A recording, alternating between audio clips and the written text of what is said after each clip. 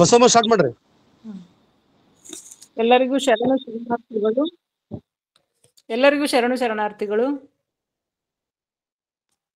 ಮಾಡಿ ಮಾಡಿ ಕೆಟ್ಟರು ಮನವಿಲ್ಲದೆ, ನೀಡಿ ನೀಡಿ ಕೆಟ್ಟರು ನಿಜವಿಲ್ಲದೆ, ಮಾಡುವ ನೀಡುವ ನಿಜಗುಣ ಉಳ್ಳೊಡೆ, ಕೂಡಿಕೊಂಡಿರ್ಪ ನಮ್ಮ ಕೂಡಲ ಸಂಗಮ ದೇವ. ಬಸವಾದಿ ಶರಣರನ್ನ ಮನದಲ್ಲಿ ನೆನೆಯುತ್ತಾ, ವಚನ ಅಧ್ಯಯನ ವೇದಿಕೆ, ಬಸವಾದಿ ಶರಣರ ಚಿಂತನ ಕೂಟ ಹಾಗೂ ಅಕ್ಕನ ಅರಿವು ಸಂಘಟನೆಗಳಿಂದ ಶರಣೆ ಗೌರಮ್ಮ ನಾಸಿ ಸಾಹಿತಿಗಳು ಬಾಗಲಕೋಟ್ ಇವರ ಶ್ರೀ ಬಂತನಾಳ ಸಂಗನಬಸವ ಶಿವಯೋಗಿಗಳ ಹೆಸರಿನಲ್ಲಿ ದತ್ತಿ ಉಪನ್ಯಾಸ 337.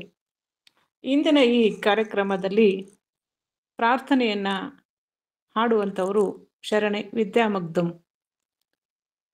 ತಮ್ಮ ಪ್ರಾರ್ಥನೆಯೆಲ್ಲ ಇಲ್ಲಿ ಹಾಡ್ಬೇಕಂತ ಅವರಲ್ಲಿ ಕೇಳ್ಕೊತಾ ಇದ್ದೇನೆ.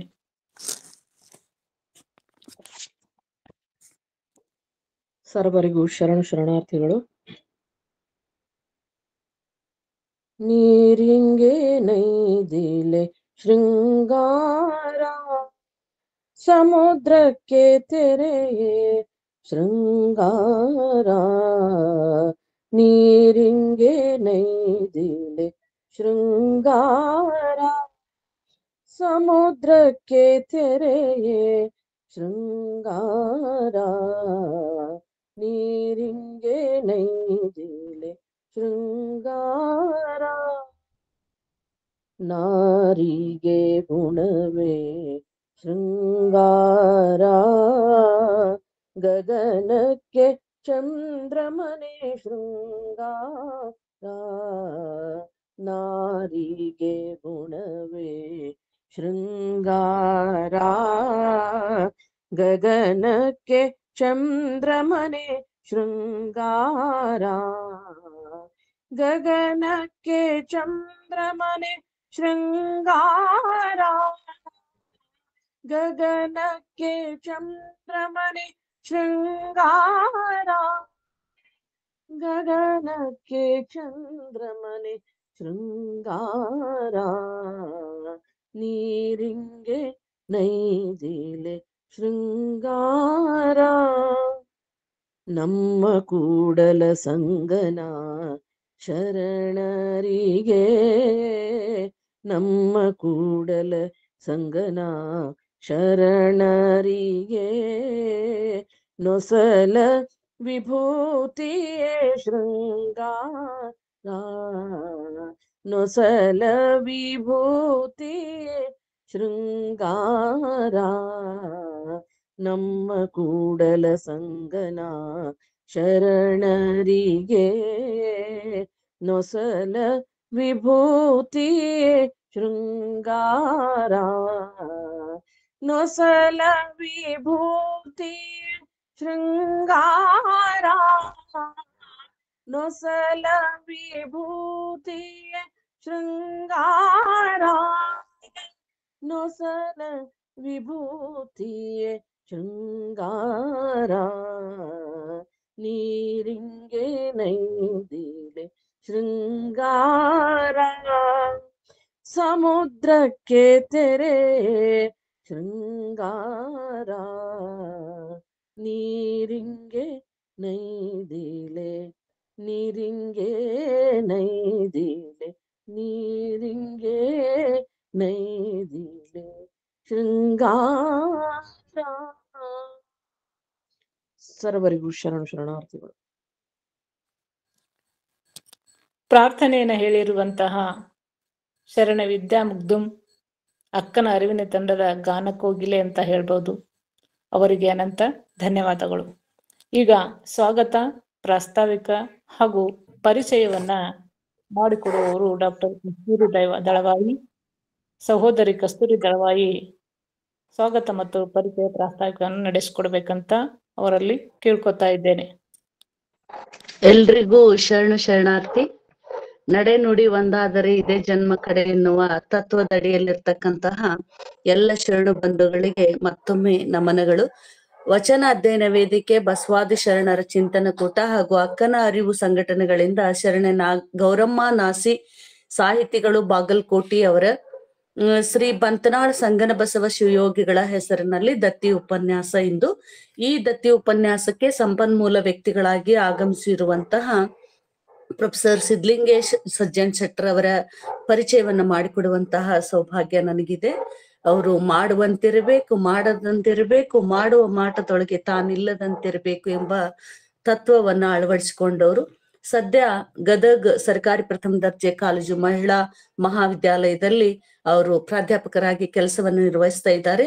ಇವರು ರೋಣ ತಾಲೂಕ್ ಬೆಳವಣಿಗೆ ಗ್ರಾಮದಲ್ಲಿ 22/7/1982 ಅಲ್ಲಿ ಜನಿಸಿದ್ರು. ವಿದ್ಯಾಭ್ಯಾಸ ಪ್ರಾಥಮಿಕದಿಂದ PUC ವರೆಗೆ ಬೆಳವಣಿಗೆ ಮತ್ತು ಪದವಿ ಶಿಕ್ಷಣವನ್ನ JT ಕಾಲೇಜ್ನಲ್ಲಿ ಮುಗಿಸಿದ್ದಾರೆ.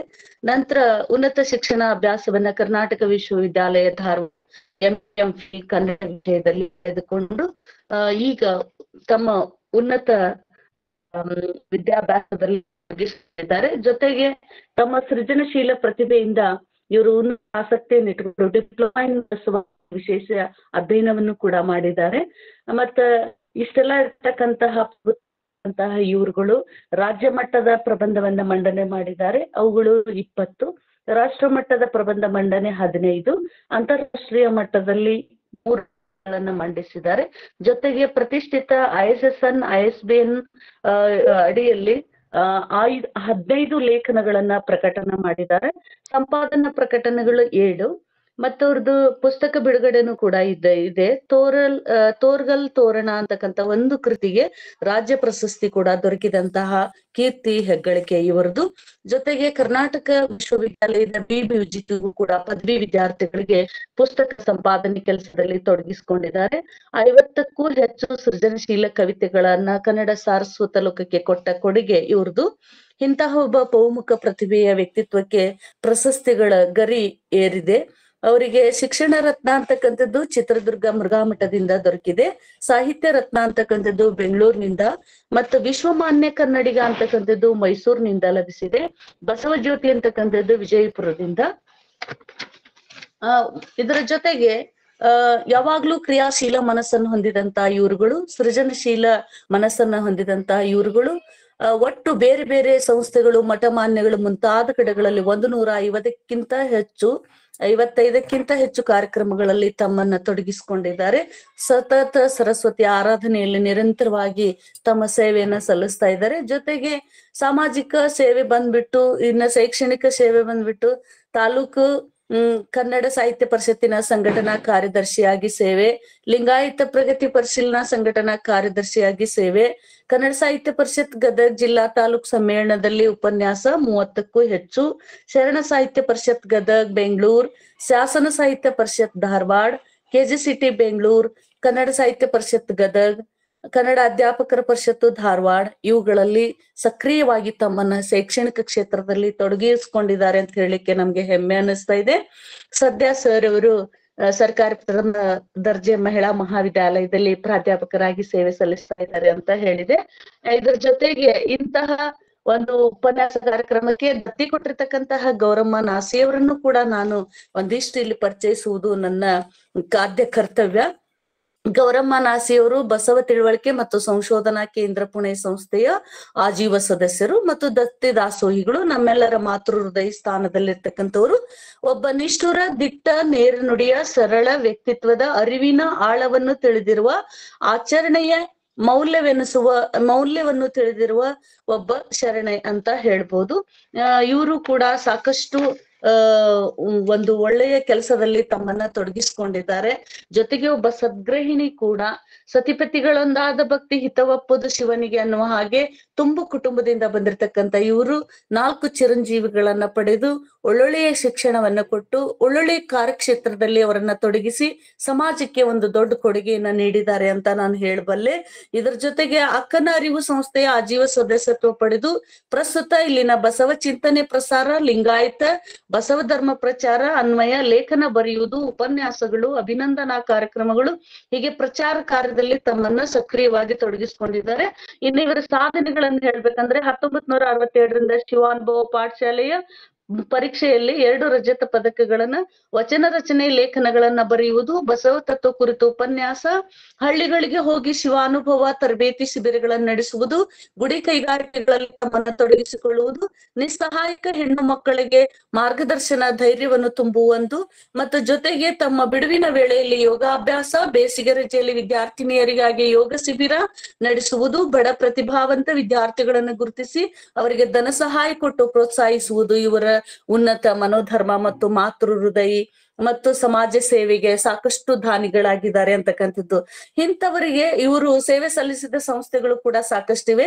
ವೀರಶೈವ ಲಿಂಗಾಯತ ಮಹಾಸಭೆ ಕಾರ್ಯಕಾರಿ ಸಮಿತಿಯ ಸದಸ್ಯರಾಗಿ, ಅಕ್ಕನ ಬಳಗದ ಕಾರ್ಯಕಾರಿ ಸಮಿತಿ ಸದಸ್ಯರಾಗಿ, ರಾಜರಾಜೇಶ್ವರಿ ಮಹಿಳಾ ಮಂಡಲದ ಕಾರ್ಯದರ್ಶಿಯಾಗಿ ಗೌರಮ್ಮ ನಾಸಿ ಅವರು ಸಾಕಷ್ಟು ಕೆಲಸಗಳನ್ನ ಮಾಡಿದ್ದಾರೆ. ಅನುಭವ ಸಿರಿ ಅಭಿನಂದನಾ ಗ್ರಂಥ ಸಂಪಾದಕರಾಗಿ ಕೆಲಸ ಮಾಡಿದ್ದಾರೆ. ಇವ್ರದ್ದು ಇನ್ನೊಂದು ವಿಶೇಷ ಏನಂದ್ರೆ 10 ದತ್ತಿ ಉಪನ್ಯಾಸಗಳನ್ನ ನಮ್ಮ ವೇದಿಕೆಗೆ ಕೊಟ್ಟಿದ್ದು ಮೆಚ್ಚಲೇಬೇಕಾದಂತ ಹೌದು ಔನ್ನತ ಹೃದಯದ ಒಂದು ಗುರುತನ್ನ ನಮ್ಗೆ ತೋರಿಸ್ಕೊಡ್ತಾ ಇದೆ. ಜೊತೆಗೆ ಎಂ ಕಲಬುರ್ಗಿ ಅವರು ಮಾಡುವಂತಹ ವಚನಸಿರಿ ಪ್ರಶಸ್ತಿ ಬಂದಾಗ ಅಲ್ಲಿ ಏನ್ ದತ್ತಿ ಇದೆ ಅದನ್ನ ಮರಳಿ ವೇದಿಕೆ ಕೊಟ್ಟಿದಂತ ಸಮರ್ಪಣಾ ಭಾವದ ಒಬ್ಬ ಮಾತೃ ಹೃದಯಿ ಗೌರಮ್ಮ ನಾಸಿ ಅವರು ಕೂಡ ಅಂತ ನಾನು ಹೇಳಬಲ್ಲೆ. ಇಂತಹವ್ರು ನಮ್ಗೆ ದತ್ತಿ ದಾನಿ ಕೊಟ್ಟಾಗ್ಲೇನೆ ಒಳ್ಳೊಳ್ಳೆ ಉಪನ್ಯಾಸಗಳನ್ನ ಇಡ್ಲಿಕ್ಕೆ ಆಗ್ತದೆ. ಈ ತನು ಮನ ಧನ ಈ ನನ್ನ ನಾಡ ಸೇವೆಗಾಗಿ, ರಾಷ್ಟ್ರ ಸೇವೆಗಾಗಿ, ಮಾತೃಭೂಮಿಗಾಗಿ, ನನ್ನ ಜನಮನಕ್ಕಾಗಿ ಎನ್ನುವಂತಹ ದೊಡ್ಡ ಹೃದಯ ಅವ್ರದಿಗಿದೆ. ಅಂತವ್ರು ಈಗ ನಮ್ಮ ವೇದಿಕೆಯಲ್ಲಿ ಸಕ್ರಿಯವಾಗಿ ತಮ್ಮನ್ನು ತೊಡಗಿಸ್ಕೊಂಡು ನಮ್ಗೆಲ್ಲಾ ಪ್ರೋತ್ಸಾಹವನ್ನ ನೀಡ್ತಾ ಇದ್ದಾರೆ. ಗೌರಮ್ಮ ಅವರನ್ನು ಕೂಡ ನಾನು ನೆನೆಸದೇ ಇರಲಾರೆ. ಅವ್ರಿಗೂ ಕೂಡ ನನ್ನ ಹೃತ್ಪೂರ್ವಕವಾದ ಅನಂತ ಶರಣಾರ್ಥಿಗಳನ್ನ ಸಲ್ಲಿಸ್ತೇನೆ. ಮತ್ತೆ ಇವತ್ತಿನ ಉಪನ್ಯಾಸಕರಾಗಿರ್ತಕ್ಕಂತಹ ಸಜ್ಜನ್ ಶೆಟ್ರು ಕೂಡ ಜೋಳದ ರಾಶಿ ದೊಡ್ಡನಗೌಡ್ರ ಬಗ್ಗೆ ಉಪನ್ಯಾಸ ನೀಡ್ತಾ ಇದ್ದಾರೆ. ಅದನ್ನೆಲ್ಲರೂ ನಾವು ಕೇಳಲಿಕ್ಕೆ ಸಿದ್ಧರಾಗಿದ್ದೀವಿ ಅಂತ ಹೇಳಿ ನಾನು ವೇದಿಕೆಯನ್ನು ಬಿಟ್ಕೊಡ್ತಾ ಇದ್ದೇನೆ. ಶರಣಾರ್ಥಿ. ಬಹಳ ಅರ್ಥಪೂರ್ಣವಾಗಿ ಹಾಗೂ ಸುಸ್ಪಷ್ಟವಾಗಿ ತಮ್ಮ ಮೌಲಿಕವಾದಂತಹ ಸ್ವಾಗತ ಪ್ರಾಸ್ತಾವಿಕ ಪರಿಚಯವನ್ನು ಹೇಳಿರುವಂತಹ ಸಹೋದರಿ ಡಾಕ್ಟರ್ ಕಸ್ತೂರಿ ದಳವಾಯಿ ಅವರಿಗೆ ಅನಂತ ಧನ್ಯವಾದಗಳು. ಈಗ ವಿಶೇಷ ಉಪನ್ಯಾಸ ಕಾರ್ಯಕ್ರಮ ಪ್ರೊಫೆಸರ್ ಸಿದ್ಧಲಿಂಗೇಶ್ ಯು ಸಜ್ಜನ್ ಶೆಟ್ಟರ್, ಸಹ ಪ್ರಾಧ್ಯಾಪಕರು, ಸರ್ಕಾರಿ ಪ್ರಥಮ ದರ್ಜೆ ಮಹಿಳಾ ಕಾಲೇಜು ಗದಗ್. ಇವರು ಇಂದಿನ ಗೂಗಲ್ ಮೀಟ್ ಕಾರ್ಯಕ್ರಮದಲ್ಲಿ ಜೋಳದ ರಾಶಿ ದೊಡ್ಡನಗೌಡರು ಅನ್ನುವಂತ ಮಹಾನುಭಾವರ ಕುರಿತಾಗಿ ತಮ್ಮ ಒಂದು ಅನುಭವವನ್ನ ಇಲ್ಲಿ ಹಂಚಿಕೊಳ್ಬೇಕಂತ ತಿಳ್ಕೊಂಡು ಅವರನ್ನ ಕೇಳ್ಕೊತಾ ಇದ್ದೇನೆ. ಎಲ್ಲರಿಗೂ ಶರಣಾರ್ಥಿಗಳು. ಮೊದಲಿಗೆ ಜೋಳದ ರಾಶಿ ದೊಡ್ಡನಗೌಡರು ಬಹಳ ಮೊದಲಿಗೆ ಒಂದ್ ಮಾತು ಹೇಳ್ಬಿಡ್ತೇನೆ. ನಮ್ ಗಂಟ್ಲ ಯಾಕೋ 2 ದಿನದಿಂದ ಸರಿ ಇಲ್ಲ, ಆದ್ರೂ ಅದ್ರೊಳಗೆ ಪ್ರಯತ್ನ ಮಾಡಿ ತಮಗೆ ತಿಳಿಯುವ ಹಾಗೆ ಹೇಳಿಕ್ ಬಯಸ್ತೀನಿ. ಯಾರು ಖಂಡಿತ ಭಾವಿಸಬಾರದು. ಜೋಳದ ರಾಶಿ ದೊಡ್ಡನಗೌಡರಿಗೆ ಬಹಳ ಇಷ್ಟವಾಗಿರ್ತಕ್ಕಂಥ ಒಂದು ವಚನ, ಬಯಲಾಟಗಳಲ್ಲಿ, ನಾಟಕಗಳಲ್ಲಿ, ಯಾವುದೇ ಸನ್ನಿವೇಶಗಳಲ್ಲಿ ಈ ವಚನವನ್ನ ಅವರು ಎಲ್ಲೇ ಆದ್ರೂ ಹೇಳ್ತಾ ಇದ್ರು. ಆ ವಚನದೊಂದಿಗೆ ಇವತ್ತು ನಾನು ಪ್ರಾರಂಭ ಮಾಡ್ತಾ ಇದ್ದೀನಿ. ಆ ವಚನ ಯಾವುದು ಅಂದ್ರೆ, ಎನ್ನ ಕಾಯವ ದಂಡಿಗೆ ಮಾಡಯ್ಯ, ಎನ್ನ ಶಿರವ ಸೋರೆಯ ಮಾಡಯ್ಯ, ಎನ್ನ ನರವ ತಂತಿಯ ಮಾಡಯ್ಯ, ಎನ್ನ ಬೆರಳ ಕಡ್ಡಿಯ ಮಾಡಯ್ಯ, ಬತ್ತಿಸ ರಾಗವ ಹಾಡಯ್ಯ, ಉದರದೊಲತ್ತಿ ಒತ್ತಿ ಬಾರಿಸೋ ಕೂಡಲ ಸಂಗಮ ದೇವ. ಈ ಒಂದು ವಚನದೊಂದಿಗೆ ಇವತ್ತು ವಚನ ಅಧ್ಯಯನ ವೇದಿಕೆ, ಬಸವಾದಿ ಶರಣರ ಚಿಂತನ ಕೂಟ ಹಾಗೂ ಅಕ್ಕನ ಅರಿವು ಸಂಘಟನೆಗಳಿಂದ ಇವತ್ತು ವಿಶೇಷ ದತ್ತಿ ಉಪನ್ಯಾಸ ಕಾರ್ಯಕ್ರಮ. ಹಿರಿಯರಾಗಿರ್ತಕ್ಕಂಥ ಶರಣೆ ಗೌರಮ್ಮ ನಾಶಿ ಸಾಹಿತಿಗಳು ಬಾಗಲಕೋಟಿ ಅವರು ಶ್ರೀ ಬಂತ್ನಾಳ್ ಸಂಗನಬಸವ ಶಿವಗಳ ಹೆಸರಿನಲ್ಲಿ ಏರ್ಪಡಿಸಿರ್ತಕ್ಕಂಥ ಇವತ್ತಿನ 337ನೇ ವಿಶೇಷ ದತ್ತಿ ಉಪನ್ಯಾಸ. ಈ ಉಪನ್ಯಾಸದ ಕೇಂದ್ರ ಬಿಂದು ಮತ್ತು ನಮ್ಮಂತಹ ಯುವಕರಿಗೆ ಸ್ನೇಹ ಜೀವಿಗಳಾಗಿ ಸದಾ ಶರಣರ ಮಾರ್ಗದಲ್ಲಿ ನಡೆಸಿಕೊಂಡು ಹೋಗ್ತಾ ಇರುವಂತಹ ಹಿರಿಯರಾಗಿರ್ತಕ್ಕಂಥ ಶರಣ ಡಾಕ್ಟರ್ ಶಶಿಕಾಂತ್ ಪಟ್ಟಣ್ ಗುರುಗಳಿಗೆ, ಶರಣೆ ಸುಧಾ ಪಾಟೀಲ್ ಮೇಡಮ್ ಅವರಿಗೆ, ಶರಣೆ ದಾನಮ್ಮ ಜಳಕಿ ಅವರಿಗೆ, ಶರಣೆ ತಾರಾ ಮೇಡಮ್ ಅವರಿಗೆ, ಶರಣೆ ಹೂಗಾರ್ ಮೇಡಮ್ ಅವರಿಗೆ, ಡಾಕ್ಟರ್ ಬಸಮ್ಮ ಗಂಗನಳ್ಳಿ ಮೇಡಮ್ ಅವ್ರಿಗೆ, ಶಾರದಾ ಪಾಟೀಲ್ ಮೇಡಮ್ ಅವ್ರಿಗೆ, ಶರಣೆ ಗೌರಮ್ಮ ನಾಶಿ ಮೇಡಮ್ ಅವ್ರಿಗೆ ಹಾಗೂ ಸಹೋದರಿ ಆಗಿರ್ತಕ್ಕಂಥ ಡಾಕ್ಟರ್ ಕಸ್ತೂರಿ ದಳವಾಯಿ ಮೇಡಮ್ ಅವರಿಗೆ, ಹಾಗೂ ಇಲ್ಲಿ ನೆರೆದಿರ್ತಕ್ಕಂಥ ಈ ಒಂದು ದತ್ತಿ ಉಪನ್ಯಾಸ ಕಾರ್ಯಕ್ರಮದಲ್ಲಿ ಭಾಗಿಯಾಗಿರ್ತಕ್ಕಂಥ ಎಲ್ಲಾ ಶರಣು ತಂದೆ ತಾಯಿಗಳಿಗೆ ನನ್ನ ಹೃದಯಪೂರ್ವಕವಾದಂತ ಶರಣಾರ್ಥಿಗಳು. ಜೋಳರದಾಸಿ ದೊಡ್ಡನಗೌಡ್ರು ಮೋಸ್ಟ್ಲಿ ನನಗೆ ಬಹಳ ಖುಷಿ ತರ್ತಕ್ಕಂತಹ ಒಂದು ವಿಷಯ ಏನು ಅಂತಂದ್ರೆ, ಕೇವಲ ಹೆಸರುಗಳನ್ನ ನಾನು ಕೇಳಿದ್ದೆ, ಅಲ್ಪ ಸ್ವಲ್ಪ ವಿಷಯಗಳನ್ನ ಮಾತ್ರ ನಾನು ಓದ್ಕೊಂಡಿದ್ದೆ. ಆದ್ರೆ ಇವತ್ತು ಈ ವಚನ ಅಧ್ಯಯನ ವೇದಿಕೆ ನನಗೊಬ್ಬ ಒಳ್ಳೆಯ ಹಿರಿಯ ಗಮಕಿಗಳು ನಾಟಕಕಾರರು ಆಗಿರ್ತಕ್ಕಂಥ ಕಲಾವಿದರಾಗಿರ್ತಕ್ಕಂಥ ಜೋಳದರಾಶಿ ದೊಡ್ಡನಗೌಡರ ಬಗ್ಗೆ ಆಳವಾದಂತ ಅಧ್ಯಯನವನ್ನ ಮಾಡ್ಲಿಕ್ಕೆ ಹಚ್ಚಿ ವಿಶೇಷವಾಗಿ ಹಲವಾರು ವಿಷಯಗಳನ್ನ ತಿಳಿದುಕೊಳ್ಳಿಕ್ಕೆ ಅಣಿ ಮಾಡಿಕೊಟ್ಟಿರ್ತಕ್ಕಂಥ ಈ ಗೂಗಲ್ ಮೀಟ್ ನ ಎಲ್ಲಾ ವೇದಿಕೆಗಳಿಗೆ ನಾನು ಮತ್ತೊಮ್ಮೆ ಹೃದಯಪೂರ್ವಕವಾದಂತ ಶರಣಾರ್ಥಿಗಳನ್ನ ಈ ಸಂದರ್ಭದಲ್ಲಿ ಅರ್ಪಿಸ್ತಾ ಇದ್ದೇನೆ. ಜೋಳದರಾಶಿ ದೊಡ್ಡನಗೌಡರನ್ನ ನಾವು ಅಧ್ಯಯನ ಮಾಡಬೇಕು ಅಂತಂದ್ರೆ ಯಾವ ಒಂದು ನಿಟ್ಟಿನೊಳಗೆ ನಾವು ಅಧ್ಯಯನ ಮಾಡಬೇಕು ಅಥವಾ ಅವ್ರ ವಿಷಯಗಳನ್ನ ಹಂಚ್ಕೋಬೇಕು ಅನ್ನೋದು ನಮಗೆ ತಿಳಿಯುವುದಿಲ್ಲ. ಯಾಕಂದ್ರೆ ಅವ್ರದ್ದು ಬಹುಮುಖವಾಗಿರ್ತಕ್ಕಂಥ ವ್ಯಕ್ತಿತ್ವ. ಯಾಕಂದ್ರೆ ಕನ್ನಡ ನಾಡು ಅದು ಕೇವಲ ಒಂದು ನಾಡಾಗಿರ್ತಕ್ಕಂಥದ್ದಲ್ಲ, ಅದು ಕವಿಗಳನ್ನ, ಕಲಾವಿದರನ್ನ, ಗಮಕಿಗಳನ್ನ, ಹಲವಾರು ವಿಶೇಷತೆಗಳನ್ನ ಒಳಗೊಂಡು ತನ್ನದೇ ಆದಂತಹ ಸಾಂಸ್ಕೃತಿಕ ನೆಲೆಬೀಡಾಗಿ ಬೆಳೆದಿರ್ತಕ್ಕಂಥದ್ದು ನಮ್ಮ ಕರುನಾಡು ಅನ್ನುವಂತಹದ್ದು. ಇಂತಹ ಒಂದು ಕರುನಾಡಿನಲ್ಲಿ ಹಲವಾರು ಹೋರಾಟಗಾರರಿರ್ಬೋದು, ಗುರುವರ್ಗ ಇರ್ಬೋದು, ಸಾಹಿತಿಗಳಿರ್ಬೋದು, ಕಲಾವಿದರಿರ್ಬೋದು. ಒಂದೇ ಎರಡೇ ನಾವು ಇಡೀ ನಮ್ಮ ಕರ್ನಾಟಕವನ್ನ ನಾವು ಅಧ್ಯಯನವನ್ನ ಮಾಡ್ಕೊಂತ ಹೋದಾಗ ಮೋಸ್ಟ್ಲಿ ನನಗನ್ನಿಸ್ತದೆ, ಅದರಲ್ಲಿ ವಿಶೇಷವಾಗಿ ಉತ್ತರ ಕರ್ನಾಟಕದಲ್ಲಿರ್ತಕ್ಕಂಥ ಕಲಾವಿದರು, ಉತ್ತರ ಕರ್ನಾಟಕದಲ್ಲಿರ್ತಕ್ಕಂತಹ ಕವಿಗಳನ್ನ ನಾವು ಅಧ್ಯಯನ ಮಾಡಿದಾಗ ಸಾಹಿತ್ಯಕ್ಕೆ ಅವ್ರದೇ ಆದಂತಹ ವಿಶೇಷವಾದಂತ ಕೊಡುಗೆಯನ್ನ ನಾವಿಲ್ಲಿ ತಿಳಿದುಕೊಳ್ಬಹುದು. ಆ ಹಿನ್ನೆಲೆ ಒಳಗ ನಮ್ಮ ಉತ್ತರ ಕರ್ನಾಟಕದ ಒಬ್ಬ ಬಹುದೊಡ್ಡ ಕಲಾವಿದರು ಯಾರು ಅಂತಂದ್ರೆ ಅದು ಜೋಳದರಾಶಿ ದೊಡ್ಡನಗೌಡರು. ಜೋಳದರಾಶಿ ದೊಡ್ಡನಗೌಡರನ್ನ ನಾವು ಅಧ್ಯಯನ ಮಾಡ್ಬೇಕು ಅಂದಾಗ ಅವ್ರನ್ನ ಕವಿಗಳಾಗಿ, ಗಮಕಿಗಳಾಗಿ, ನಾಟಕಕಾರರಾಗಿ, ವಿಮರ್ಶಕರಾಗಿ, ವೇದಾಂತಿಗಳಾಗಿ, ಹೀಗೆ ಬೇರೆ ಬೇರೆ ಹಿನ್ನೆಲೆ ಒಳಗ ಬೇರೆ ಬೇರೆ ನೆಲೆಗಟ್ಟಿನ ಮೇಲೆ ಅವರನ್ನ ನಾವು ತಿಳಿದುಕೊಳ್ಳುವಂತಹದ್ದಾಗ್ತದೆ. ಯಾಕಂತಂದ್ರೆ ಅವ್ರು ಕೇವಲ ಒಬ್ಬ ವ್ಯಕ್ತಿಯಾಗಿರುವಂತವ್ರು ಆಗಿರ್ಲಿಲ್ಲ. ಅವರು ಇದೇ ನಮ್ಮ ಬಳ್ಳಾರಿ ಜಿಲ್ಲೆಯಲ್ಲಿ ಬರ್ತಕ್ಕಂಥ ಜೋಳರದಾಸಿ ಅನ್ನುವಂತಹ ಒಂದು ಪುಟ್ಟ ಗ್ರಾಮದಲ್ಲಿ ಹುಟ್ಟಿ ಆ ಒಂದು ಹೆಸರು ಯಾರಿಗೂ ಗೊತ್ತಿರದೇ ಇರುವಂತಹ ಸಂದರ್ಭದೊಳಗ ಜೋಳರ ರಾಶಿ ಅಂದ್ರ ಇಡೀ ದೇಶದುದ್ದಕ್ಕೂ, ಇಡೀ ನಾಡಿನುದ್ದಕ್ಕೂ ಅದನ್ನ ಪಸರಿಸಿದಂತ ಕೀರ್ತಿ ಜೋಳರದಾಸಿ ದೊಡ್ಡನಗೌಡರಿಗೆ ಸಲ್ತದ ಅನ್ನುವಂತಹದ್ದು. ನಾಡಿನ ಶ್ರೇಷ್ಠ ಗಮಕ ಕಲಾವಿದರಾಗಿದ್ದು, ನಾಡು ನುಡಿಯ ಅನುಪಮ ಸೇವೆಯನ್ನ ಗೈದು ಕನ್ನಡ ನೆಲದ ಸಂಸ್ಕೃತಿಯನ್ನ ಉಳಿಸಿ ಬೆಳೆಸಿಕೊಂಡು ಬಂದು ಹಳೆಯ ತಲೆಮಾರಿನ ಪ್ರತಿಭಾ ಸಂಪನ್ನರಲ್ಲಿ ಒಬ್ಬರಾಗಿ ಅವರು ಬದುಕಿದ್ದರೆ ಅವರ ಪಾದಗಳನ್ನು 100 ವಸಂತಗಳು ಚುಂಬಿಸುತ್ತಿದ್ದೆವು ಎಂದು ಹಲವಾರು ಕವಿಗಳು ಹೇಳಿಕೊಂಡಿರುವುದನ್ನ, ವಿದ್ವಾಂಸರು ಹೇಳಿಕೊಂಡಿರುವುದನ್ನ ನಾವಿಲ್ಲಿ ನೋಡ್ಬೇಕಾಗ್ತದ. ಅಂತಹ ಕರ್ನಾಟಕ ಮತ್ತು ಆಂಧ್ರ ಗಡಿಭಾಗದಲ್ಲಿದ್ದುಕೊಂಡು ಕನ್ನಡವನ್ನ ಕಟ್ಟುವಂತಹ ಕೆಲಸವನ್ನ ಮಾಡಿರ್ತಕ್ಕಂಥವ್ರು ಜೋಳರದಾಸಿ ದೊಡ್ಡನಗೌಡರು ಅನ್ನುವಂತಹದ್ದು. ಅವರಿಗೆ ಅವರ ಒಂದು ಇಡೀ ಜೀವನವನ್ನ ನಾವು ನೋಡಿದಾಗ ಅವ್ರಿಗೆ ಬಂದಿರತಕ್ಕಂಥ ಪ್ರಶಸ್ತಿಗಳಾಗಿರ್ಬೋದು, ಅವ್ರು ಕಟ್ಟಿಕೊಟ್ಟಿರ್ತಕ್ಕಂಥ ವೇದಿಕೆಗಳಾಗಿರಬಹುದು, ಕಲಾ ಸಂಘಗಳಾಗಿರಬಹುದು, ನಾಟಕಗಳಾಗಿರಬಹುದು, ಅವೆಲ್ಲವೂ ಸಹಿತ ಸ್ಥಿರಸ್ಥಾಯಿಯಾಗಿರ್ತಕ್ಕಂಥವು, ಅಚ್ಚಳಿಯದೇ ಇರ್ತಕ್ಕಂಥವು ಅನ್ನುವಂಥದ್ದನ್ನ ನಾವಿಲ್ಲಿ ತಿಳಿದುಕೊಳ್ಬೇಕಾಗ್ತದ. ಇಂತಹ ಜೋಳರದಾಸಿ ದೊಡ್ಡನಗೌಡರು ಕನ್ನಡ ರಂಗಭೂಮಿ ಮತ್ತು ಗಮಕ ಪ್ರಪಂಚದಲ್ಲಿ ದೊಡ್ಡ ಹೆಸರನ್ನ ಹೊಂದಿರತಕ್ಕಂಥವ್ರು. ಗಮಕ ಸಾಹಿತ್ಯ, ಅಧ್ಯಾತ್ಮಗಳನ್ನ ಸಮಪ್ರಮಾಣದಲ್ಲಿ ಅರಗಿಸಿಕೊಂಡಿರುವ ದೊಡ್ಡನಗೌಡರ ಕಲಾ ಜೀವನ ನಾಡಿನ ಇತಿಹಾಸದ ಒಂದು ಸಾಂಸ್ಕೃತಿಕ ದಾಖಲೆ. ಸ್ವಯಂ ಪ್ರತಿಭೆ, ಸ್ವಾಧ್ಯಾಯ, ನಿರಂತರ ಉತ್ಸಾಹಗಳಿಂದ ಅವರು ಬಹಳ ಎತ್ತರಕ್ಕೆ ಬೆಳೆದ್ರು ಅನ್ನುವಂಥದ್ದನ್ನ ನಾವಿಲ್ಲಿ ತಿಳ್ಕೊಬೇಕಾಗ್ತದ.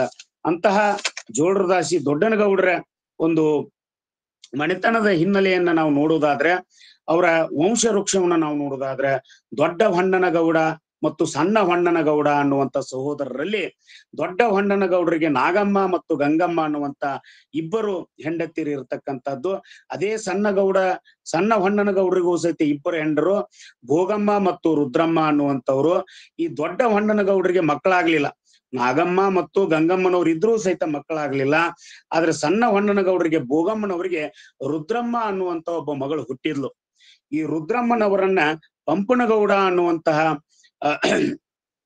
ಮದುವೆ ಮಾಡಿ ಕೊಟ್ಟಾಗ ಆ ರುದ್ರಮ್ಮ ಮತ್ತು ಪಂಪನಗೌಡರಿಗೆ ಹುಟ್ಟಿದಂತ ಮಗನೇ ಈ ದೊಡ್ಡನಗೌಡರು. ಈ ದೊಡ್ಡನಗೌಡರು ಮತ್ತು ನೀಲಮ್ಮ ಇಬ್ರು ಮಕ್ಕಳವ್ರಿಗೆ ಜನಿಸ್ತಾರೆ. ಯಾರಿಗೆ? ರುದ್ರಮ್ಮ ಮತ್ತು ಪಂಪನಗೌಡರಿಗೆ. ಈ ರೀತಿಯಾಗಿ ದೊಡ್ಡನಗೌಡರು ರುದ್ರಮ್ಮ ಮತ್ತು ಪಂಪನಗೌಡರ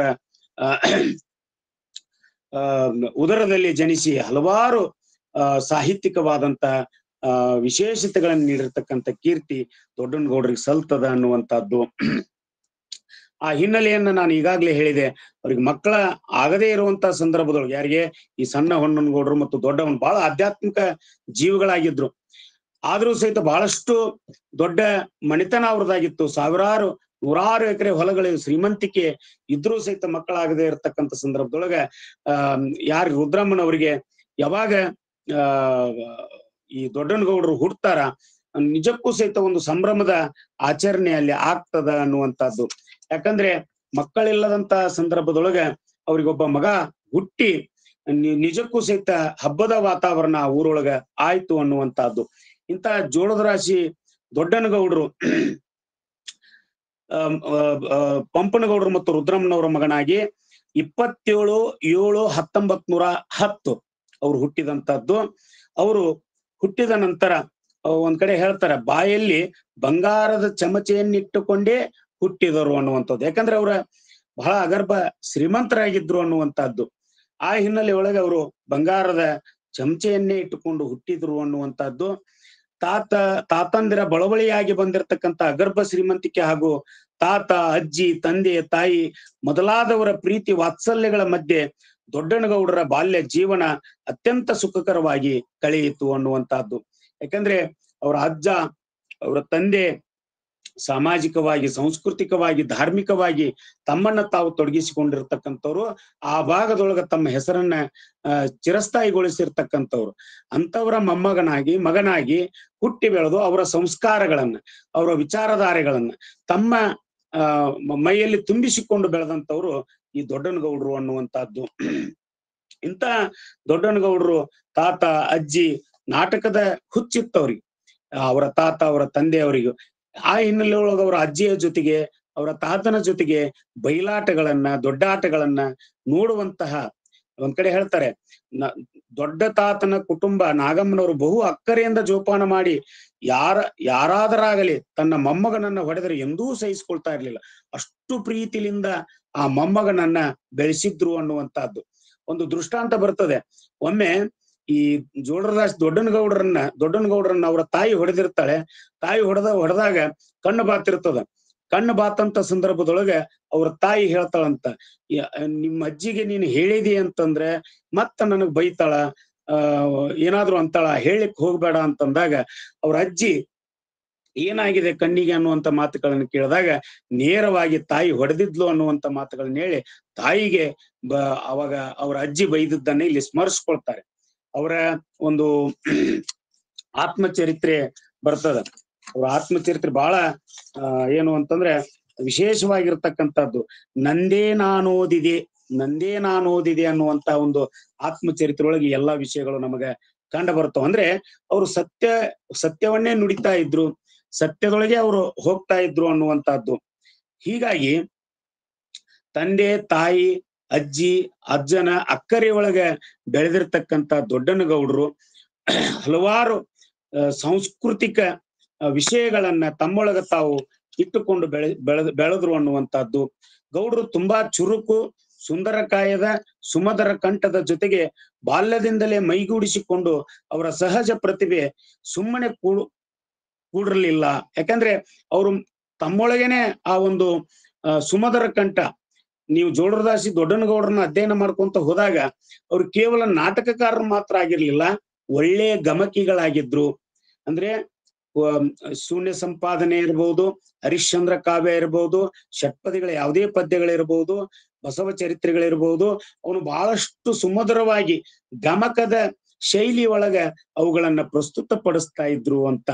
ಹೀಗಾಗಿ ಗೌಡ್ರು ಎಲ್ಲೇ ಹೋದ್ರು ಸಹಿತ ಗಮಕಗಳ ಹಾಡುಗಳನ್ನ ಹಾಡಿಸ್ತಾ ಇದ್ರು ಅನ್ನುವಂಥದ್ದು ಸಹಿತ ನಾವಲ್ಲಿ ತಿಳಿದುಕೋಬಹುದು. ಹೀಗಾಗಿ ಅವರ ಮೇಲೆ ಈ ಗಮಕ ಸಾಹಿತ್ಯ, ಬಯಲಾಟ, ದೊಡ್ಡಾಟ ಇವುಗಳೆಲ್ಲವೂ ಸಹಿತ ಪ್ರಭಾವ ಬೀರಿದ್ವು ಅನ್ನುವಂಥದ್ದನ್ನ ನಾವಿಲ್ಲಿ ತಿಳಿದುಕೊಳ್ಬೇಕಾಗ್ತದ. ಮತ್ತೆ ಈ ಸಣ್ಣ ಹೊನ್ನನಗೌಡ್ರು ಅಂದ್ರೆ ಅವ್ರ ಅಜ್ಜ ಏನಿದ್ರಲ್ಲ, ಅವರೂ ಸಹಿತ ನಾಟಕದ ಪ್ರಿಯರಾಗಿದ್ರು. ಹೀಗಾಗಿ ದೊಡ್ಡ ಹೊನ್ನನಗೌಡ್ರು ಮತ್ತು ಸಣ್ಣ ಹೊನ್ನನಗೌಡ್ರು ಆಗಾಗ ನಾಟಕಗಳಲ್ಲಿ ಪಾತ್ರಗಳನ್ನ ಮಾಡ್ತಾ ಇದ್ರು. ಉದಾಹರಣೆಗಾಗಿ ದ್ರೌಪದಿ, ಪಾರ್ವತಿ, ಹೀಗೆ ಮತ್ತು ದುಶ್ಯಾಸನ, ದಕ್ಷ ಬ್ರಹ್ಮ, ಕೀಚಕ, ಹೀಗೆ ಬೇರೆ ಬೇರೆ ಪಾತ್ರಗಳನ್ನ ಹಾಕಿ ಜನಮೆಚ್ಚುಗೆಯನ್ನ ಪಡೆದುಕೊಂಡಿರ್ತಕ್ಕಂಥವ್ರು ದೊಡ್ಡನಗೌಡರ ಅಜ್ಜಂದ್ರೆ ಆಗಿದ್ರು ಅನ್ನುವಂಥದ್ದು. ಹೀಗಾಗಿ ರಕ್ತಗತವಾಗಿ ದೊಡ್ಡನಗೌಡರಲ್ಲಿ ಆ ಹುಚ್ಚು ಅಂದ್ರೆ ನಾಟಕದ ಹುಚ್ಚು, ಗಮಕದ ಹುಚ್ಚು ಅವ್ರನ್ನ ಮೈಗೂಡಿಸ್ಕೊಂಡು ಬಂದಿತ್ತು ಅನ್ನುವಂಥದ್ದನ್ನ ನಾವಿಲ್ಲಿ ತಿಳಿದುಕೋಬೇಕಾಗ್ತದೆ. ಹೀಗೆ ಮೊಮ್ಮಗನನ್ನ ಅತಿಯಾಗಿ ಪ್ರೀತಿಸಿದ್ದ ಸಣ್ಣ ಹೊನ್ನನಗೌಡರು ಗೌಡರಲ್ಲಿದ್ದಂತ ಕಲಾಸಕ್ತಿಯನ್ನ ಅರಿತು ಬೆನ್ನು ಚಪ್ಪರಿಸಿ ಹುರಿದುಂಬಿಸಿ ಗೌಡರನ್ನ ಬಾಲ್ಯದಲ್ಲಿಯೇ ಬಣ್ಣ ಹಚ್ಚುವಂತ ಕೆಲಸವನ್ನ ಅವರು ಮಾಡಿದ್ರು ಅನ್ನುವಂಥದ್ದು. ಸಣ್ಣವರಿದ್ದಾಗಲೇ ಅವರಿಗೆ ಪಾತ್ರಗಳನ್ನ ಹಾಕಿ ರುಮಾಲುಗಳನ್ನ ಸುತ್ತಿ ದೋತ್ರಗಳನ್ನು ಉಡಿಸಿ ಪಾತ್ರಗಳನ್ನು ಸುಮಾರು 6, 7, 8 ವರ್ಷದವರೆಗೂ ಸಹಿತ ಅವರು ಪಾತ್ರಗಳನ್ನ ಮಾಡ್ಲಿಕ್ಕೆ ಹಚ್ಚಿದ್ರು ಅನ್ನುವಂಥದ್ದನ್ನ ನಾವಿಲ್ಲಿ ತಿಳಿದುಕೊಳ್ಬೇಕಾಗ್ತದೆ. ಸುಮಾರು 6, 7 ವರ್ಷ ಇರಬಹುದು ಕನಕತಾರ ಅನ್ನುವಂತ ನಾಟಕದ ಒಳಗವರು ಪಾತ್ರಗಳನ್ನ ಮಾಡ್ತಾರೆ. ಪಲಮ ಗುಲವಲ ಅನ್ನುವಂತ ಒಂದು ಪರಮ ಗುರುವರ ಅನ್ನುವಂತಹದ್ದು, ತೆಲುಗುವಿನೊಳಗ ಪಲಮ ಗುಲುವಲ ಅನ್ನುವಂತಹದ್ದು, ಆ ನಾಟಕದಲ್ಲಿಯೂ ಸಹಿತ ಅವರು ಸಣ್ಣ ಪಾತ್ರಗಳನ್ನು ಮಾಡ್ತಕ್ಕಂಥದ್ದು. ಹೀಗೆ ಹಲವಾರು ನಾಟಕಗಳಲ್ಲಿ ಸಣ್ಣ ಸಣ್ಣ ಮಕ್ಕಳ ಪಾತ್ರಗಳನ್ನ ಅವರು 6, 7, 8, 9, 10ನೇ ವರ್ಷದವರೆಗೂ ಸಹಿತ ಅವರು ರೂಢಿಸಿಕೊಂಡು ಬಂದ್ರು ಅನ್ನುವಂಥದ್ದು. ವಿಶೇಷವಾಗಿ ಮೊಟ್ಟ ಮೊದಲ ರಂಗದ ಮೇಲೆ ಅವರು ಕುಣಿದದ್ದು ಯಾವುದು ಅಂತಂದ್ರೆ ನಟಿಯ ವೇಷದಲ್ಲಿ ಅನ್ನುವಂಥದ್ದು. ಆಗ ಸುಮಾರು 8, 10 ವರ್ಷ ಇರ್ಬೋದು ಗೌಡರಿಗೆ. ಆ ಬಯಲಾಟದೊಳಗೆ ನಟಿಯ ವೇಷದೊಂದಿಗೆ ರಂಗದ ಮೇಲೆ ಅವರು ಕುಣಿದು ಕುಪ್ಪಳಿಸಿದ್ರು. ಅದು ಅವರ ಮೊದಲ ಕಲಾ ಜೀವನದ ಪ್ರಾರಂಭ ಅನ್ನುವಂಥದ್ದನ್ನ ನಾವಿಲ್ಲಿ ಹೇಳಬಹುದು. ನಂತರ ಕನಕತಾರ ಅಂತ ಆಗಲೇ ಏನಿಲ್ಲ, ಆ ಕನಕತಾರ ನಾಟಕದಲ್ಲಿ ಲವಕುಶ ಅನ್ನುವಂತಹ ಒಂದು ಪಾತ್ರವನ್ನು ಸಹಿತ ಲವನಾಗಿ ಇವರು ಕಾಣಿಸಿಕೊಂಡ್ರು ಅನ್ನುವಂಥದ್ದನ್ನು ಸಹಿತ ನಾವಿಲ್ಲಿ ಕಾಣ್ಬೋದು. ಬಹಳಷ್ಟು ಆ ಸಂದರ್ಭದೊಳಗೆ ಅಂದ್ರೆ 8, 10ನೇ ವಯಸ್ಸಿನೊಳಗೆ ಇವರು ನಾಟಕದೊಳಗೆ ಪಾತ್ರಗಳನ್ನ ಮಾಡಿ ಎಲ್ಲರ ಒಂದು ಪ್ರಶಂಸೆಗೆ ಪಾತ್ರರಾಗಿದ್ರು ಅನ್ನುವಂಥದ್ದನ್ನ ನಾವಿಲ್ಲಿ ತಿಳಿದುಕೋಬೇಕಾಗ್ತದ. ಹಾಗೆ ಅವ್ರಿಗೆ ಎಷ್ಟು ಬರೆಯುವಂತಹ ಮತ್ತು ಓದುವಂತಹ ಕಂಠಪಾಠ ಮಾಡುವಂತಹ ಹವ್ಯಾಸ ಇತ್ತು ಅಂತಂದ್ರೆ ಎಲ್ಲಿ ಕುಂದಿರ್ತಿದ್ರು, ಉದಾಹರಣೆಗೆ ಉಸುಗಿನೊಳಗೆ ಕುಂತ್ರಲು ಉಸುಗಿನೊಳಗ ಆ ಹೆಸರುಗಳನ್ನ ಬರೀತಕ್ಕಂಥದ್ದು, ಉಸಿರಿನೊಳಗ ಆ ಪದ್ಯಗಳನ್ನ ಏನ್ ಬೈಪಟ್ ಮಾಡಿಸ್ತಿದ್ರಲ್ಲ ಆ ಪದ್ಯಗಳನ್ನ ಬರೀತಕ್ಕಂಥದ್ದು, ಅಥವಾ ಕಡಬಗಳನ್ನ ಅಥವಾ ಏನಾದ್ರೂ ಕಲ್ಲುಗಳನ್ನ ತೆಗೆದುಕೊಂಡು ಪಾಟಿಗಲ್ಲ ಮೇಲೆ ಬರೀತಕ್ಕಂಥದ್ದು, ಇದ್ದಲೆಯನ್ನ ತೆಗೆದುಕೊಂಡು ಗೋಡೆ ಮೇಲೆ ಬರೀತಕ್ಕಂಥದ್ದು. ಒಟ್ಟು ಹೇಗಾದ್ರೂ ಮಾಡಿ ಗುರುಗಳು ಕಲಿಸಿರ್ತಕ್ಕಂಥ ಕಂಠಪಾಠಗಳನ್ನ ಅಂದ್ರೆ ಆ ಪದ್ಯಗಳನ್ನೆಲ್ಲ ಕಂಠಪಾಠಗಳನ್ನ ಮಾಡಿ ಅದರಲ್ಲಿ ವಿಶೇಷವಾಗಿ ದಾಸ ಸಾಹಿತ್ಯ ಇರಬಹುದು, ವಚನ ಸಾಹಿತ್ಯ ಇರಬಹುದು, ಕೈವಲ್ಯ ಸಾಹಿತ್ಯ ಇರಬಹುದು, ಪ್ರಭುಲಿಂಗ ಲೀಲೆಯ ಪದ್ಯಗಳಿರಬಹುದು, ರಾಜಶೇಖರ ವಿಳಾಸದ ಪದ್ಯಗಳಿರಬಹುದು, ಶೂನ್ಯ ಸಂಪಾದನೆ, ಬಸವ ಪುರಾಣ, ಹೀಗೆ ಹಲವಾರು ಏನು ಗುರುಗಳು ಹೇಳಿಕೊಟ್ಟಂತಹ ಏನು ಪದ್ಯಗಳಿದ್ವು ಆ ಪದ್ಯಗಳನ್ನ ಏನ್ ಮಾಡ್ತಾ ಇದ್ರು ಅಂದ್ರೆ ಕಂಠಪಾಠಗಳನ್ನ ಮಾಡಿ ಆ ರಂಗಭೂಮಿಯ ಮೇಲೆ ನಟನೆಯೊಂದಿಗೆ ಆ ಕಂಠಪಾಠವನ್ನು ಸಹಿತ ಅವರು ಚಾಚೂ ತಪ್ಪದೆ ಒಪ್ಪಿಸ್ತಾ ಇದ್ರು ಅನ್ನುವಂತಹದ್ದು ಸಹಿತ ನಾವು ತಿಳಿದುಕೊಂಡಾಗ ಅವರಲ್ಲಿರ್ತಕ್ಕಂಥ ಕಲಾ ದೇವಿ ಎಷ್ಟು ಜಾಗೃತಳಾಗಿದ್ಲು ಅನ್ನುವಂಥದ್ದು ಮತ್ತು ಅದನ್ನು ತಮ್ಮಲ್ಲಿ ಮೈಗೂಡಿಸಿಕೊಂಡಿದ್ರು ಅನ್ನುವಂತಹದ್ದನ್ನು ಸಹಿತ ನಾವಿಲ್ಲಿ ತಿಳಿದುಕೋಬೇಕಾಗ್ತದ. ಇನ್ನು ಅವರ ಜೀವನವನ್ನ ಅಂದ್ರೆ ಕೌಟುಂಬಿಕ ಜೀವನವನ್ನ ನಾವು ನೋಡುವುದಾದ್ರೆ ಅಷ್ಟೊಂದು ಅವರ ಕೌಟುಂಬಿಕ ಜೀವನ ಸರಿಯಾಗಿರ್ಲಿಲ್ಲ ಅನ್ನುವಂಥದ್ದು ಮೊದಲ ಭಾಗದೊಳಗೆ ನಾವು ನೋಡ್ಬೋದು. ಯಾಕಂದ್ರೆ ಒಂದ್ ಕಡೆ ಹೇಳ್ತಾರೆ ಅವ್ರು ತಮ್ಮ ಆತ್ಮಚರಿತ್ರೆ ಮೊದಲ ತುತ್ತಿನಲ್ಲಿಯೇ ಕಲ್ಲು ಅನ್ನುವಂತ ಒಂದು ಪದವನ್ನ ಅವರು ಬಳಸ್ತಾರೆ. ಅಂದ್ರೆ ಗೌಡರ ವೈವಾಹಿಕ ಜೀವನದ ಆರಂಭ ಅಷ್ಟು ಸರಿಯಾಗಿರ್ಲಿಲ್ಲ ಅನ್ನುವಂಥದ್ದು. ಯಾಕಂದ್ರೆ ಅವರಿಗೆ ಚಿಲುಕರಾಯ ಹನುಮಂತಪ್ಪನವರ 3ನೇ ಮಗಳಾಗಿರ್ತಕ್ಕಂಥ ಭೀಮಕ್ಕಳನ್ನ ಗೌಡರಿಗೆ ಮದುವೆ ಮಾಡಿ ಕೊಡ್ತಾರ. ಆದ್ರೆ ಮದುವೆ ಆದ ಕೆಲವೇ ದಿವಸದೊಳಗೆ ಅವರಲ್ಲಿ ದಾಂಪತ್ಯದ ವಿರಸ ಬರ್ತೈತಿ ಅನ್ನುವಂಥದ್ದು. ಯಾಕಂದ್ರೆ ಇವರು ಸದಾಕಾಲ ಕಲಾರಾಧಕರಾಗಿ ನಾಟಕಗಳಲ್ಲಿ ಬಯಲಾಟಗಳಲ್ಲಿ ಅವರು ಹೋಗ್ತಾ ಇದ್ರು. ಮನೆಯಲ್ಲಿ ಒಂಟಿಯಾಗಿರ್ತಕ್ಕಂತಹ ಭೀಮಕ್ಕ ಮತ್ತು ಗೌಡರ ಮಧ್ಯೆ ಹಲವಾರು ವಿಷಯಗಳ ಕುರಿತು ಅಲ್ಲಿ ಏನು ಅಂತಂದ್ರೆ ಜಗಳಗಳಾಗ್ತಾ ಇದ್ವು ಅನ್ನುವಂಥದ್ದು. ಹೀಗಾಗಿ ಅಷ್ಟೊಂದು ಸರಿಯಾದಂತಹ ವೈವಾಹಿಕ ಜೀವನ ಅವ್ರದ್ದು ಆಗಿರ್ಲಿಲ್ಲ ಅನ್ನುವಂಥದ್ದು ಸಹಿತ ತಮ್ಮ ಆತ್ಮಚರಿತ್ರೆಯಲ್ಲಿ ಅವರು ಹೇಳ್ತಾರೆ. ಹಾಗೆ ದೊಡ್ಡನಗೌಡರು ಪತ್ನಿಯ ಜೊತೆಗೆ ಒಳ್ಳೆಯ ಸಂಬಂಧವನ್ನಿಟ್ಟುಕೊಂಡ್ರೂ ಸಹಿತ ನಾಟಕದ ಜೀವನವನ್ನ ಮುಂದುವರಿಸಿಕೊಂಡು ಹೋಗಿದ್ದರೆ ಅದೊಂದು ರೀತಿ ಬೇರೆಯೇ ಆಗಿರ್ತಿತ್ತು. ದಿನಗಳು ಕಳೆದಂತೆ ನಾಟಕಗಳಲ್ಲಿ ಪುರುಷರೇ ವಹಿಸುತ್ತಿದ್ದ ಸ್ತ್ರೀ ಪಾತ್ರಕ್ಕೆ ಪುರುಷರ ಬದಲಾಗಿ ಸ್ತ್ರೀಯನ್ನೇ ಕರೆತರುವುದು ನಿರ್ಣಯಿಸಲಾಯಿತು. ಯಾಕಂದ್ರೆ ಇಲ್ಲಿ ವಿರಸಕ್ಕೆ ಕಾರಣ ಇನ್ನೊಂದೇನು ಅಂತಂದ್ರೆ ಅವತ್ತಿನ ಕಾಲದೊಳಗೆ ಈಗಲೂ ಸಹಿತ ನಾವು ಕೆಲವು ನಾಟಕ ಕಂಪನಿಗಳನ್ನ, ಉದಾಹರಣೆಗೆ ನಮ್ಮ ಪಂಡಿತ್ ಪುಟ್ಟರಾಜ್ ಗವಾಯಿಗಳ ವೀರೇಶ್ವರ ಪುಣ್ಯಾಶ್ರಮ ಗದಗಿನ ನಾಟಕ ಕಂಪನಿ ಒಳಗ ಇಂದಿಗೂ ಸಹಿತ ಸ್ತ್ರೀ ಪಾತ್ರಗಳನ್ನ ಪುರುಷರೇ ಮಾಡ್ತಕ್ಕಂಥದ್ದನ್ನ ಈಗಲೂ ನಾವು ನೋಡ್ಕೊಂಡು ಹೋಗ್ತಾ ಇದ್ದೀವಿ. ಅಂತಹ ಸಂದರ್ಭದೊಳಗೂ ಸಹಿತ ದೊಡ್ಡನಗೌಡರ ಕೆಲವು ನಾಟಕಗಳಲ್ಲಿ ಸ್ತ್ರೀ ಪಾತ್ರಗಳನ್ನು ಗಂಡ ಮಕ್ಕಳೇ ಮಾಡ್ತಾ ಇದ್ರು. ಆದ್ರೆ ಯಾವಾಗ ಪ್ರಪ್ರಥಮ ಬಾರಿಗೆ ಆ ನಾಟಕಗಳಲ್ಲಿ ಸ್ತ್ರೀ ಪಾತ್ರಗಳನ್ನ ಸ್ತ್ರೀ ಪಾತ್ರಕ್ಕೆ ಸ್ತ್ರೀ ಪಾತ್ರಧಾರಿಗಳನ್ನೇ ಅವರು ತೆಗೆದುಕೊಂಡು ಬಂದ್ರು, ಅವಾಗ ಎಲ್ಲೋ ಒಂದ್ ಕಡೆ ಅವತ್ತಿನ ಕಾಲದೊಳಗ ಹೆಣ್ಣು ಮಕ್ಕಳ ಮೇಲೆ ಬಹಳಷ್ಟು ಪ್ರಭಾವವನ್ನ ಬೀರಿ ಅದು ಎಲ್ಲೋ ಒಂದ್ ಕಡೆ ಅವರ ಕೌಟುಂಬಿಕ ಕಲಹಕ್ಕೆ ಕಾರಣ ಆಯ್ತು ಅನ್ನುವಂಥದ್ದು ನಾವಿಲ್ಲಿ ತಿಳ್ಕೊಬೇಕಾಗ್ತದ. ಹೀಗೆ ಒಳಗೆ ಅವರ ಇಬ್ಬರ ನಡುವಿನ ಒಂದು ಜಗಳ ವಿಪರೀತಕ್ಕೆ ಹೋಯ್ತು ಅನ್ನುವಂಥದ್ದು. ಎಲ್ಲೋ ಒಂದ್ ಕಡೆ ಕಾಯಿಲೆಯಿಂದ ಯಾರೋ ಭೀಮಕ್ಕ ಅಂದ್ರೆ ದೊಡ್ಡನಗೌಡರ ಮಡದಿ ಕಾಯಿಲೆಯಿಂದ ಆಕೆ ತವರು ಮನೆಯನ್ನ ಸೇರಿದ್ಲು. ಔಷೋಪಚಾರವನ್ನ ನೀಡಿದ್ರೂ ಸಹಿತ ಭೀಮಕ್ಕಳವರು ತೀರಿ ಹೋದ್ರು ಅನ್ನುವಂಥದ್ದನ್ನು ಸಹಿತ ನಾವಿಲ್ಲಿ ತಿಳ್ಕೊಬಹುದು. ಆದ್ರೆ ಇಷ್ಟಕ್ಕೆ ಸುಮ್ಮನೆ ಕುಂದ್ರದೆ ಇರತಕ್ಕಂತ ಅವರ ತಾತ, ಅವರ ತಂದೆ ಮತ್ತು ಅವರ ಅಜ್ಜಿ ಇಲ್ಲ, ನೀನು ಎರಡನೇ ಮದುವೆಯನ್ನ ಮಾಡ್ಕೋಬೇಕು ಅನ್ನುವಂತ ವಿಷಯವನ್ನ ಪ್ರಸ್ತಾಪಿಸಿದ್ರು. ಆದ್ರೆ ಇವರು ನಿಜಕ್ಕೂ ಸಹಿತ ಈ ಸಂಸಾರದ ಜಂಜಾಟ ಬೇಡ ಅಂತ ಹೇಳಿ ನನಗೆ ಮದುವೆ ಬೇಡ ಅನ್ನುವಂತ ಪ್ರಸ್ತಾಪವನ್ನು ಸಹಿತ ದೊಡ್ಡನಗೌಡರು ಮಾಡ್ತಾರೆ. ಆದ್ರೆ ಹಿರಿಯ ಜೀವಗಳು ಬಿಡುವುದಿಲ್ಲ, ನೀವು ಮದುವೆ ಆಗ್ಲೇಬೇಕು ಅನ್ನುವಂತ ಒಂದು ಅಭಿಲಾಷೆಯನ್ನು ವ್ಯಕ್ತಪಡಿಸಿದಾಗ ಪಾರ್ವತಿ ಇಲ್ಲ, ಒಳ್ಳೆಯ ಮನೆತನದ ಕನ್ಯೆಯನ್ನ ತಂದುಕೊಂಡು ನಾವು ಮದುವೆ ಮಾಡ್ತೀವಿ ಅನ್ನುವಂತ ಹೆಸರನ್ನ ಹೇಳಿದಾಗ ತಿಮ್ಲಾಪುರದ ಮರಿಬಸವನಗೌಡ ಹಿರಿಯ ಮಗಳಾಗಿರ್ತಕ್ಕಂಥ ಹನುಮಕ್ಕನನ್ನ ಏನು ಅಂತಂದ್ರೆ ದೊಡ್ಡನಗೌಡರಿಗೆ 21/2/1935 ವರ್ಷದಲ್ಲಿ ಅವರಿಗೆ ಮದುವೆಯನ್ನ ಮಾಡ್ತಾರೆ ಅನ್ನುವಂಥದ್ದು. ಆದ್ರೆ ಮದುವೆ ಆದ ಕೆಲವೇ ದಿವಸಗಳಲ್ಲಿ ಅವರ ಅಜ್ಜಿ ಮತ್ತು ತಂದೆ ಮರಣವನ್ನ ಹೊಣ್ತಾರೆ ಅನ್ನುವಂಥದ್ದು. ಹೀಗಾಗಿ ಜವಾಬ್ದಾರಿ ಅವ್ರ ಮೇಲೆ ಅಂದ್ರೆ ದೊಡ್ಡನಗೌಡರ ಮೇಲೆ ಬೀಳ್ತದ ಅನ್ನುವಂಥದ್ದು. ಇಷ್ಟೆಲ್ಲ ಆದ್ರೂ ಸಹಿತ ಸತಿಪತಿಗಳೊಂದಾದ ಭಕ್ತಿ ಹಿತ ಒಪ್ಪದು ನೋಡ ಶಿವಂಗಿ ಅನ್ನುವ ಹಾಗೆ ಹನುಮಕ್ಕ ಮತ್ತು ದೊಡ್ಡನಗೌಡರ ದಾಂಪತ್ಯ ಮೊದಲಿನ ದಾಂಪತ್ಯದ ಗತೆ ಅವ್ರಿಗೆ ಯಾವುದೇ ರೀತಿಯಾದಂತ ವಿರಸಗಳು ಬರ್ಲಿಲ್ಲ. ಒಳ್ಳೆ ದಾಂಪತ್ಯ ಜೀವನ ಅವ್ರದ್ದಾಗಿತ್ತು ಅನ್ನುವಂಥದ್ದು. ಆದ್ರೆ ಕೊರಗೇನಾಗಿತ್ತು ಅಂತಂದ್ರೆ ಅವ್ರಿಗೆ ಮಕ್ಕಳಾಗ್ಲಿಲ್ಲ ಅನ್ನುವಂಥದ್ದು. ಗೌಡ್ರಿಗೆ ಮಕ್ಕಳಾಗದೆ ಇರತಕ್ಕಂಥದ್ದು. ಆ ಸಂದರ್ಭದೊಳಗೆ ಬಹಳಷ್ಟು ಜನ ಅವರಿಗೆ ಲೇವಡಿಯನ್ನ ಮಾಡ್ತಾರೆ, ತುಚ್ಛವಾಗಿ ಮಾತನಾಡ್ತಕ್ಕಂಥ ನೋಡಿ, ಇಷ್ಟೆಲ್ಲ ಆಸ್ತಿ ಇದ್ರು ಸಹಿತ ಮಕ್ಕಳಿಲ್ಲ ಅನ್ನುವಂಥದ್ದು.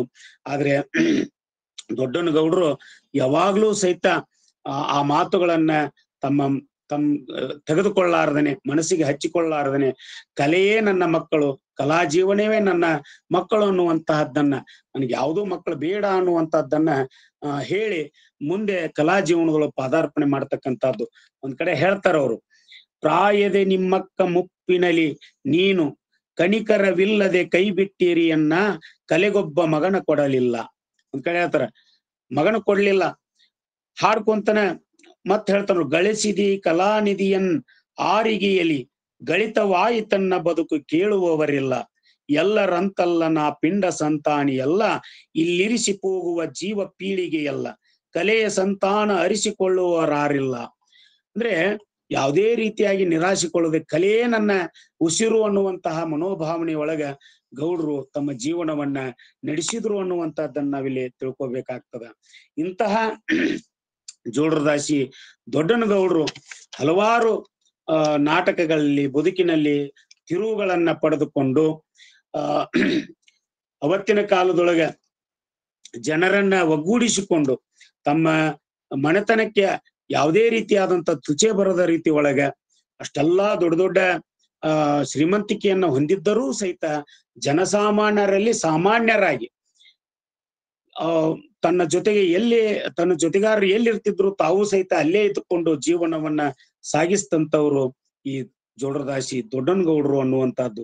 ಯಾಕೆ ಇದನ್ನ ಹೇಳ್ತೀನಿ ಅಂತಂದ್ರೆ, ವ್ಯಕ್ತಿ ಎಷ್ಟೇ ಎತ್ತರಕ್ಕೂ ಇದ್ರೂ ಸಹಿತ ಕೆಲವೊಬ್ಬರು ಮಾತ್ರ ಸಹಜ ಜೀವನ ನಡೆಸ್ತಿರ್ತಕ್ಕಂಥದ್ದನ್ನ ನಾವು ನೋಡ್ತೀವಿ. ಉದಾಹರಣೆಗೆ ಸಿರ್ಸಂಗಿ ಲಿಂಗರಾಜ್ ಇರ್ಬೋದು, ಡೆಪ್ಟಿ ಚನ್ನಬಸಪ್ಪನವ್ರು ಇರ್ಬೋದು, ಇಂಥವ್ರ ಸಿ ಬಸವಣ್ಣಾಳ್ ಅವರು, ಇವರೆಲ್ಲ ಸಹಿತ ಬೇರೆ ಬೇರೆ ಹುದ್ದೆ ಒಳಗಿತ್ಕೊಂಡು ಆರಾಮ್ ಇರ್ಬೋದಾಗಿತ್ತು. ಆದ್ರೆ ಅವರು ಸರಳ ಜೀವನವನ್ನ ನಡೆಸಿದ್ರು ಅನ್ನುವಂಥದ್ದು ಸಹಿತ ನಾವಿಲ್ಲಿ ನೋಡ್ಕೋಬೇಕಾಗ್ತದ. ಅಂತವರ ಸಾಲಿನಲ್ಲಿ ನಮ್ಗೆ ಕಂಡು ಬರ್ತಕ್ಕಂಥವ್ರು ಜೋಳರದಾಸಿ ದೊಡ್ಡನಗೌಡರು ಅನ್ನುವಂಥದ್ದು. ಈ ರೀತಿಯಾಗಿ ಅವ್ರ ಕಲಾ ಜೀವನ, ಅವರ ಜೀವನ ನಡೀತಕ್ಕಂಥ ಸಂದರ್ಭದೊಳಗ ಅವ್ರಿಗೆ ಮತ್ತೊಂದು ಆಘಾತ ಸಂಭವಿಸ್ತದೆ. ಅದು ಏನು ಅಂತಂದ್ರೆ, ಎರಡನೇ ಹೆಂಡತಿ ಆಗಿರ್ತಕ್ಕಂಥ ಹನುಮಕ್ಕ ಗೌಡತಿಯ ಮರಣ. ಹನುಮಕ್ಕ ಗೌಡತಿಯ ಮರಣವೂ ಸಹಿತ ದಿನಾಂಕ 2/3/1976 ಸಂದರ್ಭದೊಳಗೆ ಗೌಡತಿ ಕೊನುಸಿರನ್ನ ಎಳಿತಾರೆ. ಇದು ಸಹಿತ ಒಂದ್ ರೀತಿ ಮಕ್ಕಳಿಲ್ಲ ಅನ್ನುವಂತ ಕೊರಗು ಒಂದ್ ಕಡೆ ಇದ್ರೆ, ಹೆಂಡತಿಯ ಪ್ರೀತಿ, ಅಪಾರವಾದಂತ ಪ್ರೀತಿ ಆ ಕೊರಗನ್ನ ತುಂಬಿಸಿಟ್ಟಿತ್ತು ಅನ್ನುವಂಥದ್ದು. ಆದ್ರೆ ಹೆಂಡತಿಯ ಕೊನೆ ಉಸಿರು ಎಲ್ಲೋ ಒಂದ್ ಕಡೆ ಅವರಿಗೆ ವಿಚಲಿತರನ್ನಾಗಿ ಮಾಡ್ತು ಅನ್ನುವಂಥದ್ದನ್ನ ಆ ವಿಚಾರಗಳನ್ನ ನಾವು ತಿಳಿದುಕೊಳ್ಬಹುದು. ಇನ್ನ ಇದು ಅವರ ಕೌಟುಂಬಿಕ ವಿಚಾರವಾದ್ರೆ, ಇನ್ನು ಅವರ ಕಲಾ ಜೀವನವನ್ನ ನಾವು ನೋಡೋದಾದ್ರೆ, ಒಂದು ಅವರ ಕೌಟುಂಬಿಕ ವಿಚಾರಗಳನ್ನ ನೋಡಿದ್ವಿ, ಇನ್ನೊಂದು ಕಲಾ ಜೀವನ. ಅವ್ರ ಕಲಾ ಜೀವನ ಹೆಂಗಿತ್ತು ಅನ್ನುವಂಥದ್ದು. ಕಲೆಗಾಗಿ ಇಡೀ ತಮ್ಮ ಬದುಕನ್ನ ಅವರು ಮುಡಿಪಾಗಿಟ್ರು ಅನ್ನುವಂಥದ್ದು. ಒಂದ್ ಕಡೆ ಹೇಳ್ತಾರೆ, ಬಯಲಾಟವೇ ನನ್ನ ಕಲೆಯ ಹುಚ್ಚಿಗೆ ನಾಂದಿ ಆಯಿತು ಅಂತ ಹೇಳ್ತಾರೆ. ಅವ್ರು ಹುಟ್ಟುತ್ತಾ ಬಯಲಾಟವನ್ನೇ ರೂಢಿಯಾಗಿಸಿಕೊಂಡು ಬಂದಿರತಕ್ಕಂಥವ್ರು. ಹೀಗಾಗಿ ಬಯಲಾಟ ಅಂದ್ರೆ ಅವರಿಗೆ ಪಂಚಪ್ರಾಣವಾಗಿತ್ತು. ಒಂದ್ ಕಡೆ ನಾಟಕ, ಒಂದ್ ಕಡೆ ಬಯಲಾಟ, ಒಂದ್ ಕಡೆ ಗಮಕ, ಹೀಗೆ ಎಲ್ಲದರಲ್ಲಿಯೂ ಸಹಿತ ತಮ್ಮನ್ನ ತಾವು ತೊಡಗಿಸಿಕೊಂಡು ಬೆಳೆದಿರ್ತಕ್ಕಂಥವ್ರು ದೊಡ್ಡನಗೌಡರು ಅನ್ನುವಂಥದ್ದು. ಅದೇ ಒಂದ್ ಕಡೆ ಹೇಳ್ತಾರೆ ನೋಡ್ರಿ, ನಾಟಕ ಕಲೆ ಮತ್ತು ಗಮಕ ಕಲೆ ಅನ್ನುವಂಥದ್ದು. ನಾಟಕ ಕಲೆಯನ್ನ ನಾವು ನೋಡುವುದಾದ್ರೆ, ನಾಟಕದ ರುಚಿ ಜನತೆಗಿನ್ನೂ ಗೊತ್ತಿರದ ಕಾಲದಲ್ಲಿ ಬಯಲಾಟವೇ ಮನೋರಂಜನೆ ಸಾಧನವಾಗಿತ್ತು. ಕಾಲಾಂತರದಲ್ಲಿ ನಾಟಕ ಸುಧಾರಿಸಿದವರು ಬಯಲಾಟ ಹಳ್ಳಿಯ ಹುಂಬರುದು ಎಂಬ ಮನೋಭಾವ ಮೂಡತೊಡಗಿತು. ಆದ್ರೆ ಅವೆರಡೂ ವಿಭಿನ್ನ ಪ್ರಕಾರಗಳೆಂಬುದನ್ನ ಇಲ್ಲಿ ಜೋಳರದಾಸಿ ದೊಡ್ಡನಗೌಡರು ತೋರಿಸಿಕೊಟ್ರು ಅನ್ನುವಂಥದ್ದು.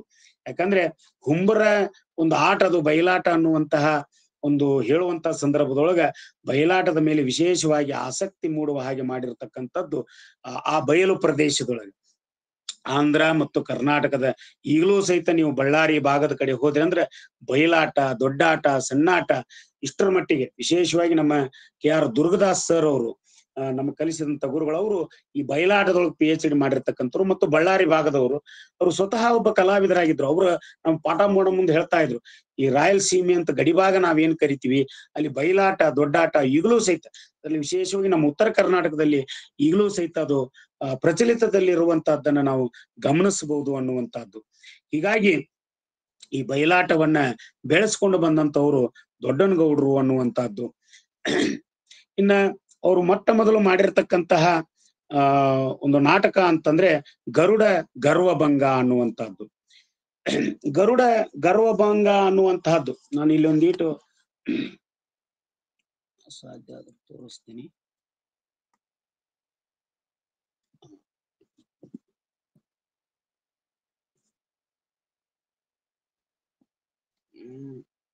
ನಿಮಗೆಲ್ಲ ಕಾಣ್ತಾ ಇರ್ಬೋದು ಅಂತ ಅನ್ಕೊಂಡಿದೀನಿ. ಇದು ಗರುಡ ಗರ್ವಭಂಗದಲ್ಲಿ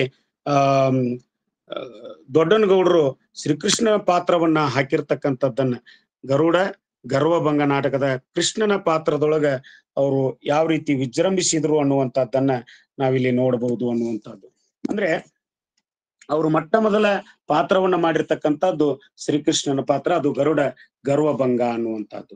ಆದ್ರೆ ಹಲವಾರು ವಿಘ್ನಗಳು ಅವರಿಗೆ ಬಂದು ಆ ಪಾತ್ರ ಅಥವಾ ಆ ನಾಟಕವನ್ನು ಆಡುವಂತಹ ಸಂದರ್ಭದೊಳಗ ಅನ್ನುವಂಥದ್ದು. ಗರುಡ ಗರ್ವಭಂಗವನ್ನ ಮೊದಲನೇ ಸಾರಿ ಆಡ್ಬೇಕು ಅಂತ ಎಲ್ಲಾ ತಯಾರಿಯನ್ನ ನಡೆಸಿದಂತ ಸಂದರ್ಭದೊಳಗ ಗೌಡರ ಸಣ್ಣ ತಾತ ಆಗಿರ್ತಕ್ಕಂಥ ಸಣ್ಣ ಹೊಣ್ಣನ ಗೌಡರು ತೀರ್ಕೊಂಡ್ ಬಿಡ್ತಾರೆ. ಆಯ್ತು ಮುಂದ ಆಡೋಣ ಅಂತ ಹೇಳಿ ಮತ್ತೊಂದು ದಿವಸ ಕಾಲ ಅದನ್ನ ಮುಂದೂಡಿ ಆ ನಾಟಕವನ್ನ ಆಡುವಂತ ಸಂದರ್ಭದೊಳಗ ಗೌಡರ ತಂಗಿ ನೀಲಮ್ಮನಿಗೆ ಯಾವುದೋ ಒಂದು ದೊಡ್ಡ ಕಾಯಿಲೆ ಬಂದು ಪ್ರಾಣಾಂತಿಕವಾಗಿ ಭಯವನ್ನ ತಂದೊಡ್ತದೆ. ಅವಾಗೂ ಸಹಿತ ಆ ನಾಟಕವನ್ನ ಮುಂದೂಡ್ತಾರೆ. ಇನ್ನು ಮೂರನೇ ಸಾರಿ ಹೇಗಾದ್ರೂ ಮಾಡಿ ನಾಟಕವನ್ನ ಆಡಬೇಕು ಅನ್ನುವಂತ ಸಂದರ್ಭದೊಳಗ ಗೌಡರ ತಂದೆ ಪಂಪನಗೌಡರು ಕಾಯಿಲೆಗೆ ಬೀಳ್ತಾರೆ.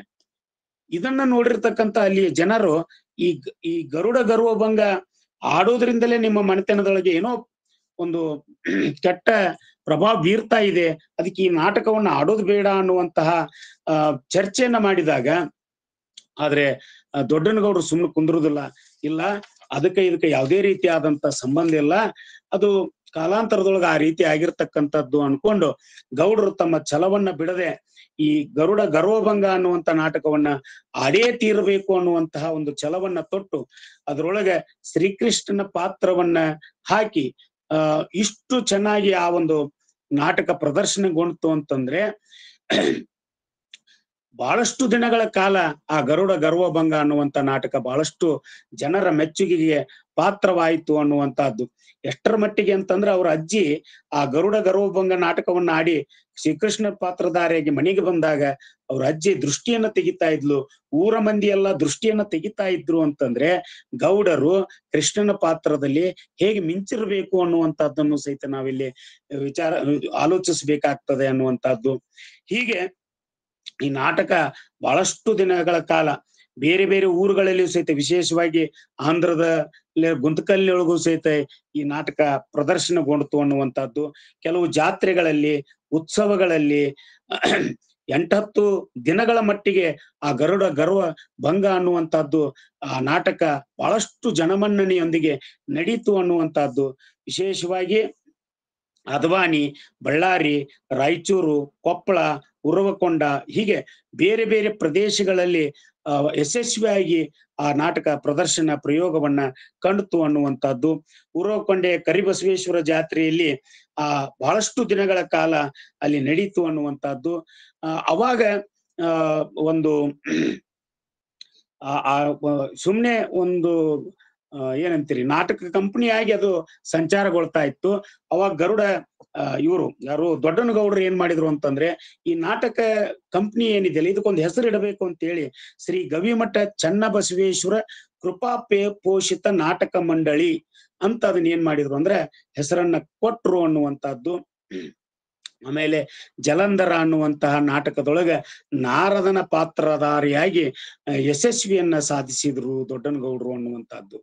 ಆಮೇಲೆ ನಾಟಕಗಳನ್ನ ಆಡುವಂತಹ ಸಂದರ್ಭದೊಳಗ, ಯಾಕಂದ್ರೆ ಹವ್ಯಾಸಿ ಕಲಾವಿದರು ಇವರೆಲ್ಲ ಹವ್ಯಾಸಿ ಕಲಾವಿದರಾಗಿ ನಾಟಕ ಕಂಪನಿಯನ್ನ ಕಟ್ಟಿಕೊಂಡು ಬೇರೆ ಬೇರೆ ಊರುಗಳಲ್ಲಿ, ಜಾತ್ರೆಗಳಲ್ಲಿ ಅವರು ನಾಟಕವನ್ನ ಆಡುವಂತ ಸಂದರ್ಭದೊಳಗ ಹಲವಾರು ಫಜಿತಿಗಳನ್ನು ಸಹಿತ ಅವರು ಅನುಭವಿಸಿದ್ರು ಅನ್ನುವಂಥದ್ದು. ಕೆಲವೊಮ್ಮೆ ಕ್ಯಾಂಪ್ಗಳನ್ನ ಹಾಕಿದಾಗ ಟಿಕೆಟ್ ಹೊಂದದೇ ಇರತಕ್ಕಂಥದ್ದು ಮತ್ತು ಕಲಾವಿದರು ಕೈ ಕೊಟ್ಟಂತ ಸಂದರ್ಭದೊಳಗ ಕಂಪನಿಯಿಂದ ಎಲ್ಲರೂ ದೂರ ಹೋದಾಗ ಒಮ್ಮೊಮ್ಮೆ ಕಂಪನಿ ಲಾಸ್ ಆಗಿರ್ತಕ್ಕಂಥದ್ದು ಯಾವ್ಯಾವ ರೀತಿ ಆಯ್ತು ಅನ್ನುವಂಥದ್ದನ್ನು ಸಹಿತ ಅವರು ತಮ್ಮ ಆತ್ಮಚರಿತ್ರೆಯಲ್ಲಿ ಬರೆದುಕೊಂಡಿರುವುದನ್ನ ನಾವು ಕಾಣ್ಬೋದು. ನಮ್ಮೂರು ಬೆಳವಣಿಗೆನೂ ಸಹಿತ ನಾಟಕ ನಾಯಕದಿನ ಹೇಳ್ತಾ ಇದ್ದೀನಿ ಅಂದ್ರೆ, ನಾಟಕಗಳು ಅವತ್ತಿನ ಕಾಲದೊಳಗ ಎಷ್ಟು ಎತ್ತರ ಮಟ್ಟಕ್ಕೆ ಏರಿದ್ದು, ಆದ್ರೆ ಇವತ್ತವು ಯಾವುದೇ ರೀತಿಯಾದಂತಹ ನಾಟಕ ಕಂಪನಿಗಳು ಇಲ್ಲದೆ ಅವುಗಳ ಏನಂತೀರಿ ಅವಶೇಷಗಳನ್ನ ಮಾತ್ರ ನಾವು ಕಾಣ್ಲಿಕ್ಕೆ ಸಾಧ್ಯದ. ಕೆ ಸಂಗಣ್ಣ ಅಂತ ಇದ್ರು ನಮ್ಮೂರೊಳಗೆ. ಕೆ ಸಂಗಣ್ಣ ಅಂದ್ರೆ ಕಟಗೇರಿ ಸಂಗಣ್ಣ ಅಂತ. ಈಗಲೂ ಸಹಿತ ಬೆಂಗಳೂರಿನೊಳಗ ಗುಬ್ಬಿ ಕಲಾಮಂದಿರದೊಳಗ ಕೆ ಸಂಗಣ್ಣವರ ಫೋಟೋ ಇದೆ. ನಮ್ಮ ಬೆಳವಣಿಗೆಯ ದೊಡ್ಡ ನಾಟಕಕಾರರು. ನಾಟಕ ಕಂಪನಿಯೊಳಗ ಕೆಲಸ ಮಾಡುವಂತವರಿಗೆ ವೇತನವನ್ನ ಮೊದಲಿಗೆ ನಿಗದಿ ಮಾಡಿರ್ತಕ್ಕಂಥವ್ರು ಕೆ ಸಂಗಣ್ಣವರು. ಅವರು ನಮ್ಮ ಬೆಳವಣಿಗೆ ಗ್ರಾಮದವ್ರು ಅನ್ನುವಂಥದ್ದು ಸಹಿತ ನಮಗ ಬಹಳ ಹೆಮ್ಮೆಯ ವಿಷಯ. ಯಾಕಂತಂದ್ರೆ ಅವತ್ತು ಒಂದು ನಾಟಕ ಕಂಪನಿಯನ್ನ ನಡೆಸಿಕೊಂಡು ಹೋಗೋದೈತಲ್ಲ, ಅದು ಬಹಳ ಕಷ್ಟದಾಯಕವಾಗಿರ್ತಕ್ಕಂಥ ಕಾಲಮಾನ ಅದು ಆಗಿತ್ತು ಅನ್ನುವಂಥದ್ದು. ಹೀಗಾಗಿ ಇಲ್ಲಿ ದೊಡ್ಡನಗೌಡರಿಗೂ ಸಹಿತ ನಾಟಕ ಕಂಪನಿ ಏನೋ ಕಟ್ಟಿದ್ರು, ಊರಿನ ಜನರನ್ನೆಲ್ಲ ಕೂಡಿಸಿದ್ರು, ಆದ್ರೆ ಅದನ್ನ ತೆಗೆದುಕೊಂಡು ಹೋಗ್ತಕ್ಕಂಥದ್ದು ಬಹಳ ಕಠಿಣ ಆಯ್ತು ಅನ್ನುವಂಥದ್ದು ಸಹಿತ ನಾವಿಲ್ಲಿ ತಿಳ್ಕೊಬೇಕಾಗ್ತದ. ಕೆಲವೊಮ್ಮೆ ಗೌಡರು ಪಾತ್ರಧಾರಿಗಳಿಲ್ಲದ ಇರ್ತಕ್ಕಂಥ ಸಂದರ್ಭದೊಳಗ ಆ ಪಾತ್ರಗಳನ್ನ ತಾವೇ ಮಾಡ್ತಾ ಇದ್ರು, ಹೆಣ್ಣು ಪಾತ್ರಗಳನ್ನ ತಾವೇ ಮಾಡ್ತಾ ಇದ್ರು, ಬೇರೆ ಬೇರೆ ಪಾತ್ರಗಳನ್ನ ತಾವೇ ಮಾಡ್ತಾ ಇದ್ರು. ಯಾವಾಗ ಕೈ ಕೊಟ್ಟು ಹೋಗ್ತಿದ್ರು ಕಲಾವಿದರು, ಅಂತ ಫಜೀತಿಗಳಲ್ಲಿ ತಮ್ಮನ್ನೇ ತಾವು ತೊಡಗಿಸಿಕೊಂಡು ಪಾತ್ರಧಾರಿಗಳ ತಾವೇ ಆಗಿ, ಅಂದ್ರೆ ಸಕಲ ಕಲಾ ವಲ್ಲಭರಾಗಿದ್ರು ಜೋಳರದಾಸಿ ದೊಡ್ಡನಗೌಡರು. ಹೀಗಾಗಿ ಯಾವುದೇ ಸಂದರ್ಭ ಬಂದ್ರು ಸಹಿತ ಅದನ್ನ ಎದೆಗುಂದದೆ ಅದನ್ನ ನಡೆಸ್ಕೊಂಡು ಹೋಗ್ತಕ್ಕಂಥ ಕೆಲಸ ದೊಡ್ಡನಗೌಡರು ಮಾಡಿದ್ರು ಅನ್ನುವಂಥದ್ದು. ವಿಶೇಷವಾಗಿ ಅವ್ರ ಮೇಲೆ ಪ್ರಭಾವ ಬೀರತಕ್ಕಂಥವ್ರು ಯಾರಂತಂದ್ರೆ ಬಳ್ಳಾರಿ ರಾಘವರು. ಅವರು ನಾಟಕ ರಂಗದಲ್ಲಿ ವಿಶೇಷವಾಗಿ ಗುರುತಿಸಿಕೊಂಡಂತವರು. ಅವರ ಶಿಷ್ಯರಾಗಿ, ಅಂದ್ರೆ ಬಳ್ಳಾರಿ ರಾಘವರ ಶಿಷ್ಯರಾಗಿ ಹಲವಾರು ನಾಟಕಗಳನ್ನು ಇನ್ನೂ ಎತ್ತರ ಮಟ್ಟಕ್ಕೆ ಅವರು ನಿರ್ದೇಶನ ಮಾಡಿದ್ರು, ಪಾತ್ರಗಳನ್ನ ಮಾಡಿದ್ರು, ನಾಟಕವನ್ನ ಎತ್ತರಕ್ಕೆ ಕೊಂಡೊಯ್ದ್ರು ಅನ್ನುವಂಥದ್ದು. ಅದರಲ್ಲಿ ವಿಶೇಷವಾಗಿ 1940ರಲ್ಲಿ ಕನಕದಾಸ ಅನ್ನುವಂತ ಒಂದು ನಾಟಕವನ್ನ ಬಳ್ಳಾರಿಯಲ್ಲಿ ಆಡಿದ್ರು. ಆ ಕನಕದಾಸರ ನಾಟಕವನ್ನ ಆಡುವಂತ ಸಂದರ್ಭದೊಳಗ ಈ ಜೋಳದರಾಸಿ ದೊಡ್ಡನಗೌಡರು ಕನಕದಾಸನ ಪಾತ್ರ ಹಾಕಿದ್ರು. ಆ ಕನಕದಾಸನ ಪಾತ್ರ ಎಷ್ಟರ ಮಟ್ಟಿಗೆ ಜನರ ಮನಸ್ಸಿನೊಳಗೆ ಸೇರ್ಕೊಂಡಿತ್ತು ಅಂತಂದ್ರೆ, ನೋಡ್ರಿ, ನಾಟಕ ಆಡೋದು ಅಂತಂದ್ರೆ ಆ ಪಾತ್ರದಲ್ಲಿ ಪರಕಾಯ ಪ್ರವೇಶ ಮಾಡಿರ್ತಕ್ಕಂಥದ್ದು. ಇಲ್ಲಿ ನಮ್ಮ ಉತ್ತರ ಕರ್ನಾಟಕದಲ್ಲಿ ಸುಳ್ಳು ದೇಸಾಯರು ಅಂತ ಬರ್ತಾರೆ. ಅವ್ರು ನಾಟಕ ಕಂಪನಿಗಳಿದ್ದು. ನಮ್ಮ ತಂದೆಯವರು ಹೇಳ್ತಾ ಇದ್ರು, ಕಿತ್ತೂರು ಚೆನ್ನಮ್ಮನ ನಾಟಕವನ್ನ ಆಡುವಂತಹ ಸಂದರ್ಭದೊಳಗ ಆನೆಗಳನ್ನ, ಕುದುರೆಗಳನ್ನ ಮಂದಿರಗಳ ಮೇಲೆ, ಅಂದ್ರೆ ನಾಟಕದ ಕಂಪನಿ ಸ್ಟೇಜಿನ ಮೇಲೆ ಅವನ್ನ ತೆಗೆದುಕೊಂಡು ಹೋಗಿ ಯುದ್ಧ ಮಾಡ್ತಾ ಇದ್ರು ನೈಜವಾಗಿ ಅಂತಂದು. ಎಷ್ಟರ ಮಟ್ಟಿಗೆ ಅಂತಂದ್ರೆ, ಒಮ್ಮೆ ಕಿತ್ತೂರು ಚೆನ್ನಮ್ಮನ ನಾಟಕ ನಡೆದಂತ ಸಂದರ್ಭದೊಳಗ ತ್ಯಾಕ್ರೆ ಅನ್ನುವಂತಹ ಪಾತ್ರಧಾರಿ, ತ್ಯಾಕ್ರೆ ಅಂತಂದ್ರೆ ಅದೇ ಊರೊಳಗಿರ್ತಕ್ಕಂಥ ಒಬ್ಬ ಕಲಾವಿದ, ಅವ ತ್ಯಾಕ್ರನ್ ಪಾತ್ರ ಹಾಕಿದ್ದ. ತ್ಯಾಕ್ರನ್ ಪಾತ್ರ ಹಾಕಿದಂತ ಸಂದರ್ಭದೊಳಗ ಎಷ್ಟರ ಮಟ್ಟಿಗೆ ಜನರ ಮನಸ್ಸಿಗೆ ಅದು ಮುಡ್ತು ಅಂತಂದ್ರೆ, ಯಾರೋ ಒಬ್ಬ ಕುಂತಂತ ಒಬ್ಬ ವ್ಯಕ್ತಿ ತನ್ನ ಪಾದರಕ್ಷೆಯನ್ನು ತೆಗೆದುಕೊಂಡು ಆ ತ್ಯಾಕ್ರೆ ಪಾತ್ರಧಾರಿಗೆ ಒಗದ್ನಂತ. ಒಗದ್ ಕುಟ್ಲೇನ ಎಲ್ಲರೂ ಏನಾಗ್ತದೋ ಅನ್ನುವಂತಹ ಸಂದರ್ಭ ಇದ್ದಾಗ ತ್ಯಾಕ್ರೆ ಪಾತ್ರಧಾರಿ ಎಲ್ಲರನ್ನ ಸುಮ್ಮನೆ ಕುಂದ್ರಿಸಿ ಮೈಕ್ನ ಹತ್ರ ಬಂದು ಕೈ ಮುಗಿದು ಹೇಳಿದಂತ, ಪಾದರಕ್ಷೆನ ಒಗದವಂಗ ನಾನು ಮೊದಲು ನಮಸ್ಕಾರಗಳನ್ನ ಅರ್ಪಿಸ್ತೀನಿ ಅಂತ ಹೇಳಿದ. ಯಾಕಂದ್ರೆ ನಾನು ನಿಜವಾಗಿಯೂ ಸಹಿತ ತ್ಯಾಕ್ರೆನ್ ಪಾತ್ರ ಮಾಡೀನಿ ಅಂತ ನಾನು ಅನ್ಕೊಂತೀನಿ. ಯಾಕಂದ್ರೆ ಅವ ಒಂದು ಪಾದರಕ್ಷೆ ತಗೊಂಡು ನನಗೆ ಒಗಿತಾನ ಅಂತಂದ್ರೆ, ನನ್ನಲ್ಲಿ ಅವನ್ ಯಾರನ್ನ ನೋಡ್ಯಾನಂದ್ರೆ ತ್ಯಾಕ್ರೆ ಪಾತ್ರವನ್ನ ನೋಡ್ಯಾನ, ನಾನೇ ತ್ಯಾಕ್ರೆ ಅಂತ ತಿಳ್ಕೊಂಡಾನಂದ್ರ ನಿಜಕ್ಕೂ ನನಗೆ ಇವತ್ತು ಬಹಳ ಸಂತೋಷ ಆಗ್ತದೆ, ನಾನು ನಿಜಕ್ಕೂ ಇವತ್ತು ಒಬ್ಬ ಒಳ್ಳೆಯ ಕಲಾವಿದ ಅಂತ ಅವತ್ತಿನ ಕಾಲದೊಳಗೆ ಹೇಳಿದ್ರಂತ. ಅಂದ್ರೆ ಒಬ್ಬ ಕಲಾವಿದ ಯಾವಾಗ ತನ್ನನ್ನ ತಾನು ಪ್ರೀತಿಸ್ತಾನೆ ಅಂದ್ರೆ, ಎದುರಿಗಿರ್ತಕ್ಕಂಥ ಕಲಾವಿದರನ್ನ ಅವ್ರು ಮೆಚ್ಕೊಂಡಾಗ, ಸಹೃದಯಗಳು ಮೆಚ್ಕೊಂಡಾಗ ಅವ್ನಿಗೆ ಬಹಳ ಖುಷಿ ಆಗ್ತದ. ಹಂಗ ಇಲ್ಲಿ ಜೋಳರದಾಸಿ ದೊಡ್ಡನಗೌಡರು ಕನಕದಾಸನ ಪಾತ್ರವನ್ನ, ಕಬೀರರ ಪಾತ್ರವನ್ನ ಹಾಕಿದಂತ ಸಂದರ್ಭದೊಳಗ ಇಲ್ಲಿ ಒಂದ್ ಕಡೆ ಬರ್ತದೆ. ಹೇಗೆ ಅಂತಂದ್ರೆ, ಈ ಆಂಧ್ರದೊಳಗ ಕೆಲವು ಸಾರಿ ಈ ಕನಕದಾಸರ ಮತ್ತು ಕಬೀರದಾಸರ ಪಾತ್ರಗಳನ್ನ ಅವ್ರು ಹಾಕ್ತಾ ಇದ್ರು ಅನ್ನುವಂಥದ್ದು. ಆ ಸಂದರ್ಭದೊಳಗ ಚಾಲಬಾಗುಂದಿ ಕಬೀರ್ದಾಸ್ ಅಂತ ಕೇಳ್ತಾ ಇದ್ರಂತವ್ರು. ಅಂದ್ರೆ ತೆಲುಗಿನೊಳಗೂ ಸಹಿತ ಇವ್ರನ್ನ ಕಬೀರದಾಸರೇ ಅಂತ ನೋಡ್ತಾ ಇದ್ರು, ಇವ್ರನ್ನ ಕನಕದಾಸರೇ ಅಂತ ನೋಡ್ತಾ ಇದ್ರು. ಅಂದ್ರೆ ನಾ ಯಾಕೆ ಇದನ್ನ ಹೇಳ್ತಾ ಇದ್ದೀನಿ ಅಂದ್ರೆ, ಪಾತ್ರಗಳಿಗೆ ಅಷ್ಟು ಒಂದು ಕಟಬದ್ಧರಾಗಿದ್ರು ಅನ್ನುವಂಥದ್ದನ್ನ ನಾವಿಲ್ಲಿ ನೋಡ್ಬೋದು. ಜೋಳರದಾಸಿ ದೊಡ್ಡನಗೌಡರು ಅನ್ನುವಂಥದ್ದು ಅಂತಹ ಒಂದು ಪ್ರಭಾವ ಯಾರಿಂದ ಆಯ್ತು ಅವ್ರಿಗೆ ಅಂತಂದ್ರೆ ಬಳ್ಳಾರಿ ರಾಘವರಿಂದ ಆಯ್ತು ಅನ್ನುವಂಥದ್ದು. ಆಂಧ್ರ, ಕರ್ನಾಟಕ ನಾಡಿನುದ್ದಕ್ಕೂ ಸಹಿತ ಸಂಚರಿಸಿ ಹಲವಾರು ನಾಟಕಗಳನ್ನ ಆಡಿರ್ತಕ್ಕಂಥವ್ರು ಜೋಳರದಾಸಿ ದೊಡ್ಡನಗೌಡರು. ಅದರಲ್ಲಿ ವಿಶೇಷವಾಗಿ 1948ರೊಳಗೆ, ಅಂದ್ರೆ ನಮ್ಗೆ ಸ್ವತಂತ್ರ ಸಿಕ್ಕ ನಂತರ 1947ರೊಳಗೆ ನಮ್ಗೆ ಸ್ವತಂತ್ರ ಸಿಗ್ತದ. ಆ ಸಂದರ್ಭದೊಳಗೆ ವಿಜಯೋತ್ಸವನ್ನ ಆಚರಿಸುವಂತ ಸಂದರ್ಭದೊಳಗೆ ಅವರು ಒಂದು ನಾಟಕವನ್ನ ಆಡ್ತಾರೆ. ಆ ನಾಟಕದ ಹೆಸರು ಏನು ಅಂತಂದ್ರೆ ಕ್ರಾಂತಿ ಪುರುಷ ಬಸವಣ್ಣ ಅಂತ. ಕ್ರಾಂತಿ ಪುರುಷ ಬಸವಣ್ಣ ಅನ್ನುವಂತಹ ನಾಟಕದೊಳಗೆ ಅವರು ಸ್ವರಚಿತ ನಾಟಕವನ್ನ ರಚನೆ ಮಾಡಿ ಬಸವಣ್ಣನ ಪಾತ್ರವನ್ನ ಅವ್ರು ಮಾಡ್ತಾರೆ. ಬಸವಣ್ಣನ ಪಾತ್ರವನ್ನ ಅವರು ಮಾಡಿ ಎಷ್ಟರ ಮಟ್ಟಿಗೆ ಜನರ ಮನಸ್ಸನ್ನ ಅವರು ಸೊರೆಗೊಳ್ತಾರೆ ಅಂತಂದ್ರೆ, ಕಲ್ಯಾಣದಿಂದ ಬಸವಣ್ಣ ನಡೆದುಕೊಂಡು ಬರ್ತಾ ಇದ್ದಾನೇನೋ, ಕಲ್ಯಾಣದಿಂದ ಬಸವಣ್ಣ ವೇದಿಕೆ ಮೇಲೆ ಕುಳಿತಿದ್ದಾನೇನೋ ಅನ್ನುವಂತಹ ಮಟ್ಟಕ್ಕೆ ಅವರು ಬಸವಣ್ಣನ ಪಾತ್ರವನ್ನ ಅವ್ರು ಮಾಡಿದ್ರು ಅನ್ನುವಂತಹದ್ದನ್ನ ಇಲ್ಲಿ ನಾವು ತಿಳ್ಕೊಬಹುದಾಗ್ತದ.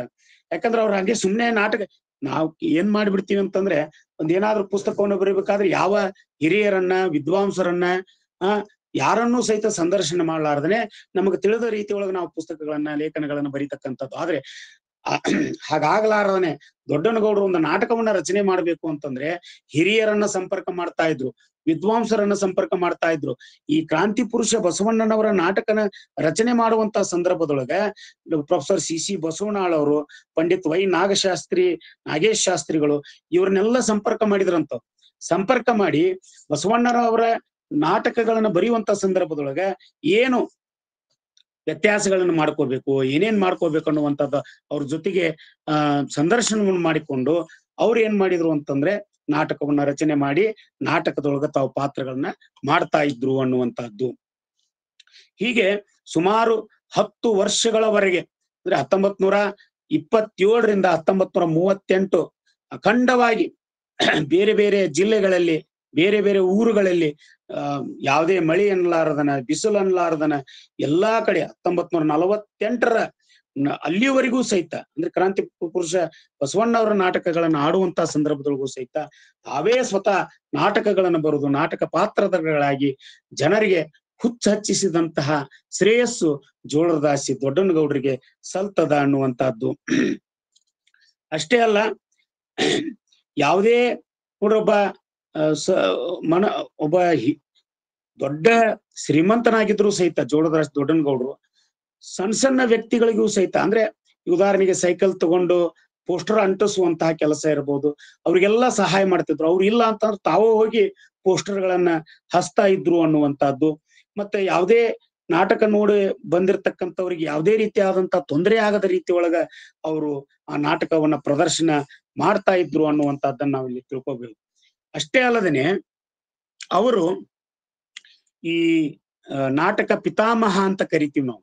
ಟಿ.ಪಿ. ಕೈಲಾಸಂ ಅವರು, ನಮ್ಮ ಡಾಕ್ಟರ್ ರಾಜ್ಕುಮಾರ್ ಅವರು ಒಂದು ಹಾಡಿನೊಳಗೆ ಹೇಳಿದ್ದಾರೆ, ಹುಟ್ಟಿದರೆ ಕನ್ನಡ ನಾಡಲ್ಲಿ ಹುಟ್ಟಬೇಕು ಅನ್ನುವಂತ ಒಂದು ಹಾಡಿನೊಳಗೆ ಕೈಲಾಸ ಕಂಡ ನಮಗೆ ಕೈಲಾಸ ಯಾಕ ಬೇಕು ಅಂತ. ಕೈಲಾಸ ಅನ್ನುವಂತ ಕಲ್ಪನೆನೇ ಇಲ್ಲ ನಮ್ಮಲ್ಲಿ. ನಮ್ಮ ಕೈಲಾಸ ಯಾವ್ದಂದ್ರೆ ಕವಿಗಳು ಅನ್ನುವಂಥದ್ದು. ಅಂತಹ ಟಿ.ಪಿ. ಕೈಲಾಸಂ ಅವರ ಆಶೀರ್ವಾದ ಜೋಳರದಾಸಿ ದೊಡ್ಡನಗೌಡರ ಮೇಲೆ ಇತ್ತು ಅನ್ನುವಂಥದ್ದು. ಅವರು ಈ ಜಲಂಧರ್ ಅನ್ನುವಂತಹ ಒಂದು ನಾಟಕವನ್ನ ಆಡ್ತಾ ಇದ್ರು. ಆ ಜಲಂಧರ್ ಅನ್ನುವಂತ ನಾಟಕವನ್ನ ಆಡುವಂತ ಸಂದರ್ಭದೊಳಗ ರಿಹರ್ಸಲ್ ಮಾಡ್ತಾ ಇದ್ರು. ಈ ರಿಹರ್ಸಲ್ ಅನ್ನ ಯಾರಿಗೂ ಗೊತ್ತಾಗದ ರೀತಿ ಒಳಗ ಟಿ.ಪಿ. ಕೈಲಾಸಂ ಅವ್ರು ಬಂದು ಅಲ್ಲಿ ಕುಂತ್ಕೊಂಡು ಆ ನಾಟಕವನ್ನ ನೋಡ್ತಾ ಇದ್ರು, ಅಂದ್ರೆ ರಿಹರ್ಸಲ್ ನೋಡ್ತಾ ಇದ್ರು. ನಾಟಕ ಮುಗಿದ ಅಂದ್ರೆ ರಿಹರ್ಸಲ್ ಮುಗಿದ ತಕ್ಷಣನೇ ಜೋಳರದಾಸಿ ದೊಡ್ಡನಗೌಡರನ್ನ ಕೈ ಮಾಡಿ ಕತ್ತಲೊಳಗೆ ಕೈ ಹಿಡಿದು ಕರ್ಕೊಂಡ್ರಂತ. ಕರ್ಕೊಂಡಾಗ ಇವ್ರು ನೋಡಿ ಬಹಳ ಆಶ್ಚರ್ಯ ಆಗ್ತದಂತ. ಟಿ.ಪಿ. ಕೈಲಾಸಂ ಅವ್ರ ಹೆಸರು ಕೇಳಿದ್ರು, ಅವರ ವಿಚಾರಧಾರೆಗಳು ಗೊತ್ತು, ಆದ್ರೆ ಇವತ್ತ ತಮ್ಮ ಎದುರುಗಡೆನೆ ಅವ್ರನ್ನ ಕಾಣ್ತೀನಿ ಅನ್ನುವಂತಹದ್ದು ಅವ್ರಿಗೆ ಗೊತ್ತಿರ್ಲಿಲ್ಲ. ಟಿ.ಪಿ. ಕೈಲಾಸಂ ಅವ್ರು ಹೇಳಿರಂತ, ನಿನ್ನಂತ ಪ್ರಸಿದ್ಧ ಹೆಸರಾಂತ ನಾಟಕಕಾರ ಮತ್ತಾರೂ ಆಗುದಿಲ್ಲ ಅನ್ನುವಂತ ಮಾತನ್ನ ಟಿ.ಪಿ. ಕೈಲಾಸಂ ಅವ್ರು ಹೇಳಿರಂತ. ಅಂದ್ರೆ ಅವತ್ತೇ ಟಿ.ಪಿ. ಕೈಲಾಸಂ ಅವರು ಇವ್ರಿಗೆ ಹೇಳಿದ್ರು, ನೀವು ದೊಡ್ಡ ನಾಟಕಕಾರರು, ದೊಡ್ಡ ಕಲಾರಾಧಕರು ಅನ್ನುವಂತ ಮಾತನ್ನ ಅವರು ಹೇಳಿದ್ರು ಅನ್ನುವಂಥದ್ದು.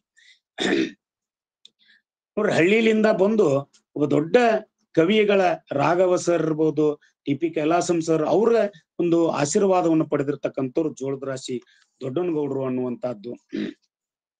ಹಾಗೆ ಮಾರ್ಕಂಡೇಯ ನಾಟಕವನ್ನು ಸಹಿತ ಅವರು ಆಡಿದ್ರು ಅನ್ನುವಂಥದ್ದು.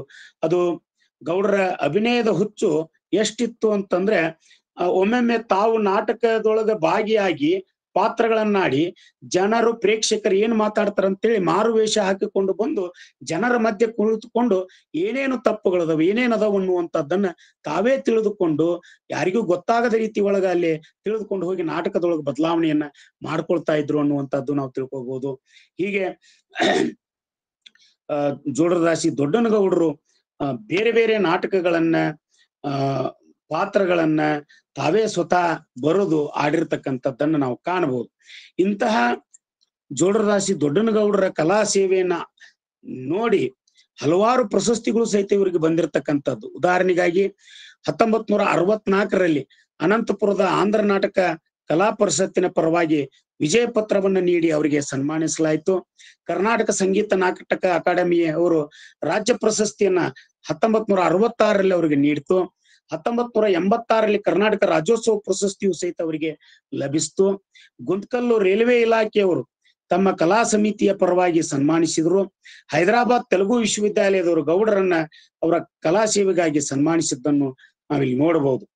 ಹೀಗೆ ಕನಕದಾಸರ 4ನೇ ಶತಮಾನೋತ್ಸವ 1965ರ ಸಂದರ್ಭದೊಳಗ ಬಳ್ಳಾರಿಯ ರಾಘವ ಕಲಾಮಂದಿರದಲ್ಲಿ ಅಂದಿನ ಮೈಸೂರು ರಾಜ್ಯದ ಸಾರಿಗೆ ಮಂತ್ರಿಗಳಾಗಿದ್ದ ದೇವರಾಜ ಅರಸರ ಅಧ್ಯಕ್ಷತೆಯಲ್ಲಿ ಕನಕದಾಸ ನಾಟಕ ರಚನೆಗಾಗಿ ಗೌಡರನ್ನ ಗೌರವಿಸಿ ಸತ್ಕರಿಸಿರುವಂತಹದ್ದು ಸಹಿತ ನಾವು ನೋಡಬಹುದು. ಇಂತಹ ಗೌಡರು 10 ಹಲವು ನಾಟಕಗಳನ್ನ ರಚಿಸಿರುವುದನ್ನು ಸಹಿತ ನಾವು ಕಾಣಬಹುದು ಅನ್ನುವಂಥದ್ದು. ವಿಶೇಷವಾಗಿ ಅವರ ಸಾಹಿತ್ಯ ಸೇವೆಯನ್ನ ನಾವು ನೋಡುವುದಾದ್ರೆ ನಮ್ಮ ಹಂಪೆ, ರಸವರ್ಷ, ತಾತನ ಗೀತಾಂಜಲಿ, ದೇಶೀಯ ವಚನಗಳು ಭಾಗ 1, ಭಾಗ 2, ಭಾಗ 3, ಗೌಡ್ತಿ ಬರಲಿಲ್ಲ, ತಾತನ ಗೀತಾಂಜಲಿ, ರಾಮೇಶನ ವಚನಗಳು, ಚನ್ನಬಸವ ಸ್ವಾಮಿಗಳ ಲಾವಣಿ, ದ್ಯೂತ ಧರ್ಮ ರಹಸ್ಯ, ಆಮೇಲೆ ಸಂಕ್ಷಿಪ್ತ ರಾಮಾಯಣ, ಜೋಳದ ರಾಶಿ ಕಾವ್ಯ, ಇವರು ಬರೆದಂತ ಕಾವ್ಯಗಳು. ತುಕಾರಾಮ, ಕನಕದಾಸ, ಕ್ರಾಂತಿ ಪುರುಷ ಬಸವಣ್ಣ, ದೊಡ್ಡನಗೌಡರ ನಾಟಕಗಳು, ಜೋಳದ ರಾಶಿಯವರ 3 ನಾಟಕಗಳು, ನೋಡೋರ್ ನಾಟಕ, ಅಭಯ, ಸಾಯದವನ ಸಮಾಧಿ, ಇವು ಅವರ 3 ನಾಟಕಗಳು. ಬಯಲಗಳಿಕೆ ಅನ್ನುವಂತ ಭಾಗ 1, ಭಾಗ 2ರಲ್ಲಿ ಅವರ ನಾಟಕಗಳು ಪ್ರಕಟವಾಗಿರ್ತಕ್ಕಂಥದ್ದು. ನಂದೇ ನಾನೋದಿದೆ ಅನ್ನುವಂತಹ ಆತ್ಮಕಥವನ್ನು ಸಹಿತ ಅವರು ಬರೆದಿದ್ದಾರೆ. ಪ್ರಥಮ ಮುದ್ರಣ 1979ರೊಳಗಾದ್ರೆ ದ್ವಿತೀಯ ಮುದ್ರಣ 1998ರೊಳಗಾಗ್ತದೆ. ನೀವೇನಂತೀರಿ ಅನ್ನುವಂತ ಒಂದು ವಿಚಾರ ಸಾಹಿತ್ಯವನ್ನು ಸಹಿತ ಅವರು ಬರೆದಿದ್ದಾರೆ. ಚಳ್ಳಗುರಿಕೆ, ಎರ್ರಿ ತಾತ, ಶಿವಮಯ ಜೀವನ ಚರಿತ್ರೆ, ನಾಟ್ಯ ಕಲಾ ಪ್ರಪೂರ್ಣ ಟಿ ರಾಘವರು, ಪಂಡಿತ್ ವೈ ನಾಗಶಾಸ್ತ್ರಿಗಳು ಅನ್ನುವಂತ ಜೀವನ ಚರಿತ್ರೆಯನ್ನು ಸಹಿತ ಅವರು ಬರೆದಿದ್ದಾರೆ. ಶ್ರೀ ಮೃತ್ಯುಂಜಯ ಭಕ್ತಿಗೀತೆಗಳು, ಚಳಕುರ್ಕಿ, ಎರ್ರಿ ತಾತನ ಭಕ್ತಿಗೀತೆಗಳು ಅನ್ನುವಂತ ಸಂಪಾದನೆಯು ಸಹಿತ ಅವರು ಮಾಡಿದ್ದಾರೆ. ಅನುಭವಾಲು, ವಚನಾಮೃತಮು, ಗೇಯ ಗುಂಜಾರಮು, ಶೂನ್ಯ ಸಂಪಾದನಮು ಅನ್ನುವಂತ ತೆಲುಗು ಕೃತಿಗಳನ್ನು ಸಹಿತ ಅವರು ಬರೆದಿದ್ದಾರೆ.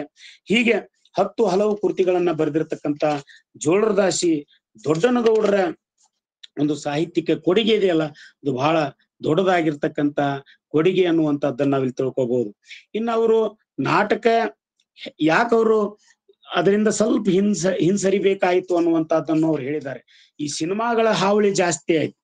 ಯಾವಾಗ ಸಿನಿಮಾಗಳ ಹಾವಳಿ ಜಾಸ್ತಿ ಆಯ್ತು ಅವಾಗ ಈ ನಾಟಕದ ಒಂದಿಷ್ಟು ಏನು ಪ್ರೀತಿ ಕಡಿಮೆ ಹಾಕೊಂತ ಬಂದಂತ ಸಂದರ್ಭದೊಳಗ ಅವರು ಗಮಕ ಕಲೆಯನ್ನ ಬೆಳೆಸ್ಕೊಂಡ್ರು. ಅವ್ರಿಗೆ ಈಗಾಗಲೇ ಗಮಕ ಕಲೆ ಬರ್ತಾ ಇತ್ತು. ಅಂದ್ರೆ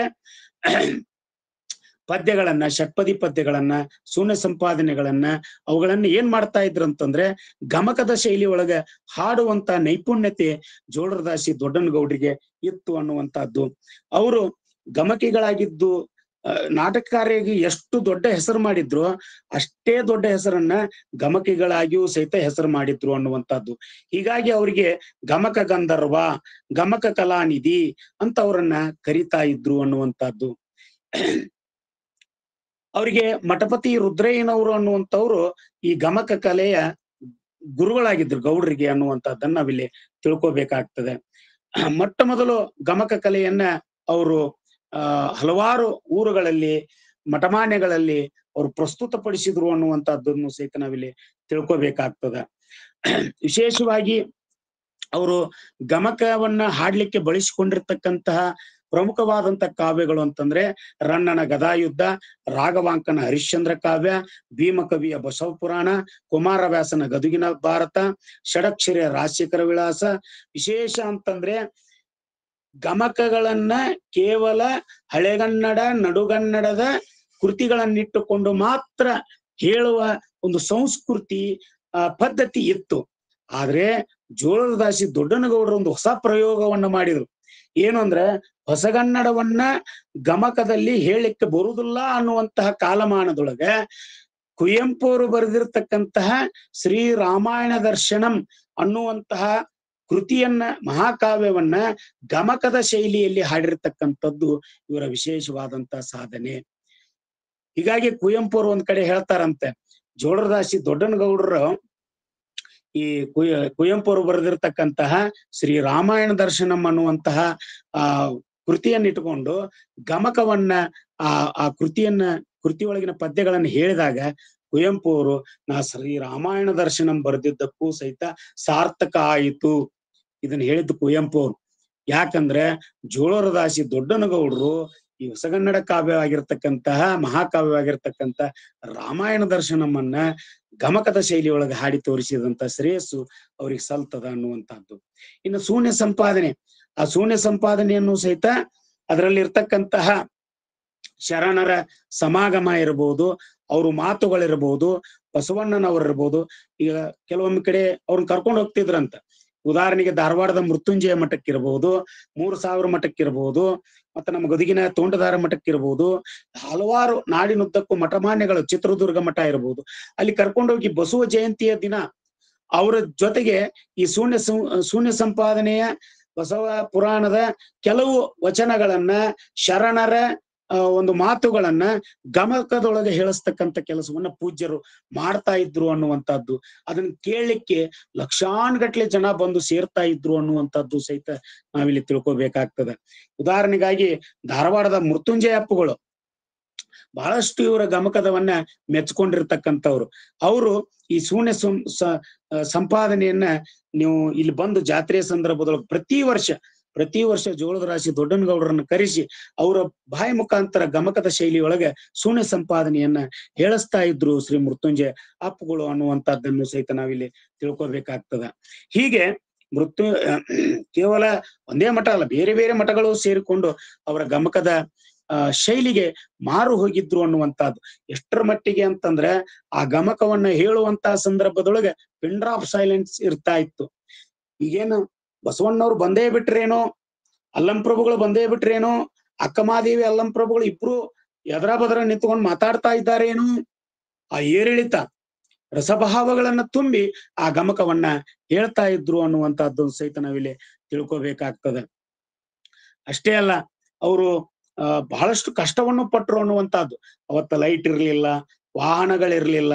ಅಂತ ಸಂದರ್ಭದೊಳಗ ಬಹಳಷ್ಟು ಮಳೆ, ಗಾಳಿ, ಬಿಸಿಲು ಅನ್ನಲಾರದನೆ ಕೆಲವೊಮ್ಮೆ ಎಷ್ಟೋ ಕಿಲೋಮೀಟರ್ಗಳವರೆಗೆ ನಡೆದುಕೊಂಡು ಹೋಗಿ ಕಲಾ ಸೇವೆಯನ್ನ ಮಾಡಿರ್ತಕ್ಕಂಥದ್ದು ಸಹಿತ.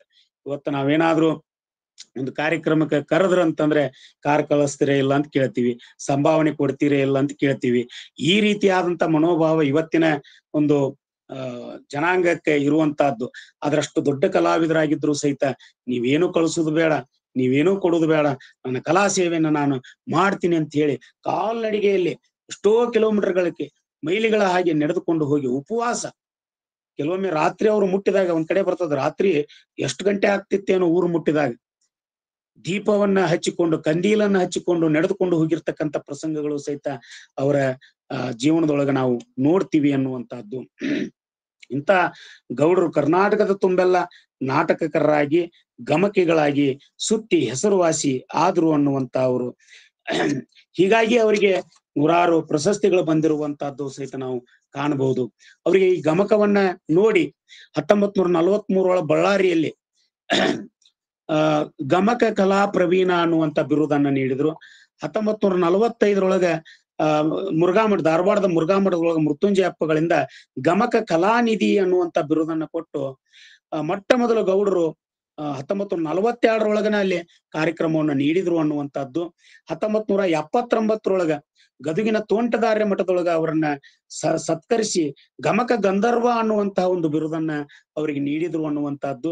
1983 ಅವರಿಗೆ ಕರ್ನಾಟಕ ಸಾಹಿತ್ಯ ಅಕಾಡೆಮಿ ಪ್ರಶಸ್ತಿ ಗಮಕ ಕ್ಷೇತ್ರದಿಂದ ನೀಡಿದ್ರು ಅನ್ನುವಂಥದ್ದು. 1987 ಗಾನ ಕಲಾ ಪರಿಷತ್ತು ಬೆಂಗಳೂರಿನವರಿಗೆ ಸನ್ಮಾನ ಮಾಡಿದ್ರು. 1952 ದಾವಣಗೆರೆಯಲ್ಲಿ ಒಂದು ಮಾನಪತ್ರವನ್ನ ನೀಡಿದ್ರು ಅನ್ನುವಂಥದ್ದು. 1970 ಶ್ರೀ ಮುರುಘಾಮಠ ಸದ್ಭಕ್ತರಿಂದ ಅವರಿಗೆ ಸನ್ಮಾನ ಪತ್ರವನ್ನ ನೀಡಲಾಯಿತು ಅನ್ನುವಂಥದ್ದು. ಕೇವಲ ನಮ್ಮ ಕರ್ನಾಟಕ ಅಷ್ಟೇ ಅಲ್ಲ, ಸೊಲ್ಲಾಪುರ ಇರ್ಬೋದು, ಆಂಧ್ರ, ಗುಂತಕಲ್ಲು, ಹೀಗೆ ಬೇರೆ ಬೇರೆ ಪ್ರದೇಶಗಳಲ್ಲಿಯೂ ಸಹಿತ ಅವರಿಗೆ ಸನ್ಮಾನಗಳನ್ನು ನೀಡಿರುವುದನ್ನು ನಾವು ಗಮನಿಸಬಹುದು ಅನ್ನುವಂಥದ್ದು. ಅಷ್ಟೇ ಅಲ್ಲ, 1950 ಸೊಲ್ಲಾಪುರದೊಳಗೆ ಒಂದು ಗಮಕ ಸಾಹಿತ್ಯ ಸಮ್ಮೇಳನ ಅಂತ ನಡೀತದೆ, ಗೋಷ್ಠಿ ನಡೀತದೆ. ಆ ಗೋಷ್ಠಿಯ ಅಧ್ಯಕ್ಷತೆಯನ್ನು ಯಾರು ವಹಿಸ್ಕೊಂಡಿದ್ರು ಪ್ರಥಮ ಬಾರಿಗೆ ಅಂತಂದ್ರೆ ಜೋಳದಾಸಿ ದೊಡ್ಡನಗೌಡರು ವಹಿಸ್ಕೊಂಡಿದ್ರು ಅನ್ನುವಂಥದ್ದನ್ನು ಸಹಿತ ನಾವಿಲ್ಲಿ ನೆನಪಿಸ್ಕೋಬೇಕಾಗ್ತದೆ. 1972 ಸಂದರ್ಭದೊಳಗ ಬೆಂಗಳೂರಿನ ಸಾಹಿತ್ಯ ಪರಿಷತ್ನವರು ಅಖಿಲ ಕರ್ನಾಟಕ ಪ್ರಥಮ ಗಮಕ ಕಲಾ ಸಮ್ಮೇಳನವನ್ನ ಅಲ್ಲಿ ನೆರವೇರಿಸಿದ್ರು. ಅದರ ಅಧ್ಯಕ್ಷತೆಯನ್ನು ಸಹಿತ ಈ ಜೋಳದರಾಶಿ ದೊಡ್ಡನಗೌಡರು ವಹಿಸ್ಕೊಂಡಿದ್ರು ಅನ್ನುವಂಥದ್ದು. ಆ ಸಂದರ್ಭದೊಳಗ ಅದರ ಉದ್ಘಾಟನೆಯನ್ನ ಹಿರಿಯ ಕವಿಗಳಾಗಿರ್ತಕ್ಕಂಥ ಡಿ.ವಿ. ಗುಂಡಪ್ಪನವರು ವಹಿಸ್ಕೊಂಡಿದ್ರು ಅನ್ನುವಂಥದ್ದು. ಆ ಸಭೆಯೊಳಗೆ ಮಾಸ್ತಿ ವೆಂಕಟೇಶ್ ಅಯ್ಯಂಗಾರ್ ಇರ್ಬೋದು, ವಿ ಸೀತಾರಾಮಯ್ಯ ಇರ್ಬೋದು, ಸಂಪತ್ ಗಿರಿರಾಯರ್ ಇರ್ಬೋದು, ಜವರೇಗೌಡರು ಇರ್ಬೋದು, ಹೀಗೆ ಎಲ್ಲರನ್ನ ಒಳಗೊಂಡಿರ್ತಕ್ಕಂಥ ಒಂದು ಸಮ್ಮೇಳನ, ಗಮಕ ಸಮ್ಮೇಳನ ಅದಾಗಿತ್ತು ಅನ್ನುವಂಥದ್ದು. ಅದು ಇತಿಹಾಸದ ಪುಟ ಸೇರಿದಂತ ಒಂದು ಸಮ್ಮೇಳನ ಅಂತ ಒಂದ್ ಕಡೆ ಹೇಳ್ತಾರೆ. ಅಷ್ಟೇ ಅಲ್ಲ,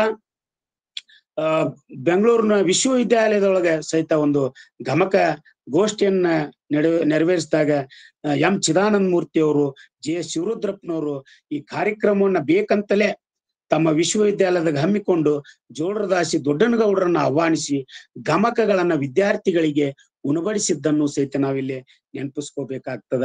ಆ ಸಂದರ್ಭದೊಳಗ ಆ ಬೆಂಗಳೂರು ವಿಶ್ವವಿದ್ಯಾಲಯ ರಿಜಿಸ್ಟರ್ ಆಗಿರ್ತಕ್ಕಂಥ ಕೃಷ್ಣಮೂರ್ತಿಗಳು ಕಾರ್ಯಕ್ರಮವನ್ನ ನೋಡಿ ಬಹಳಷ್ಟು ಮೆಚ್ಚುಗೆಯನ್ನ ವ್ಯಕ್ತಪಡಿಸಿದ್ರು, ಮಂತ್ರಮುಗ್ಧರಾಗಿದ್ರು ಅನ್ನುವಂಥದ್ದು ಸಹಿತ ನಾವಿಲ್ಲಿ ಕಾಣಬಹುದು ಅನ್ನುವಂಥದ್ದು. ಹೀಗೆ ಜೋಳರದಾಸಿ ದೊಡ್ಡನಗೌಡರು ಗಮಕಿಗಳಾಗಿ ಬಹಳಷ್ಟು ಜನರ ಮನಸೊರೆಯನ್ನ ಗೊಂಡಿದ್ರು ಅನ್ನುವಂಥದ್ದು ಸಹಿತ ನಾವು ಇಲ್ಲಿ ತಿಳ್ಕೊಬೇಕಾಗ್ತದ. ಅಷ್ಟೇ ಅಲ್ಲ, ಅವರು ಬೇರೆ ಬೇರೆ ಊರುಗಳಲ್ಲಿ ನಡೆದಿರ್ತಕ್ಕಂತ ಸಾಹಿತ್ಯಿಕ ಚಟುವಟಿಕೆಗಳಲ್ಲಿ ತಮ್ಮನ್ನ ತಾವು ತೊಡಗಿಸಿಕೊಂಡ್ರು ಅನ್ನುವಂಥದ್ದು. Professor CC. ಬಸವಣ್ಣನವರ ಅಧ್ಯಕ್ಷತೆಯಲ್ಲಿ ನಡೆದಿರ್ತಕ್ಕಂಥ ರಬಕವಿ ಸಾಹಿತ್ಯ ಸಮ್ಮೇಳನದಲ್ಲಿ ಗೌಡರು ಭಾಗವಹಿಸಿದ್ರು ಅನ್ನುವಂಥದ್ದು. ಮತ್ತೆ ವಿಶೇಷ ಅಂತಂದ್ರೆ ಸಿ.ಸಿ. ಬಸವಣ್ಣನವರು ನೀವೇ ಪ್ರಾರ್ಥನೆಯನ್ನು ಹಾಡಬೇಕು. ಈ ಸಮ್ಮೇಳನದ ರಬಕವಿಲಿ ನಡೆದಿರ್ತಕ್ಕಂಥ ಸಾಹಿತ್ಯ ಸಮ್ಮೇಳನದೊಳಗೆ ಸಿ.ಸಿ. ಬಸವಣ್ಣನವರು ಹೇಳ್ತಾರಂತೆ, ನೀವೇ ಈ ಪ್ರಾರ್ಥನೆಯೊಂದಿಗೆ ಪ್ರಾರಂಭ ಮಾಡ್ಬೇಕು ಅಂತ ಕೇಳ್ಕೊಂಡಾಗ ಗಮಕದ ಶೈಲಿಯಲ್ಲಿ ಪ್ರಾರ್ಥನೆಯನ್ನ ಆ ಸಮ್ಮೇಳನದೊಳಗ ದೊಡ್ಡನಗೌಡರು ಮಾಡಿ ಎಲ್ಲರನ್ನ, ಅಲ್ಲಿವರೆಗೂ ಬಹಳಷ್ಟು ಗಲಾಟೆ ನಡೀತಾ ಇರ, ಪ್ರಾರ್ಥನೆ ಅಂದ್ರೆ ಗೊತ್ತಲ್ಲ, ಮೊದಲಿಗೆ ಬರ್ತಕ್ಕಂಥದ್ದು.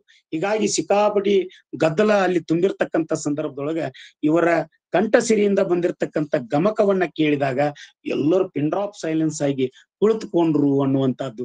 ಸಿ.ಸಿ. ಬಸವಣ್ಣನವರು ಅವತ್ ನೆನೆಸ್ಕೊಂಡ್ರಂತ, ಇನ್ನು ಮುಂದೆ ನಮ್ದು ಸುಮ್ಮನೆ ಕುಂದ್ರಿಸುವಂತ ಕೆಲಸ ನಮ್ದೇನಿಲ್ಲ, ದೊಡ್ಡನಗೌಡರು ಕುಂದ್ರಿಸಿ ಬಿಟ್ಟಾರ ಅನ್ನುವಂತ ಹೆಮ್ಮೆಯ ಮಾತುಗಳನ್ನು ಸಹಿತ ಅಲ್ಲಿ ಆಡಿದ್ರು ಅನ್ನುವಂಥದ್ದು.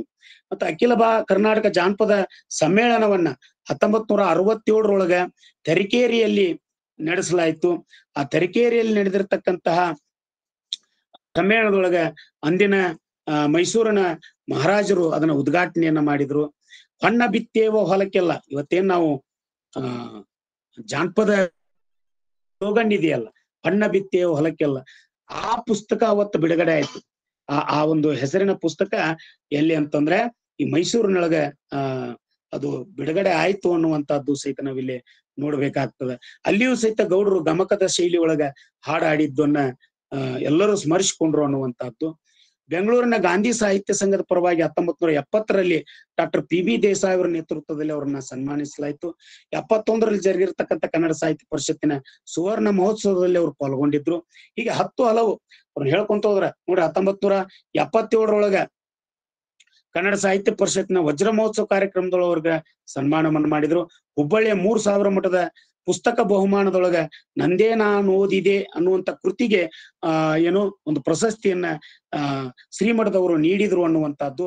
ಮತ್ತು ಗುಲ್ಬರ್ಗದಲ್ಲಿ ನಡೆದಿರ್ತಕ್ಕಂತಹ ಕರ್ನಾಟಕ ವಿಶ್ವವಿದ್ಯಾಲಯದ 5ನೇ ಅಖಿಲ ಕರ್ನಾಟಕ ಜಾನಪದ ಸಮ್ಮೇಳನದ ಅಧ್ಯಕ್ಷತೆಯನ್ನ ಜೋಳರದಾಸಿ ದೊಡ್ಡನಗೌಡರೇ ವಹಿಸಿಕೊಂಡಿದ್ರು ಅನ್ನುವಂಥದ್ದು ಸಹಿತ ವಿಶೇಷವಾಗಿತ್ತು. ನಾನು ಯಾಕೆ ಇದನ್ನ ಹೆಚ್ಚೆಚ್ಚು ಹೇಳಲಿಕ್ಕೆ ಹತ್ತಿದ್ದೀನಿ ಅಂತಂದ್ರೆ, ನಾವೆಲ್ಲ ಇವತ್ತೇನ್ ಅನ್ಕೊಂಡಿದ್ದೀವಿ ಅಂತಂದ್ರೆ, ಹಳ್ಳಿಲಿಂದ ಬಂದಂತವ್ರು ಅವ್ರಿಗೇನು ಗೊತ್ತಿರೋದಿಲ್ಲ ಅನ್ನುವಂತ ಶಾಲೆಯ ಹೈಸ್ಕೂಲ್ ಮೆಟ್ಟಲನ್ನ ಏರಿರ್ತಕ್ಕಂಥ ದೊಡ್ಡನಗೌಡರು ಇಡೀ ನಾಡಿನಾದ್ಯಂತ ನಾಡಿನ ತುಂಬ ತಮ್ಮ ಹೆಸರನ್ನ ಚಿರಸ್ಥಾಯಿಗೊಳಿಸಿದ್ರು ಅನ್ನುವಂಥದ್ದು ಸಹಿತ ನಾವಿಲ್ಲಿ ತಿಳ್ಕೊಬೇಕಾಗ್ತದೆ. ಅಷ್ಟೇ ಅಲ್ಲ, ಅವರೊಬ್ಬ ಸಾಂಸ್ಕೃತಿಕ ಜೀವನವನ್ನ ನಡೆಸಿದಂತವರಾಗಿದ್ರು. ಕೇವಲ ನಾಟಕ ಗಮಕ ಅಷ್ಟೇ ಕುಂದಿರ್ಲಿಲ್ಲ, ಸಂಘಗಳನ್ನ ಕಟ್ಟಿದ್ರು, ವೇದಿಕೆಗಳನ್ನ ಕಟ್ಟಿದ್ರು. ಆ ವೇದಿಕೆ ಸಂಘಗಳ ಮುಖಾಂತರ ಅವ್ರು ಏನ್ ಮಾಡಿದ್ರು ಅಂದ್ರೆ ಕನ್ನಡ ಸಾಹಿತ್ಯವನ್ನ, ಕಲೆಯನ್ನ ಬೆಳೆಸುವಂತ ಕೆಲಸವನ್ನ ಅವ್ರು ಮಾಡಿದ್ರು ಅನ್ನುವಂಥದ್ದು.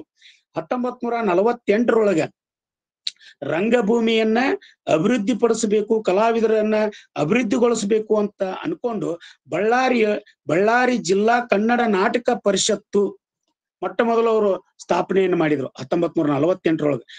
ಬಳ್ಳಾರಿ ಜಿಲ್ಲಾ ಕನ್ನಡ ನಾಟಕ ಪರಿಷತ್ತು ಅನ್ನುವಂಥದ್ದನ್ನ ಸ್ಥಾಪನೆ ಮಾಡಿದ್ರು. ಅದು ಗೌಡರೇ ಏನಾದ್ರು ಅಧ್ಯಕ್ಷರಾದ್ರು. ಹೀಗೆ ಅಧ್ಯಕ್ಷರಾಗಿ ಸಮ್ಮೇಳನ ಮಾಡಿದ್ರು. ಒಂದಲ್ಲ ಎರಡಲ್ಲ, ಮೂರ್ ಸಮ್ಮೇಳನ ಪ್ರತಿ ವರ್ಷ ಮಾಡ್ಕೊಂತ ಬಂದ್ರು. 1948ರೊಳಗ ಬಳ್ಳಾರಿ ಜಿಲ್ಲಾ ಕನ್ನಡ ನಾಟಕ ಸಮ್ಮೇಳನವನ್ನ ಬಹಳಷ್ಟು ವಿಜೃಂಭಣೆಯನ್ನ ಇಡೀ ನಾಡೇ ತಿರುಗಿ ನೋಡುವಂತ ಸಮ್ಮೇಳನವನ್ನ ಅವ್ರು ಮಾಡಿದ್ರು ಅನ್ನುವಂತಹದ್ದು. ಪ್ರಸಿದ್ಧ ರಂಗಭೂಮಿ ಕಲಾವಿದರಾಗಿರ್ತಕ್ಕಂಥ ಶ್ರೀ ಗರುಡ ಸದಾಶಿವರಾಯರು ಆ ಸಮ್ಮೇಳನದಲ್ಲಿ ಭಾಗವಹಿಸಿದ್ರು ಅನ್ನುವಂಥದ್ದು. ಉದ್ಘಾಟಕರಾಗಿ ನಾಟ್ಯ ಕಲಾರತ್ನ ಗುಬ್ಬಿ ವೀರಣ್ಣನವರು, ನೋಡ್ರಿ ಗುಬ್ಬಿ ವೀರಣ್ಣನವರು ಬಳ್ಳಾರಿಗೆ ಬಂದು ಆ ನಾಟಕ ಪರಿಷತ್ತನ್ನ ನಾಟಕ ಸಮ್ಮೇಳನವನ್ನ ಏನ್ ಮಾಡಿದ್ರು ಅಂದ್ರೆ ಉದ್ಘಾಟನೆಯನ್ನ ಮಾಡಿದ್ರು ಅನ್ನುವಂಥದ್ದು. ಅಷ್ಟೇ ಅಲ್ಲ, ಅವತ್ತಿನ ಕಾಲದ ಎಲ್ಲಾ ನಾಟಕಕಾರರು ಸಹಿತ ಕಲಾವಿದರು ಸಹಿತ ಅದ್ರೊಳಗೆ ಭಾಗವಹಿಸಿದ್ರು. ಸ್ವಲ್ಪ ಯೋಚನೆ ಮಾಡ್ರಿ, ಬಳ್ಳಾರಿ ಅಂತ ಭಾಗದೊಳಗ ಇಡೀ ಕರ್ನಾಟಕ ಅವತ್ತು ಕಲಾವಿದರನ್ನ ಬಹಳಷ್ಟು ಹೊಂದಿದಂತಹ ಒಂದು ನಾಡಂದ್ರೆ ಅದು ಕರ್ನಾಟಕ. ಎಲ್ಲಾ ಕಲಾವಿದರು ಬಳ್ಳಾರಿ ಒಳಗೆ ಸೇರಿದ್ರು ಅಂದ್ರೆ ಅದರ ವಿಜೃಂಭಣೆ ಎಷ್ಟಿತ್ತು ಅನ್ನುವಂಥದ್ದು ನಾವು ಊಹಿಸ್ಕೊಳ್ಳಕ್ಕೂ ಸಾಧ್ಯ ಆಗೋದಿಲ್ಲ ಅನ್ನುವಂಥದ್ದು. ಆ ಎಲ್ಲ ಜನರಿಗೆ ಊಟ ತಿಂಡಿ ಎಲ್ಲಾ ವ್ಯವಸ್ಥೆಯನ್ನ ಜೋಳದಾಸಿ ದೊಡ್ಡನಗೌಡರು ಮಾಡಿದ್ರು ಅನ್ನುವಂಥದ್ದು ಸಹಿತ ನಾವಿಲ್ಲಿ ತಿಳ್ಕೊಬೇಕು. ಇನ್ನ 2ನೇ ಸಮ್ಮೇಳನವನ್ನ ಅವರು ಬಳ್ಳಾರಿ ಒಳ್ಳೆ ನಡೆಸಬೇಕು ಅಂತ ನಿರ್ಣಯ ಮಾಡಿದ್ರು. 1950ರೊಳಗ ಖ್ಯಾತ ಕಲಾವಿದರಾಗಿರ್ತಕ್ಕಂಥ ಶ್ರೀ ಆರ್ ನಾಗೇಂದ್ರರಾಯರ ಅಧ್ಯಕ್ಷತೆ ಒಳಗ ಅದು ಸಹಿತ ಬಹಳಷ್ಟು ಯಶಸ್ವಿಯನ್ನ ಪಡ್ಕೊಳ್ತು ಅನ್ನುವಂಥದ್ದು. ಇನ್ನು 3ನೇ ಸಮ್ಮೇಳನ ಕಣಿಕಲ್ನಲ್ಲಿ ನಡೀತು. ಆಂಧ್ರ ಪ್ರದೇಶದೊಳಗೆ ಇದನ್ನು ನಡೆಸಲಾಯಿತು. 1952ರೊಳಗ ಅಣ ಕೃಷ್ಣರಾಯರು, ಅಣಕ್ರು ಅಂತ ನಾವೇನ್ ಕರಿತೀವಲ್ಲ, ಅವರು ಅಧ್ಯಕ್ಷತೆಯನ್ನ ವಹಿಸಿಕೊಂಡು ಇದರ ಉದ್ಘಾಟನೆಯನ್ನು ಮಾಡಿ ಅದನ್ನು ಸಹಿತ ಬಹಳ ಯಶಸ್ವಿಯಾಗಿ ನಡೀತು ಅನ್ನುವಂಥದ್ದನ್ನ ನಾವು ತಿಳ್ಕೊಬಹುದು. 1946ರೊಳಗ ಅವರ ಗುರುಗಳಾಗಿರ್ತಕ್ಕಂಥ ಬಳ್ಳಾರಿ ರಾಘವರ ಸ್ಮರಣಾರ್ಥವಾಗಿ ಒಂದು ಏನು ಕಲಾಮಂದಿರವನ್ನ ಸ್ಥಾಪನೆ ಮಾಡ್ತಾರೆ ತಮ್ಮ ಗುರುಗಳ ನೆನಪಿಗೋಸ್ಕರ. ಅಷ್ಟೇ ಅಲ್ಲ, ಬೇರೆ ಬೇರೆ ಕಡೆಗಳಲ್ಲಿಯೂ ಸಹಿತ ಹಲವಾರು ಜನರ ಒಂದು ಸಹಾಯದೊಂದಿಗೆ ಏನು ವೇದಿಕೆಗಳನ್ನ ಸಂಘಗಳನ್ನ ಸ್ಥಾಪಿಸಿ ಸ್ಥಾಪನೆಯನ್ನ ಮಾಡೋದ್ರ ಜೊತೆಗೆ ಅದನ್ನ ನಡೆಸ್ಕೊಂಡು ಬಂದ್ರು ಅನ್ನುವಂಥದ್ದು. ಅಷ್ಟೇ ಅಲ್ಲ, ಜೋಳದಾಸಿ ರಾಮೇಶ ಕಲಾಮಂದಿರ ಅನ್ನುವಂಥದ್ದನ್ನು ಸ್ಥಾಪನೆ ಮಾಡಿದ್ರು. ರಾಮೇಶ ಕಲಾಮಂದಿರ ನಾನು ಇನ್ನೂ ನೋಡಿಲ್ಲ, ಆದ್ರೆ ಕುರುಗೋಡದ ಒಬ್ಬ ಬಸವರಾಜ್ ಅನ್ನುವಂಥವ್ರು ನಮ್ಮ ಕಾಲೇಜ್ನೊಳಗೆ SDC ಆಗಿ ವರ್ಕ್ ಮಾಡ್ತಾ ಇದ್ದಾರೆ. ಅವರು ನನಗೆ ಹೇಳಿದ್ದು, ನಾನು ಹಿಂಗ್ ಜೋಳದಾಸಿ ದೊಡ್ಡನಗೌಡ್ರ ಬಗ್ಗೆ ಅಧ್ಯಯನ ಮಾಡ್ತಾ ಇದ್ದೀನಿ, ಓದ್ತಾ ಇದ್ದೀನಿ, ನಿಮ್ಗೇನಾದ್ರೂ ಗೊತ್ತಿದ್ರೆ ಹೇಳ್ರಿ ಅನ್ನುವಂತ ಮಾತು ಕೇಳಿದಾಗ, ಸರ್ ನೀವು ಒಮ್ಮೆ ಆದ್ರೂ ಸಹಿತ ರಾಮೇಶ್ ಕಲಾಮಂದಿರವನ್ನ ನೋಡ್ಬೇಕು, ಅಷ್ಟು ಅದ್ಭುತವಾದಂತ ಕಲಾಮಂದಿರ, ನೀವು ಒಮ್ಮೆ ಹೋಗಿ ನೋಡ್ಬೇಕು ಅನ್ನುವಂತ ಮಾತು ಹೇಳಿದಾಗ ಅದು ಬಹಳಷ್ಟು ವಿಶಿಷ್ಟತೆಯಿಂದ ಕೂಡಿರ್ತಕ್ಕಂಥ ಕಲಾಮಂದಿರ ಅನ್ನೋದು ಗೊತ್ತಾಯ್ತು. ಅದಕ್ಕೆ ನಾವು ಒಮ್ಮೆ ಅದನ್ನ ನೋಡುವಂತ ಕೆಲಸ ನಾವು ಮಾಡಬೇಕಾಗಿದೆ ಅನ್ನುವಂತ ಈ ಮಾತನ್ನ ಈ ಸಂದರ್ಭದೊಳಗೆ ಹೇಳ್ತಾ, ಅದಕ್ಕೊಂದು ಶ್ರೀ ರಾಮೇಶ ಟ್ರಸ್ಟ್ ಅಂತ ಮಾಡ್ಕೊಂಡು ಸುಮಾರು 25 ಎಕರೆ ಜಮೀನು ಸ್ವತಃ ಜೋಳದಾಸಿ ದೊಡ್ಡನಗೌಡರೇ ನೀಡ್ತಾರೆ. ಸುಮಾರು 25 ಎಕರೆ ಜಮೀನನ್ನ ಕೊಟ್ಟು ಆ ಚಟುವಟಿಕೆಗಳನ್ನ ಪ್ರಾರಂಭ ಮಾಡಿದಂತಹ ಶ್ರೇಯಸ್ಸು ಜೋಳದಾಸಿ ದೊಡ್ಡನಗೌಡ್ರಿಗೆ ಸಲ್ತದೆ. 12/12/1953 ಅದನ್ನ ಸ್ಥಾಪನೆ ಮಾಡ್ತಾರ. ಅದನ್ನ ಯಾರು ಉದ್ಘಾಟನೆ ಮಾಡ್ತಾರ ಅಂತಂದ್ರೆ ಪಂಡಿತ್ ವೈ ನಾಗೇಶ್ ಶಾಸ್ತ್ರಿಗಳು ಅದನ್ನ ಉದ್ಘಾಟನೆ ಮಾಡ್ತಾರ ಅನ್ನುವಂಥದ್ದು ಸಹಿತ ನಾವಿಲ್ಲಿ ತಿಳ್ಕೊಬೇಕು. ಕೇವಲ ಸಾಂಸ್ಕೃತಿಕವಾಗಿ ಸಾಮಾಜಿಕವಾಗಿ ಕೆಲಸ ಮಾಡಿದಂಥವ್ರು ಅಷ್ಟೇ ಅಲ್ಲ, ರಾಜಕೀಯವಾಗಿಯೂ ಸಹಿತ ಅವ್ರು ಕೆಲಸ ಮಾಡಿದ್ರು. ಅವರು ಜೋಳದ ರಾಶಿ ಅನ್ನುವಂತ ಗ್ರಾಮದೊಳಗೆ 25 ವರ್ಷ ಅವ್ರು ಏನು ಅಂತಂದ್ರೆ ಪಂಚಾಯಿತಿ ಅಧ್ಯಕ್ಷರಾಗಿ ಅವರು ಕಾರ್ಯವನ್ನ ನಿರ್ವಹಿಸಿರತಕ್ಕಂಥದ್ದು. ಹಲವಾರು ಬದಲಾವಣೆಗಳನ್ನ, ಗ್ರಾಮ ಸುಧಾರಣೆಯನ್ನ, ಸಾಮಾಜಿಕ ಸುಧಾರಣೆಯನ್ನ ಅವರೆಲ್ಲ ಮಾಡಿದ್ರು. ಸ್ವತಃ ದುಡ್ಡನ್ನ ಹಾಕಿ ಅವರು ಮಾಡಿದ್ರು ಅನ್ನುವಂಥದ್ದು. ಈ ಎಲ್ಲಾ ಕೆಲಸಗಳನ್ನ ನಾವು ನೋಡಿದ್ರೆ ಮೋಸ್ಟ್ಲಿ ನನಗನಿಸ್ತದ ಅವರೊಬ್ಬ ವ್ಯಕ್ತಿ ಆಗಿರದೆ ಇಷ್ಟೆಲ್ಲಾ ಕೆಲಸಗಳನ್ನ ಒಬ್ಬ ವ್ಯಕ್ತಿ ಮಾಡಕ್ ಸಾಧ್ಯ ಏನೋ ಅನ್ನುವಂತ ಒಂದು ಪ್ರಶ್ನೆ ನಮ್ಮ ಒಳಗ ಬರ್ಲಿಕ್ಕೆ, ಯಾವುದೋ ಒಂದು ಶಕ್ತಿ ಅವರಲ್ಲಿ ಅಡಗಿತ್ತೇನೋ, ಇಷ್ಟೆಲ್ಲಾ ಕೆಲಸ ಮಾಡ್ಲಿಕ್ಕೆ ಅವ್ರಿಗೊಂದು ಏನೋ ಶಕ್ತಿ ಪ್ರೇರಣೆ ನೀಡಿತ್ತೇನೋ ಅನ್ನುವಂಥದ್ದು ನಾವಿಲ್ಲಿ ತಿಳ್ಕೊಬೇಕಾಗ್ತದ. ಹೀಗೆ ಆಧ್ಯಾತ್ಮಿಗಳ ಶರಣರ ವಿಚಾರಗಳನ್ನ ತಮ್ಮ ಮೈಗಳಲ್ಲಿ ರೂಢಿಸ್ಕೊಂಡಿದ್ರು. ಯಾರೇ ಬರ್ಲಿ ಪ್ರಸಾದವನ್ನ ನಾ ಹೇಳಿದ್ನಲ್ಲ, ಸಾಹಿತ್ಯ ಸಮ್ಮೇಳನ ನಡೆದ್ರೆ ಇಡೀ ಸಾಹಿತ್ಯ ಸಮ್ಮೇಳನಕ್ಕೆ ಪ್ರಸಾದವನ್ನ ನೀಡಿರ್ತಕ್ಕಂಥವ್ರು ಜೋಳದಾಸಿ ದೊಡ್ಡನಗೌಡರು. ಹೀಗೆ ಶರಣರ ವಿಚಾರಧಾರೆಗಳನ್ನ, ಅದರಲ್ಲಿ ವಿಶೇಷವಾಗಿ ವಚನಗಳನ್ನ ತಮ್ಮ ಜೀವನದೊಳಗ ರೂಢಿಸಿಕೊಂಡು ಶರಣ ಸತಿ ಲಿಂಗಪತಿ ಅನ್ನುವಂತ ರೀತಿ ಒಳಗ ಜೀವನವನ್ನ ನಡೆಸಿದಂತವ್ರು ಜೋಳದಾಸಿ ದೊಡ್ಡನಗೌಡರು. ಅಷ್ಟಾವರಣ, ಪಂಚಾಚಾರ, ಷಟ್ಸ್ಥಳಗಳನ್ನ ಮೈಗೂಡಿಸಿಕೊಂಡು ತ್ರಿವೀರ ದಾಸೋಹಿಗಳಾಗಿ 12ನೇ ಶತಮಾನದ ಶರಣರ ವಿಚಾರಧಾರೆಗಳನ್ನ ತಮ್ಮ ಜೀವನದೊಳಗ ಅರ್ಥಪೂರ್ಣವಾಗಿ ರೂಢಿಸಿಕೊಂಡು ಜೀವನವನ್ನ ಸಾಗಿಸಿದಂತವ್ರು ಜೋಳದಾಸಿ ದೊಡ್ಡನಗೌಡರು ಅನ್ನುವಂಥದ್ದು. ಅವರು ಹೇಳಿದ್ನೆಲ್ಲ ಬಹಳಷ್ಟು ಅವರ ವಿಚಾರಧಾರೆಗಳು. ನಾನು ಕೊನೆಗೆ ಒಂದಿಷ್ಟು ಸಂಕ್ಷಿಪ್ತವಾಗಿ ಮುಗಿಸುವಂತ ಕಾರ್ಯವನ್ನ ನಾನು ಮಾಡ್ತಾ ಇದ್ದೀನಿ. ಮಲ್ಸಟ್ಟಿ ಬಸವರಾಜ್ ಮಲ್ಸಟ್ಟಿ ಅನ್ನುವಂತ ಗುರುಗಳು ಜೋಳದ ಮುಪ್ಪರಿ ಪ್ರತಿಭೆಯ ಸ್ವಯಂಭೂ ಜೋಳದ ರಾಶಿ ದೊಡ್ಡನಗೌಡರು ಅಂತ ಒಂದು ಪುಸ್ತಕ ಬರೆದಿದ್ದಾರೆ. ಅದ್ಭುತವಾಗಿರ್ತಕ್ಕಂಥ ಒಂದು ಪುಸ್ತಕ. ಜೊತೆಗೆ ನಮ್ಮ ಶಂಭು ಬಳಿಗಾರ್ ಸರ್ ಅವರು ಜೋಳದ ರಾಶಿ ದೊಡ್ಡನಗೌಡರು ಅನ್ನುವಂತ ಒಂದು ಪುಸ್ತಕವನ್ನು ಬರೆದಿದ್ದಾರೆ. ಹಲವಾರು ಪುಸ್ತಕಗಳನ್ನ ನಾವು ಓದಿದಾಗ ನಮ್ಮ ತೋಂಟದಾರ ಮಠದಿಂದ ಒಂದು ಪುಸ್ತಕ ಮಹಾನ್ ಪುರುಷರು ಅನ್ನುವಂತ ಒಂದು ಪುಸ್ತಕ, ಅದರೊಳಗೆ ಜೋಳದ ರಾಶಿ ದೊಡ್ಡನಗೌಡರದ್ದು ಇರ್ತಕ್ಕಂಥದ್ದು.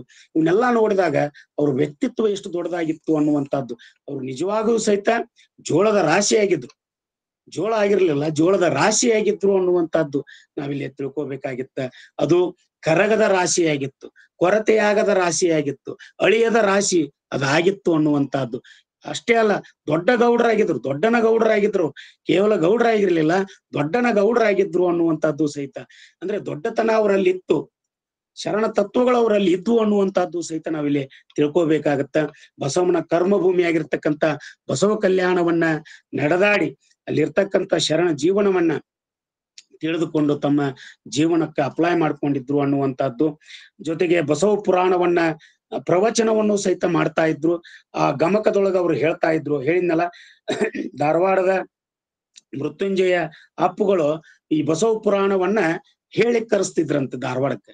ಅವುಗಳನ್ನ ಗಮಕದ ಶೈಲಿ ಒಳಗೆ ಹೇಳಿಕ್ಕೆ ಅಣಿ ಮಾಡಿ ಕೊಡ್ತಾ ಇದ್ರು ಅನ್ನುವಂಥದ್ದು. ಭೀಮಕವಿಯ ಬಸವ ಪುರಾಣ, ಶಿವಾನುಭವ ಸಂಘಗಳು, ಮಹಿಮಾ ಪುರುಷರ ಪದಗಳು, ಹಲವಾರು ಪದಗಳನ್ನು ಅವರು ಬರೆದಿರತಕ್ಕಂಥದ್ದು ಸಹಿತ ನಾವು ಕಾಣಬಹುದು ಅನ್ನುವಂಥದ್ದು.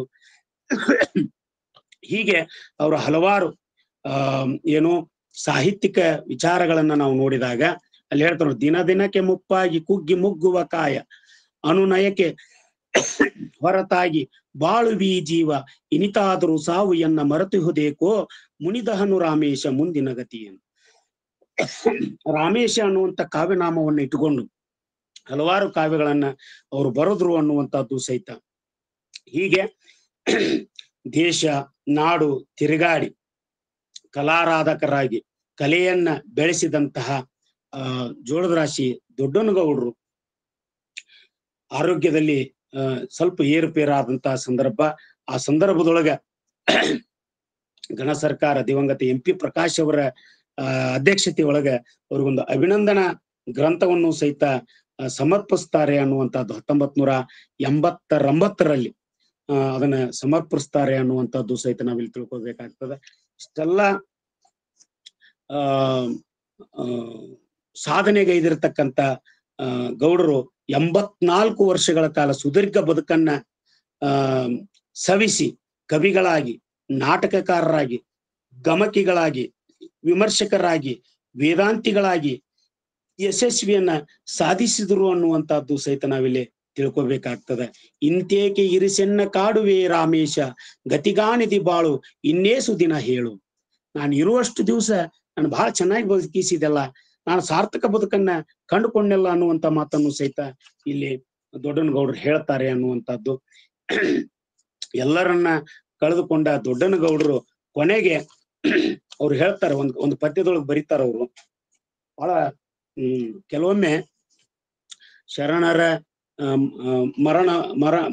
ಮರಣದಲ್ಲಿ ಮಹಿಮೆಯನ್ನ ಮರಣದಲ್ಲಿ ನೋಡು ಅನ್ನುವಂತ ರೀತಿ ಒಳಗೆ ಅವ್ರಿಗೆ ಗೊತ್ತಿತ್ತೇನೋ, ಕೆಲವೊಮ್ಮೆ ಶರಣರಿಗೆ ಗೊತ್ತಾಗ್ತದ ತಮ್ಮ ಏನು ಕುರು ಅವಸಾನದ ಕುರು ಅವ್ರಿಗೆ ಗೊತ್ತಾಗ್ತಿರ್ತದೇನೋ. ಹಾಗೆ ಇವರೊಬ್ಬ ಶರಣರೇ ಆಗಿದ್ರು.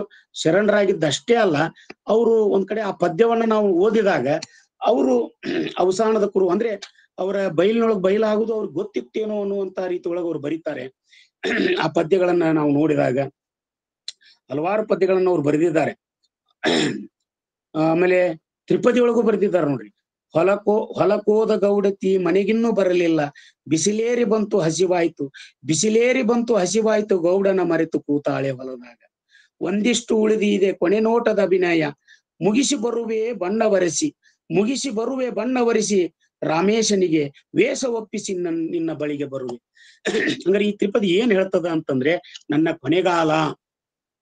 ಕೊನೆಗಾಲದ ಒಂದು ಕುರುವನ್ನ ಹೇಳ್ತೀನಿ. ಒಂದಿಷ್ಟು ಉಳಿದಿದೆ ಕೊನೆ ನೋಟದ ಅಭಿನಯ, ಮುಗಿಸಿ ಬರುವೆ ಬಣ್ಣ ವರಿಸಿ ಬಂದ ಬಿಡ್ತೀನಿ ನಾನು. ರಾಮೇಶನಿಗೆ ನನ್ನ ವೇಷವನ್ನ ಒಪ್ಪಿಸಿ ನಿನ್ನ ಬಳಿ ಬರುವೆ ಅನ್ನುವಂತ ಮಾತನ್ನ ಕೇಳಿದಾಗ ನಿಜಕ್ಕೂ ಸಹಿತ ಅವರೊಬ್ಬ ಶರಣರಾಗಿದ್ರು ಅನ್ನುವಂತಹದ್ದು ಸಹಿತ ನಾವಿಲ್ಲಿ ತಿಳ್ಕೋಬೇಕಾಗ್ತದೆ. ಹೀಗೆ ಗೌಡರು ನಾಟಕಗಳನ್ನ, ಅದರಲ್ಲಿ ವಿಶೇಷವಾಗಿ ಕನಕದಾಸರು, ಕಬೀರದಾಸರು, ಕ್ರಾಂತಿ ಪುರುಷ ಬಸವಣ್ಣ, ಆ ನಾಟಕಗಳನ್ನ ನಾ ನೋಡಿದ ಹಾಗೆ ಏನಿಗೆ ಬಾಳಪ್ಪನವ್ರನ್ನ ಆ ರೀತಿ ಕರಿತಾ ಇದ್ರು. ಏನಿಗೆ ಬಾಳಪ್ಪನವರು ಬಸವಣ್ಣನವರ ವೇಷವನ್ನ ಹಾಕಿಕೊಂಡಾಗ ಸಾಕ್ಷಾತ್ ಬಸವಣ್ಣನವರೇ ಬಂದ್ರೇನು ಅನ್ನುವಂಥದ್ದು ನಾವು ಗುರುಗಳಿಂದ ಕೇಳಿದ್ವಿ. ಆದ್ರೆ ಇವತ್ತ ಇದನ್ನ ಓದ್ದಾಗ ಅನಿಸ್ತದ, ಏನಿಗೆ ಬಾಳಪ್ಪನವರ ಜೊತೆಗೆ ಜೋಳದಾಸಿ ದೊಡ್ಡನಗೌಡರ ಪಾತ್ರವೂ ಸಹಿತ ಬಸವಣ್ಣವರ ಬಂದ ಹಾಗೆ ಇತ್ತೇನು ಅನ್ನುವಂತ ರೀತಿ ಒಳಗೆ ಜನರು ಅವ್ರನ್ನ ಕೊಂಡಾಡ್ತಾ ಇದ್ರು ಅನ್ನುವಂಥದ್ದು. ಹೀಗೆ ಜೋಳದರಾಶಿ ದೊಡ್ಡನಗೌಡರು ಹಲವಾರು ಕೈಂಕರ್ಯಗಳನ್ನ ನೆರವೇರಿಸಿ ಕನ್ನಡ ನಾಡಿಗೆ ಒಂದು ಶಕ್ತಿಯನ್ನ ತಂದುಕೊಟ್ಟಂತ ಹಿರಿಯ ಜೀವ. ಕೊನೆಗೆ ಅವರೊಂದು ಪದ್ಯದೊಂದಿಗೆ ನಾವು ಈ ಮಾತುಗಳನ್ನ ವಿರಾಮ ನೀಡ್ತೀನಿ. ಕಡಲನ್ನ ನಾನು ಮೊದಲೇ ಕಡಲನ್ನ ಕೊಡದೊಳಗ ತೋರಿಸುವಂತ, ಯಾಕಂದ್ರೆ ಜೋಳದರಾಶಿ ದೊಡ್ಡನಗೌಡರ ಕುರಿತು ಇನ್ನೂ ಸಾಕಷ್ಟು ವಿಷಯಗಳು, ಎರಡು ಬೇರೆ ಬೇರೆ ಮಾರ್ಗಗಳಿಂದ ಅವರನ್ನ ನಾವು ಅಧ್ಯಯನ ಮಾಡಬಹುದು ಅನ್ನುವಂಥದ್ದು ಒಂದಿಷ್ಟು ನನಗೆ ತಿಳಿದ ವಿಚಾರಗಳನ್ನ ಇಲ್ಲಿ ವ್ಯಕ್ತಪಡಿಸಿದ್ದೀನಿ. ಕೊನೆಯದಾಗಿ ಅವರೇ ಬರೆದಿರ್ತಕ್ಕಂತಹ ಒಂದು ಪದ್ಯ, ಹೋಗಿ ಬರ್ತೀನ್ರಯ್ಯ ನಮ್ಮೂರಿಗೆ ಎಲ್ಲರಿಗೂ ಶರಣಾರ್ಥಿ ಕಳಿಸಿ ದಯದೋರಿ. ಏಸೋ ಕಾಲದಿಂದ ಊರೂರು ತಿರುಗುತ್ತಾ ನಿಮ್ಮೂರಿಗೆ ಬಂದೆ ದಿಕ್ಕಿಲ್ಲದೆ ನಾನೊಬ್ಬ, ಹಿಂದಿಲ್ಲ ಮುಂದಿಲ್ಲ ತಂದದ್ದೂ ಏನಿಲ್ಲ, ಎಲ್ಲ ನೀವೇ ನೀಡಿ ನೆರವಾದಿರಿ ಕೂಸಿಗೆ. ತಂದೆ ತಾಯಿ ಅಣ್ಣ ತಮ್ಮಂದಿರಾದ ಆಗುತ್ತಾ ಹಾಲು ಸಕ್ಕರೆ ಬೆಣ್ಣೆ ಇಕ್ಕಿ ಸಾಕಿದಿರಿ, ಹೆಂಡತಿ ಮಕ್ಕಳೊಂದಿಗೆ ಸಂಸಾರ ಬೆಳೆಸಿದಿರಿ. ಮಮಕಾರವಿದ್ದರೇನು ಬಿಟ್ಟು ಹೋಗಲೇಬೇಕು, ನಾ ವಾಸವಾಗಿದ್ದ ಮನೆಯು ಹಳೇದಾಯಿತು, ಇದ್ದಷ್ಟು ಕಾಲವು ಸಂಸಾರಕ್ಕೆ ನೆರವಾಯಿತು. ನಾ ಹೋದ ಕೂಡಲೇ ಕುಸಿದು ಬೀಳುವುದು, ಯಾರಿಲ್ಲದಿ ಮನೆಯು ಮಣ್ಣ ಪಾಲಾಗುವುದು. ಬಿಟ್ಟು ಹೋಗುವುದೆಲ್ಲ ನಾ ತಂದಿದ್ದೇನಿಲ್ಲ, ನೀವಿತ್ತುದೆಲ್ಲ ನಿಮಗೆ ಒಪ್ಪಿಸಿದೆನು ಇಂದು, ನೀವಿತ್ತಿದುದೆಲ್ಲ ನಿಮಗೆ ಒಪ್ಪಿಸಿದೆನು ಇಂದು. ಇದ್ದಷ್ಟು ಕಾಲದಿ ಬಳಸಿಕೊಂಡೆ ನಿಮ್ಮ ಋಣ ತೀರಿತು ಎನ್ನ ಕಾಲವು ಸಂದಿತು. ಬದುಕಿದ್ದ ಕಾಲದಿ ಏನೇನೋ ಮಾಡಿದಿ, ತಪ್ಪೇನು ಒಪ್ಪೇನು ಕೃಪೆಯಿಟ್ಟು ಮನ್ನಿಸಿರಿ. ನಮ್ಮೂರ ರಾಮೇಶ ಕರೆಯಲ್ಪಟ್ಟ ನಿಂದು ಕಣ್ಣರಿಸಿಕೊಳ್ಳಿರಿ ಶುಭವಿತ್ತು ಹರಿಸಿರಿ. ಹೋಗಿ ಬರ್ತೇನ್ರಯ್ಯ ನಮ್ಮೂರಿಗೆ ಎಲ್ಲರಿಗೂ ಶರಣಾರ್ಥಿ ಕಳಿಸಿ ದಯದೋರಿ. ಎಲ್ಲರಿಗೂ ಶರಣಾರ್ಥಿಗಳನ್ನ ಹೇಳ್ತಾ ಕೊನೆಯದಾಗಿ ಒಂದು ಮಾತನ್ನ ನಾನಿಲ್ಲಿ ಹೇಳಬೇಕು.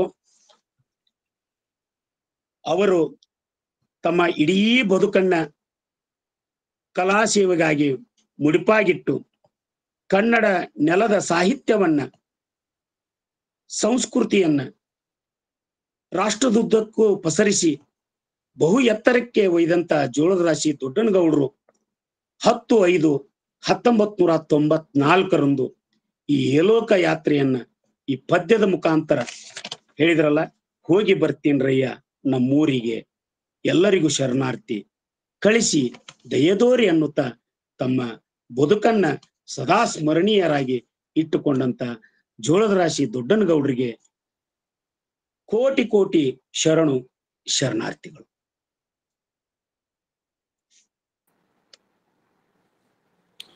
ಬಹುದೊಡ್ಡ ಗಮಕ ಕಲಾವಿದರು, ನಾಟಕಕಾರರು, ಶ್ರೇಷ್ಠ ಸಾಹಿತಿಗಳು ಹಾಗೂ ಉತ್ತಮ ಆಡಳಿತಗಾರರು, ಸಂಘಟಕರು, ನಿಷ್ಠಾವಂತ ಕಾಯಕ ಜೀವಿಗಳು, ದಾಸೋಹಿಗಳು ಆದಂತಹ ಜಗತ್ತಿನ ಮಟ್ಟದಲ್ಲಿ ಅಲ್ಲಿರುವ ದಾಸೋಹಿಗಳು ಆದಂತಹ ಜೋಳದ ರಾಶಿ ದೊಡ್ಡನಗೌಡರ ಕುರಿತಾಗಿ ಸಹೋದರ ಸಿದ್ಧಲಿಂಗೇಶ ಸಜ್ಜನ್ ಶೆಟ್ಟರ್ ಅವರು ಸುದೀರ್ಘವಾಗಿ ಅವರ ಜೀವನ ಹಾಗೂ ಸಾಧನೆ ಮತ್ತು ಅವರ ಮನಸ್ಸಿನ ಇತಿಹಾಸ, ಅವರ ಕಲಾ ಸೇವೆ ಹಾಗೂ ಆ ಸೇವೆಗೆ ದೊರೆತಂತಹ ಬಿರುದು, ಸನ್ಮಾನಗಳು, ಗಮಕ ಕಲೆಗೆ ಹೇಗೆ ಅವರು ತಮ್ಮನ್ನು ಸಮರ್ಪಣೆ ಮಾಡಿಕೊಂಡಿದ್ದರು, ಜೋಳದ ರಾಶಿ ದೊಡ್ಡನಗೌಡರು ಆ ಕಲೆಗೆ ಬೆಲೆಯನ್ನೇ ತಂದು ಕೊಟ್ಟರು ಅನ್ನುವಂಥ ರೀತಿಯೊಳಗ ಆ ರೀತಿಯಾಗಿ ಕಲೆಗೆ ತಮ್ಮನ್ನ ತಾವು ಮುಡುಪಾಗಿಟ್ಟುಕೊಂಡಿದ್ದರು. ಇಂಥ ಒಬ್ಬ ಮಹನೀಯರ ಕುರಿತಾಗಿ ಒಬ್ಬ ಸಾಂಸ್ಕೃತಿಕ ಹಾಗೂ ರಾಜಕೀಯವಾಗಿ ಅದ್ಭುತವಾದಂತಹ ಕಾರ್ಯಗೈದಿರುವಂತಹ, ಸಾಹಿತ್ಯಿಕವಾಗಿ ಈ ಕನ್ನಡ ನಾಡಿಗೆ ವಿಶೇಷವಾದಂತಹ ಒಂದು ಕೊಡುಗೆ, ಗಮಕ ಕಲೆಗೆ ವೈಶಿಷ್ಟ್ಯತೆಯನ್ನು ತಂದುಕೊಟ್ಟಂತಹ ಜೋಳದ ರಾಶಿ ದೊಡ್ಡನಗೌಡರ ಕುರಿತಾಗಿ ಅತ್ಯಂತ ಅದ್ಭುತವಾಗಿ, ಅರ್ಥಪೂರ್ಣವಾಗಿ, ಸುಸ್ಪಷ್ಟವಾಗಿ, ಸುದೀರ್ಘವಾದಂತಹ ಒಂದು ಉಪನ್ಯಾಸವನ್ನು ನೀಡಿರುವಂತಹ ಸಜ್ಜನ್ ಶೆಟ್ಟರ್ ಅವರಿಗೆ ಅನಂತ ಧನ್ಯವಾದಗಳು. ಈ ವೇದಿಕೆಯಿಂದ ಮಹನೀಯರ ಕುರಿತಾಗಿ ಉಪನ್ಯಾಸಗಳನ್ನ ನಡೆಸಿಕೊಂಡು ಬರುತ್ತಿರುವುದು ಇದು ಐತಿಹಾಸಿಕವಾದಂತಹ ಒಂದು ಮಹತ್ವ ಎಂದೇ ಇಲ್ಲಿ ಹೇಳಬೇಕು. ಈಗ ಬಹುತೇಕವಾಗಿ ಗೌರಮ್ಮ ನಾಶಿಯವರು ಮಾತಾಡ್ತಾರೇನೋ. ಸರ್, ಗೌರಮ್ಮ ನಾಶಿಯವರು ಸರ್ ಮಾತಾಡ್ತಾರೆ, ಪಟ್ಟಣ್ ಸರ್ ಮಾತಾಡ್ತಾರೆ. ನಮ್ಮೆಲ್ಲರ ಮಾರ್ಗದರ್ಶಕರು ಆದಂತ ಡಾಕ್ಟರ್ ಶಶಿಕಾಂತ್ ಪಟ್ಟಣ್ ಸರ್ ಅವರು ತಮ್ಮ ಒಂದಿಷ್ಟು ಮಾರ್ಗದರ್ಶನದ ನುಡಿಗಳನ್ನ ಹೇಳ್ಬೇಕಂತ. ಓಂ ಶ್ರೀ ಗುರು ಬಸವಲಿಂಗಾಯನ್ಮ. ನಾವು ಯಾವುದೇ ವಿಷಯವನ್ನ ಪ್ರೊಫೆಸರ್ ಸಿದ್ಧಲಿಂಗ ಸಜ್ಜನ್ ಶೆಟ್ರು ಮತ್ತು ಡಾಕ್ಟರ್ ಸುಧಾ ಕೌಜಗಿರಿ ಮೇಡಮ್ ಕೊಟ್ರ ಅದಕ್ಕೆ ನ್ಯಾಯವನ್ನು ಒದಗಿಸ್ತಾರ. 1 ಗಂಟೆ 8 ನಿಮಿಷ ನಿರಂತರವಾಗಿ ಅವರ ಅನಾರೋಗ್ಯದ ಮಧ್ಯೆ ಅವ್ರಿಗೂ ಕೂಡ ಒಂದು 8-10 ದಿನ ಕೆಮ್ಮು, ನೆಗಡಿ 15 ದಿನ ಆಯಿತು. ನಾನು ಜೋಳದ ರಾಶಿ ದೊಡ್ಡನಗೌಡರ ವಿಷಯವನ್ನು ಯಾಕೆ ಆಯ್ಕೆ ಮಾಡಿಕೊಂಡೆ ಅಂತಕ್ಕಂಥದ್ದು ಭಾಳ ಜನರಿಗೆ ಗೊತ್ತುಪಡಿಸ್ಬೇಕಾಗೈತಿ. ಜೋಳದ ರಾಶಿ ದೊಡ್ಡನಗೌಡರು ನಮ್ಮ ಅಜ್ಜನವರಾದಂಥ ಮಹದೇವಪ್ಪ ಪಟ್ಟಣರವರಿಗೆ ಅತ್ಯಂತ ಆತ್ಮೀಯರಾಗಿದ್ದರು. ನಮ್ಮ ಮಹದೇವಪ್ಪ ಪಟ್ಟಣರಿಗೆ 1939 ಗಲ್ಲು ಶಿಕ್ಷೆ ಆದಾಗ ತಪ್ಪಿಸಿಕೊಂಡು ಹೋಗಿ ಬಳ್ಳಾರಿ ಒಳಗೆ ಸದಾಶಿವ ಶೆಟ್ಟಿ ಅಂತ ತಿಳ್ಕೊಂಡು ಅಲ್ಲಿ ಬಳ್ಳಾರಿ ಜೋಳದ ರಾಶಿ ಸುಮಾರು 7 ವರ್ಷ ಭೂಗತವಾಗಿದ್ದರು. ಅವರು ಕೈಯಾರ ಕಿಂಗಣ್ಣ ರೈ ಜೊತೆಗೆ ಕೆಲಸ ಮಾಡಿದರು. BV ಕಕ್ಕಲಾಯ್ ಅವ್ರ ಜೊತೆಗೆ ಇದ್ರು, ಜೋಳದ ರಾಶಿ ದೊಡ್ಡನಗೌಡರ ಜೊತೆಗಿದ್ರು. ಅದರ ತಮ್ಮ ಅಸ್ಮಿತೆಯನ್ನ ಕೇವಲ ಜೋಳದ ರಾಶಿ ದೊಡ್ಡನಗೌಡರು ಹೇಳಿದ್ರು. ನಾನು ಮಹದೇವಪ್ಪ ಪಟ್ಟಣ ಅಂತಕ್ಕಂಥದ್ದು ಕೇವಲ ಅವ್ರಿಗೆ ಅಷ್ಟೇ ಗೊತ್ತಿತ್ತು. ಇನ್ನೊಂದು ಅಂದ್ರೆ ಅವರೊಬ್ರು ಪ್ರಭುಲಿಂಗ ಲೀಲೆ ಮತ್ತು ಶೂನ್ಯ ಸಂಪಾದನೆಯನ್ನ ವೇದಿಕೆ ಮೇಲೆ ತಂದಂತ ಒಂದು ರಂಗ ಮಂಚದ ಮೇಲೆ ಇವೆರಡನ್ನ ರೂಪಕಗಳನ್ನಾಗಿ ಮಾಡಿದಂಥವ್ರು. ಶರಣರ ಬಸವಪುರಾಣವಾಗಲಿ, ಶರಣರ ಸಮಗ್ರ ಕಾವ್ಯವನ್ನ ಒಂದು ಗಮಕದ ಮತ್ತು ಬಯಲಾಟದ ರೂಪದೊಳಗೆ ತಂದು ಕೊಟ್ಟವರು ಜೋಳದ ರಾಶಿ ದೊಡ್ಡನಗೌಡರು. ಅವ್ರ ಕಾವ್ಯನಾಮ ಯಾತ್ರಿಕ, ಅವ್ರ ಬರೆದಂಥ ಅಕ್ಷರಗಳ ಸುಮಾರು 40-50 ಪುಟಗಳು ನನ್ನ ಕಡೆ ಅದಾವ. ಅವರೇ ಹ್ಯಾಂಡ್ ರೈಟಿಂಗ್ ಬರೆದದ್ದು. ಅಷ್ಟೇ ಅಲ್ಲ, ಮಹದೇವಪ್ಪ ಪಟ್ಟಣ ಅವರ ಮದುವೆಯನ್ನು ಮಾಡಿದವರು ಅವರೇ. ಗದಗ ಊರಿನ ಬಳ್ಳಾರಿ ಮನೆತನದೊಳಗೆ ಕಣ್ಣೆ ತೆಗೆದು ಮದುವೆ ಮಾಡಿದವರು. ಆತ್ಮೀಯ ಸ್ನೇಹಿತರಾಗಿದ್ದರು. ನಾನು ಕಣ್ಣಾರೆ ಕಂಡಿದ್ದೆ. ಅವ್ರು ಹೇಳಿದ ನನಗೆ, ಒಬ್ಬ ಕಲಾವಿದ ತ್ಯಾಕರಿನ ಪಾತ್ರ ಮಾಡಿದಾಗ ಯಾರೋ ಒಬ್ರು ಬೂಟ್ ಹೋಗಿದ್ರು, ಸಿಟ್ಟಿಗೆ ಅದು ಜಗಳಾಡಲಿಲ್ಲ, ಅದನ್ನ ಪ್ರಶಸ್ತಿಯನ್ನಾಗಿ ತಿಳ್ಕೊಂಡ್ರು. ಯಾಕಂದ್ರೆ ಅಲ್ಲಿ ತ್ಯಾಕರಿನ ಪಾತ್ರವನ್ನು ತಂದಿಟ್ಟಂಥವ್ರು. ಅಂಥ ಒಂದು ಕೆಲಸವನ್ನ ಅವರು ರಾಮಾಯಣ ದರ್ಶನಂ ಅಂತಕ್ಕಂಥ ಬಹಳ ಹಳೆಯ ಕಾವ್ಯ, ಹೊಸ ಅಂದ್ರೆ ಮಹಾಕಾವ್ಯ, ಅದನ್ನು ಗಮಕ ರೂಪದೊಳಗೆ ಕುವೆಂಪುರವ್ರ ಮನೆಗೆ ಹೋಗಿ ಹಾಡಿದ್ರು. 4 ತಂತಿಯನ್ನ ಬೇಂದ್ರೆಯವ್ರ ಮನೆಗೆ ಹೋಗಿ ಹಾಡಿದ್ರು. ಆಮೇಲೆ ದಾಸ ಸಾಹಿತ್ಯ ಇದು ಅದಕ್ಕೂ ಇರಲಿಲ್ಲ. ಅದಕ್ಕೆ ಎಲ್ಲವನ್ನೂ ಕೂಡ ಒಂದು ಗಮಕ ರೂಪದೊಳಗ, ನಾಟಕದೊಳಗ, ಕಲೆಗಳ ಜೊತೆಗೆ ಅವರೊಬ್ಬರು ಏಕೀಕರಣದ ಪರವಾಗಿ ಹೋರಾಟಗಾರರಾಗಿದ್ರು. ಒಂದು ವೈರುಧ್ಯತೆಯನ್ನು ಇಲ್ಲಿ ಹೇಳ್ತೀನಿ. ಅವರು ಜೋಳದ ರಾಶಿ ಅನಂತಪುರ ಬಳ್ಳಾರಿ ಗಡಿಭಾಗದ, ಆಂಧ್ರದ ಗಡಿಭಾಗದ ಊರು. ಅವರು ತೆಲುಗುದೊಳಗೂ ಪ್ರಸಿದ್ಧರಾಗಿದ್ರು, ಕನ್ನಡದಾಗೂ ಪ್ರಸಿದ್ಧರಾಗಿದ್ರು. ಅದರ ಏಕೀಕರಣಕ್ಕೆ ಸಂಪೂರ್ಣವಾಗಿ ತೊಡಗಿಸಿಕೊಂಡಂಥವ್ರು. ಸುಮಾರು 450 ಎಕರೆ ಭೂಮಿ ಇದ್ರೆ 400 ಎಕರೆ ಭೂಮಿ ಉಳುವನೆ ಒಡೆಯ ವಲಯ ಅಂತಕ್ಕ ಹೊಲದ ಒಡೆಯ ಅಂತಕ್ಕಂಥ ಒಂದು ರೀತಿಯೊಳಗೆ 400 ಎಕರೆ ಕಳ್ಕೊಂತಾರ. ಇದ್ದ 50 ಎಕರೆ ಇವರಿಗೆ ಮಾಡೋಕ್ಕಾಗಂಗಿಲ್ಲ. ಅವ್ರು ಹೇಳ್ದಂಗೆ 20-25 ಎಕರೆಯನ್ನ ರಂಗ ಸಜ್ಜಿಕೆಗೆ ಬಿಟ್ಟು ಕೊಡ್ತಾರ. ತಮ್ಮ ಬದುಕಿನದಕ್ಕೆ ಹೋಗಿ ಬರ್ತೀನ್ರವ್ವ ನಮ್ಮ ಊರಿಗೆ, ನಾನೇನು ತರಲಿಲ್ಲ, ನಂದು ಅನ್ನೋದು ಏನೂ ಇಲ್ಲ, ನೀವು ಕೊಟ್ಟದ್ದನ್ನೇ ನಿಮಗೇನಾಗಿತ್ತು, ಹೋಗಿ ಬರ್ತೀನ್ರವ್ವ ನಮ್ಮ ಊರಿಗೆ. ಅದನ್ನ ರಂಗಗೀತೆಯನ್ನಾಗಿ ಹಾಡ್ತಕ್ಕಂಥ, ರಂಗಗೀತೆಗಳನ್ನ ಹಾಡ್ತಕ್ಕಂಥವ್ರು ಭಾಳ ಕಡಿಮೆ ಅವ ಮೊದಲ. ಏನಿಗೆ ಬಾಳಪ್ಪನವರು, ಸುಭದ್ರಮ್ಮ ಮನ್ಸೂರ್ ಅವರು, ಆಮೇಲೆ ಇವರು ಭಾಳ ದೊಡ್ಡ ಅಷ್ಟ ಅಲ್ಲ.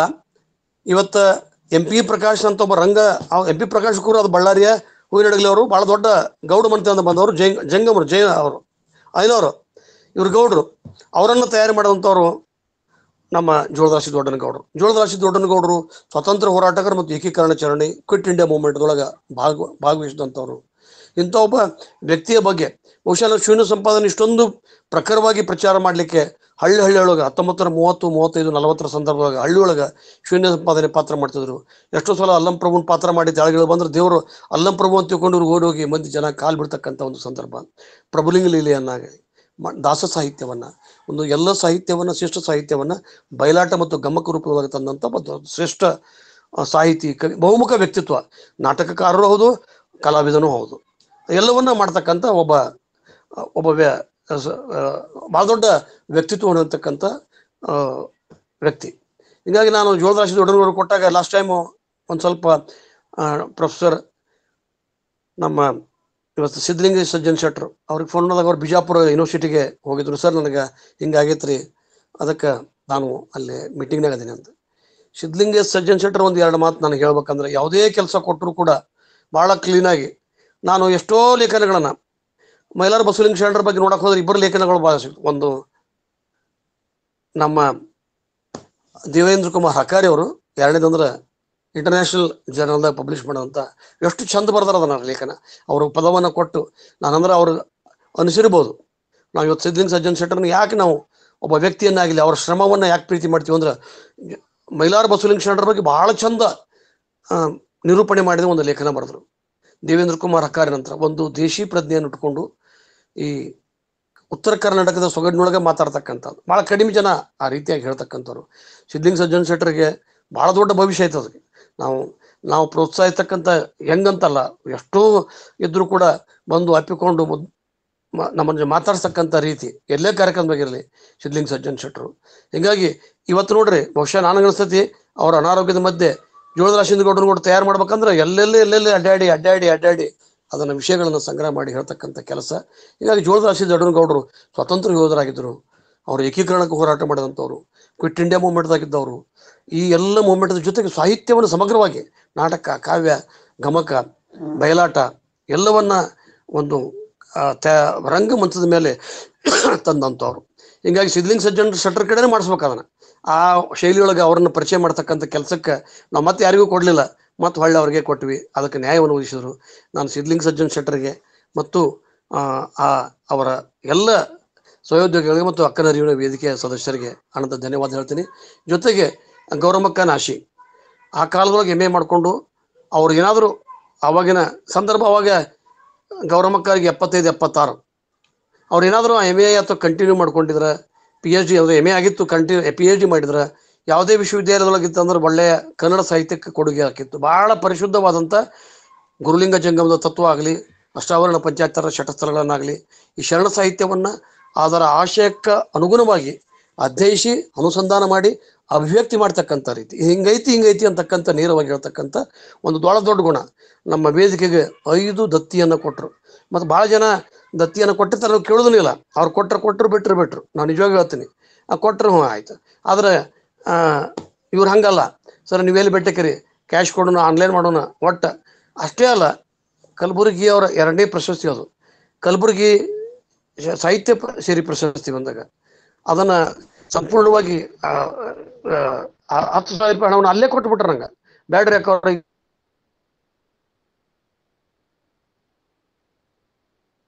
ಇನ್ನೂ ಸ್ಟೇಜ್ ಮುಗಿದು ತಳಗೆ ಇಳಿದಿಲ್ಲ, ಸರ್ ಇದನ್ನ ತಗೊಂಡು ಅನೌನ್ಸ್ ಮಾಡಿದ್ರು. ಅಂತ ಒಂದು ದೊಡ್ಡ ಗುಣ ಈ ಸಮಾಜವನ್ನ ಬೆಳೆಸಲಿಕ್ಕೆ. ನೋಡ್ರಿ, ಇವತ್ತೊಬ್ಬ ಕಣ್ಣೀರ ಮಠ ಸ್ವಾಮಿ ಎಷ್ಟು ಅಸಹ್ಯ ಮಾತಾಡೋದಂತ, ಇವ್ರನ್ನ ಸ್ವಾಮಿಗಳಿಗೆ ಸುಳೆ ಮಕ್ಕಳು ಅನ್ನೋದಾಗ್ಲಿ, ಮೆಟ್ಲು ಹೊಡಿಬೇಕು, ಇದೇ ಸಂಸ್ಕಾರ ಇದು.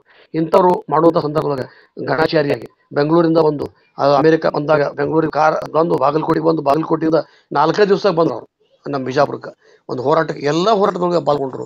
ಅದಕ್ಕೆ ಗೌರಮ್ಮಕ್ಕ ನಮ್ಮ ಒಡಹುಟ್ಟಿದ ಅಕ್ಕನಿಗಿಂತ ಹೆಚ್ಚು ಈ ಅಕ್ಕನ ಅರಿವು ಮತ್ತು ವಚನ ಅಧ್ಯಯನ ವೇದಿಕೆಯ ಕಾಳಜಿ ಅಂತ ತಗೊಂತಾರೆ. ವಿಷಯ ಸಂದರ್ಶನ ಮಾಡ್ತಾರೆ, ವಿಷಯಗಳ ಪರಾಮರ್ಶೆ ಮಾಡ್ತಾರೆ, ಬರವಣಿಗೆ, ಪ್ರೂಫ್ ರೀಡಿಂಗ್ ಒಂದು 10 ಮಂದಿ ಕೆಲಸ ಮಾಡೋದು ಗೌರಮ್ಮಕ್ಕ ಮಾಡ್ತಾರೆ. ಎಷ್ಟು ಚಂದ ಅಂದ್ರೆ ಕೊಂಬು ಕಳಗ, ಪೂರ್ಣಗ, ಮಾಲ್ಪುರಂ ಎಲ್ಲವನ್ನೂ ಕೂಡ ಮಾಡಿದ್ರು. ನಮ್ಮ ಸರಸ್ವತಿ ಅಕ್ಕ ಪಾಟೀಲರು ಮತ್ತು ನಮ್ಮ ಶಾರದಮ್ಮ ಪಾಟೀಲರು ಪುಸ್ತಕವನ್ನ ಸಮಗ್ರವಾಗಿ ಪ್ರೂಫ್ ರೀಡಿಂಗ್ ಅವ್ರಿಗೆ ಕೊಟ್ಬಿಟ್ರೆ ಮುಗಿಸ್ಬಿಡ್ತಾರೆ. ಮತ್ತು ಇನ್ ಟೈಮ್ 8 ದಿವಸ 10 ದಿವಸ ಮತ್ತೆ ಮಾಡಿ ಪೋಸ್ಟ್ ಮಾಡಿ ಫೋನ್ ಮಾಡಿ ಅದ್ರ ಕಳಿಸ್ಕೊಡ್ಬಿಟ್ಟು ಅವ್ರಿಗೆ ಇರಂಗಿಲ್ಲ.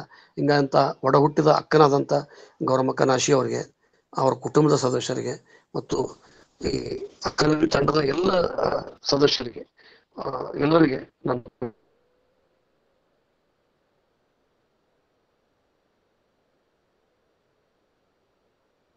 ಹೇಳಿ ಜೋಳದಾಶಿ ದೊಡ್ಡನಗೌಡರಿಗೆ ರಾಷ್ಟ್ರಮಟ್ಟದ ಪ್ರಶಸ್ತಿ ನೀಡಬೇಕಾಯಿತು. ಅದು ಮುಂದೆ ಬಹುಶಃ ನಾನು ಹೇಗೆ ಕೆಲಸ ಮಾಡಿದೆ ಅನ್ನೋ ಜೊತೆಗೆ ಸಂಪರ್ಕ ಇಟ್ಕೊಂಡಿದ್ದೆ. ಅವ್ರ ಮೇಲೆ ಬೆಳೆಸಿದ್ರು. ಜೋಳದಾಶಿ ದೊಡ್ಡನಗೌಡರು ಬಹಳ ದೊಡ್ಡ ಕಲಾವಿದರು. ರಾಜ್ಕುಮಾರ್ ಆಗ್ತಿದ್ರು ಅವ್ರ ಕಡೆ, ಆಮೇಲೆ ಗೊಬ್ಬಿಗರಣ್ಣವರಾಗಲಿ ಬಹಳ ದೊಡ್ಡ ಕಲಾವಿದರು ಮತ್ತು ಸ್ವತಃ ಸಾಹಿತಿಗಳು.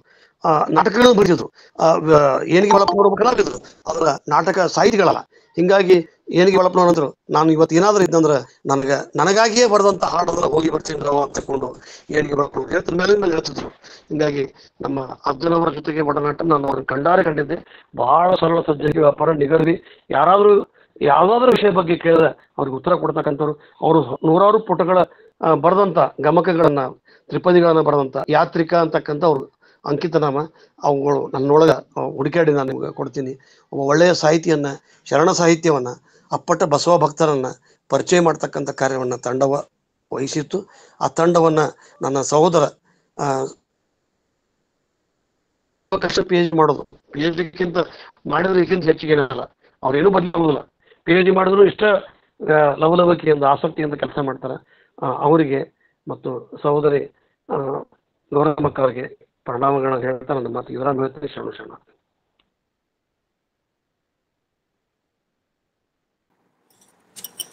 ಬಹು ಮೌಲಿಕವಾದಂತ ವಿಚಾರಗಳನ್ನ ಹೇಳಿರುವಂತ ಡಾಕ್ಟರ್ ಶಶಿಕಾಂತ್ ಪಟ್ಟಣ್ ಸರ್ ಅವರಿಗೆ ಅನಂತ ಧನ್ಯವಾದಗಳು. ಸುಧಾ ಮೇಡಮ್, ಗೌರಮ್ಮ ನಾಶಿ ಮೇಡಮ್ ಅವ್ರು ಮಾತಾಡ್ತಾರ? ಗೌರಮ್ಮ ಮಾತಾಡ್ತಾರೆ. ಮಾತಾಡ್ತೇನೆ ಮೇಡಮ್, 2 ಮಾತು ಮಾತಾಡ್ತೇನೆ. ಓಕೆ. ಎಲ್ರಿಗೂ ಶರಣಾರ್ಥಿಗಳು. ಈವರೆಗೆ ಡಾಕ್ಟರ್ ಸಜ್ಜನ್ ಶೆಟ್ಟರ್ ಸರ್ ಅವರು ಎನ್ನ ಕಾಯುವ ದಂಡಿಗೆಯ ಮಾಡಯ್ಯ, ಎನ್ನ ನೆರವ ತಂತಿಯ ಮಾಡಯ್ಯ ಎಂದು ತನ್ನ ಆರಾಧ್ಯ ದೇವನಲ್ಲಿ ಪ್ರಾರ್ಥಿಸುತ್ತಾ ಸುಪ್ರಸಿದ್ಧ ನಾಟಕಕಾರರಾಗಿ, ಗಮಕಿಗಳಾಗಿ, ತೆಲುಗು ಮತ್ತು ಕನ್ನಡ ಭಾಷೆಗಳಲ್ಲಿ ಪಾರಂಗತರಾಗಿ 2 ಭಾಷೆಗಳನ್ನು ಸೇರಿ ಸುಮಾರು 40 ಕೃತಿಗಳನ್ನು ರಚಿಸಿ ಶರಣ ತತ್ವದನ್ವಯ ಬದುಕಿ ಸಮಾಜಕ್ಕೆ ತಮ್ಮದೇ ಆದಂತಹ ವಿಶಿಷ್ಟ ಕೊಡುಗೆಯನ್ನು ಕೊಟ್ಟು ಹೋದಂತಹ ಜೋಳದರಾಶಿ ದೊಡ್ಡನಗೌಡರನ್ನ ಕುರಿತು ಸಜ್ಜನ್ ಶೆಟ್ಟರ್ ಸರ್ ತಮ್ಮ ಆರೋಗ್ಯದ ತೊಂದರೆ ಮಧ್ಯದಲ್ಲಿಯೂ ಕೂಡ ಅವರನ್ನು ಕುರಿತು ಆಳವಾಗಿ ಅಧ್ಯಯನ ಮಾಡಿ ಅತ್ಯುತ್ತಮವಾದಂತಹ ಉಪನ್ಯಾಸವನ್ನ ನೀಡಿದ್ದು ನಿಜಕ್ಕೂ ಬಹಳ ಸಂತೋಷದ ವಿಷಯ. ಅವರಿಗೆ ವೇದಿಕೆ ಪರವಾಗಿ ಹಾಗೂ ನನ್ನ ವೈಯಕ್ತಿಕ ಅನಂತ ಧನ್ಯವಾದಗಳನ್ನು ಸಲ್ಲಿಸ್ತಾ ಇದ್ದೇನೆ. ಈ ಬಿಜಾಪುರ ಜಿಲ್ಲೆಯ ಪ್ರತಿಷ್ಠಿತ ಲಿಂಗಾಯತ ಸಂಸ್ಥೆಯಾದಂತಹ BLD ಸಂಸ್ಥೆಯ ಸಂಸ್ಥಾಪಕರಾದ ಶ್ರೀ ಬಂತನಾಳ ಶಿವಯೋಗಿಗಳ ಸ್ಮರಣಾರ್ಥವಾಗಿ ಇರಿಸಿದಂತಹ ಇಂದಿನ ಈ ದತ್ತಿನಿಧಿ ದಾಸೋಹದ ಸಂದರ್ಭದಲ್ಲಿ ನಮಗೆ ಮತ್ತೊಬ್ಬ ದಿಗ್ಗಜರನ್ನ ವೇದಿಕೆಗೆ ಪರಿಚಯಿಸಿದ್ದು ಬಹಳ ಸಂತೋಷದ ವಿಷಯ. ಈ ಸಂದರ್ಭದಲ್ಲಿ ಇನ್ನೊಂದು ವಿಷಯ ನಾ ಹೇಳಬೇಕು ಅಂತಂದ್ರೆ, ಡಾಕ್ಟರ್ ಕಸ್ತೂರಿ ಮೇಡಮ್ ಅವರು ನನ್ನನ್ನ ಪರಿಚಯಿಸಿಕೊಡುವಾಗ ದ್ವಿಗುಣವಾಗಿ ನಾನು ಹೊಗಳ್ತಾ ನನಗೆ ಹೇಳಿದ್ರು. ಅವರು ನನಗೆ 4 ಜನ ಮಕ್ಕಳು ಹಾಗೂ ನಾನು 10 ದತ್ತಿನಿಧಿಗಳನ್ನ ಕೊಟ್ಟಿದ್ದೀನಿ ಅಂತ ಹೇಳಿದ್ರು. ಇಲ್ಲ, ನನಗೆ 2 ಮಕ್ಕಳು, ನಾನು ಕೊಟ್ಟ ಸಾವಿಲ್ಲದ ಶರಣರ ದತ್ತಿನಿಧಿಗಳು 5 ಮಾತ್ರ ಅಂತ ಹೇಳಲಿಕ್ಕೆ ಬಯಸ್ತೇನೆ. ಕ್ಷಮೆ ಇರಲಿ ಮೇಡಮ್. ಈ 2 ಮಾತುಗಳನ್ನ ವೇದಿಕೆಯಲ್ಲಿ ನನಗೆ ಹಂಚಿಕೊಳ್ಳೋದಕ್ಕೆ ಅವಕಾಶ. ಅವರು ನಿಮ್ಮ ಮಗಳು ಅಂತ ತಿಳ್ಕೊಂಡು ಹೇಳ್ರಿ, ಅವರು ನಿಮ್ಮ ಮಗಳು ಅಂತ ತಿಳ್ಕೊಂಡು ಹೇಳಿರೋದು. ಹೇಳಿ ಸರ್, ನಾನು ಸರ್ ಅದೇ ಕ್ಷಮೆ ಕೇಳಿನೇ ಹೇಳ್ತಾ ಇದ್ದೇನೆ ಸರ್ ಅವ್ರಿಗೆ. ಅಲ್ಲ ಮೇಡಮ್ ಹೇಳಿದ್ರು, ನಾನು ವಾರ್ನಿಂಗ್ ಕೊಟ್ರು, ಇನ್ನ 5 ದತ್ತಿನಿಧಿಗಳನ್ನ ಕೊಡ್ರಿ ಅಂತ. ಹೌದಲ್ರಿ ಮೇಡಮ್? ಹೌದು ಮೇಡಮ್. ಅದಕ್ಕೆ ಈ ವೇದಿಕೆಯಲ್ಲಿ ನನಗೆ ಈ 2 ಮಾತುಗಳನ್ನ ಹಂಚಿಕೊಳ್ಳೋದಕ್ಕೆ ಅವಕಾಶ ಕೊಟ್ಟದಕ್ಕಾಗಿ ಧನ್ಯವಾದಗಳನ್ನ ಹೇಳ್ತಾ ಮತ್ತೊಮ್ಮೆ ಎಲ್ಲರಿಗೂ ಶರಣಾರ್ಥಿಗಳು. ಬಹಳ ಪ್ರಾಂಜಲ ಮನಸ್ಸಿನ ಹಿರಿಯರು ಆದಂತ ಗೌರಮ್ಮ ನಾಸಿ ಮೇಡಮ್ ಅವರಿಗೆ ಅನಂತ ಧನ್ಯವಾದಗಳು. ಈಗ ಶರಣು ಸಮರ್ಪಣೆ ಶರಣೆ ಬಸಮ್ಮ ಸಂವಾದ ಯಾರು ಮಾತಾಡ್ತಾರ ಕೇಳ್ರಿ ಮೇಡಮ್. ವೀಣಾಯಲ್ಗಾರ್ ಮೇಡಮ್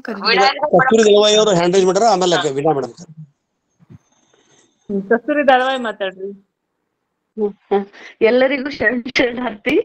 ನಾನು ಮೇಡಮ್ ಅವ್ರ ಬಗ್ಗೆ ಪರಿಚಯ ಮಾಡುವಾಗ ಏನು ಹೇಳಿರ್ಬೋದು, ಅದನ್ನ ನಾನು ನೋಡ್ದೇನೆ ತಪ್ಪಾಗೈತೆ ಅಂತ ಹೇಳಿ ಕ್ಷಮೆ ಕೇಳ್ಕೊತೀನಿ. ಅವ್ರಿಗೆ ಒಂದ್ ಹಂತ ಮಾತ್ರ ಹೃದಯ ಐತಿ. ಇಲ್ಲಿರ್ತಕ್ಕಂಥವ್ರನ್ನೆಲ್ಲರನ್ನೂ ಮಕ್ಕಳ ಸಮಾನ ಕಾಣ್ತಾರ, ದೊಡ್ಡ ಮನಸ್ಸವ್ರದ್ದು. ಅವ್ರು 5 ಕೊಟ್ರು ನಾವು 10 ಅಂತ ತಿಳ್ಕೊಂತೀವಿ, ಅಂತ ದೊಡ್ಡ ಮನಸ್ಸು ಈ ವೇದಿಕೆಗೆ ಐತಿ ಅಂತ ಹೇಳಿ. ಮತ್ತಿನ್ನ ಉಪನ್ಯಾಸದ ಬಗ್ಗೆ ಹೇಳ್ಬೇಕಂದ್ರೆ ಬಹಳ ಸುಂದರವಾಗಿ ಹೇಳಿದ್ರು ಸಜ್ಜನ್ ಶೆಟ್ರು ಸರ್. ಎಲ್ಲಾ ಎಳೆಯಾಗಿ ಒಂದೊಂದು ಎಷ್ಟೆಷ್ಟು ಪುಸ್ತಕಗಳು ನಮ್ಗೆ ಓದಾಕನಾಗಂಗಿಲ್ಲ, ಎಷ್ಟು ವಿಷಯಗಳು ನಮ್ಗೆ ತಿಳ್ಕೊಳಕ್ ಆಗಂಗಿಲ್ಲ.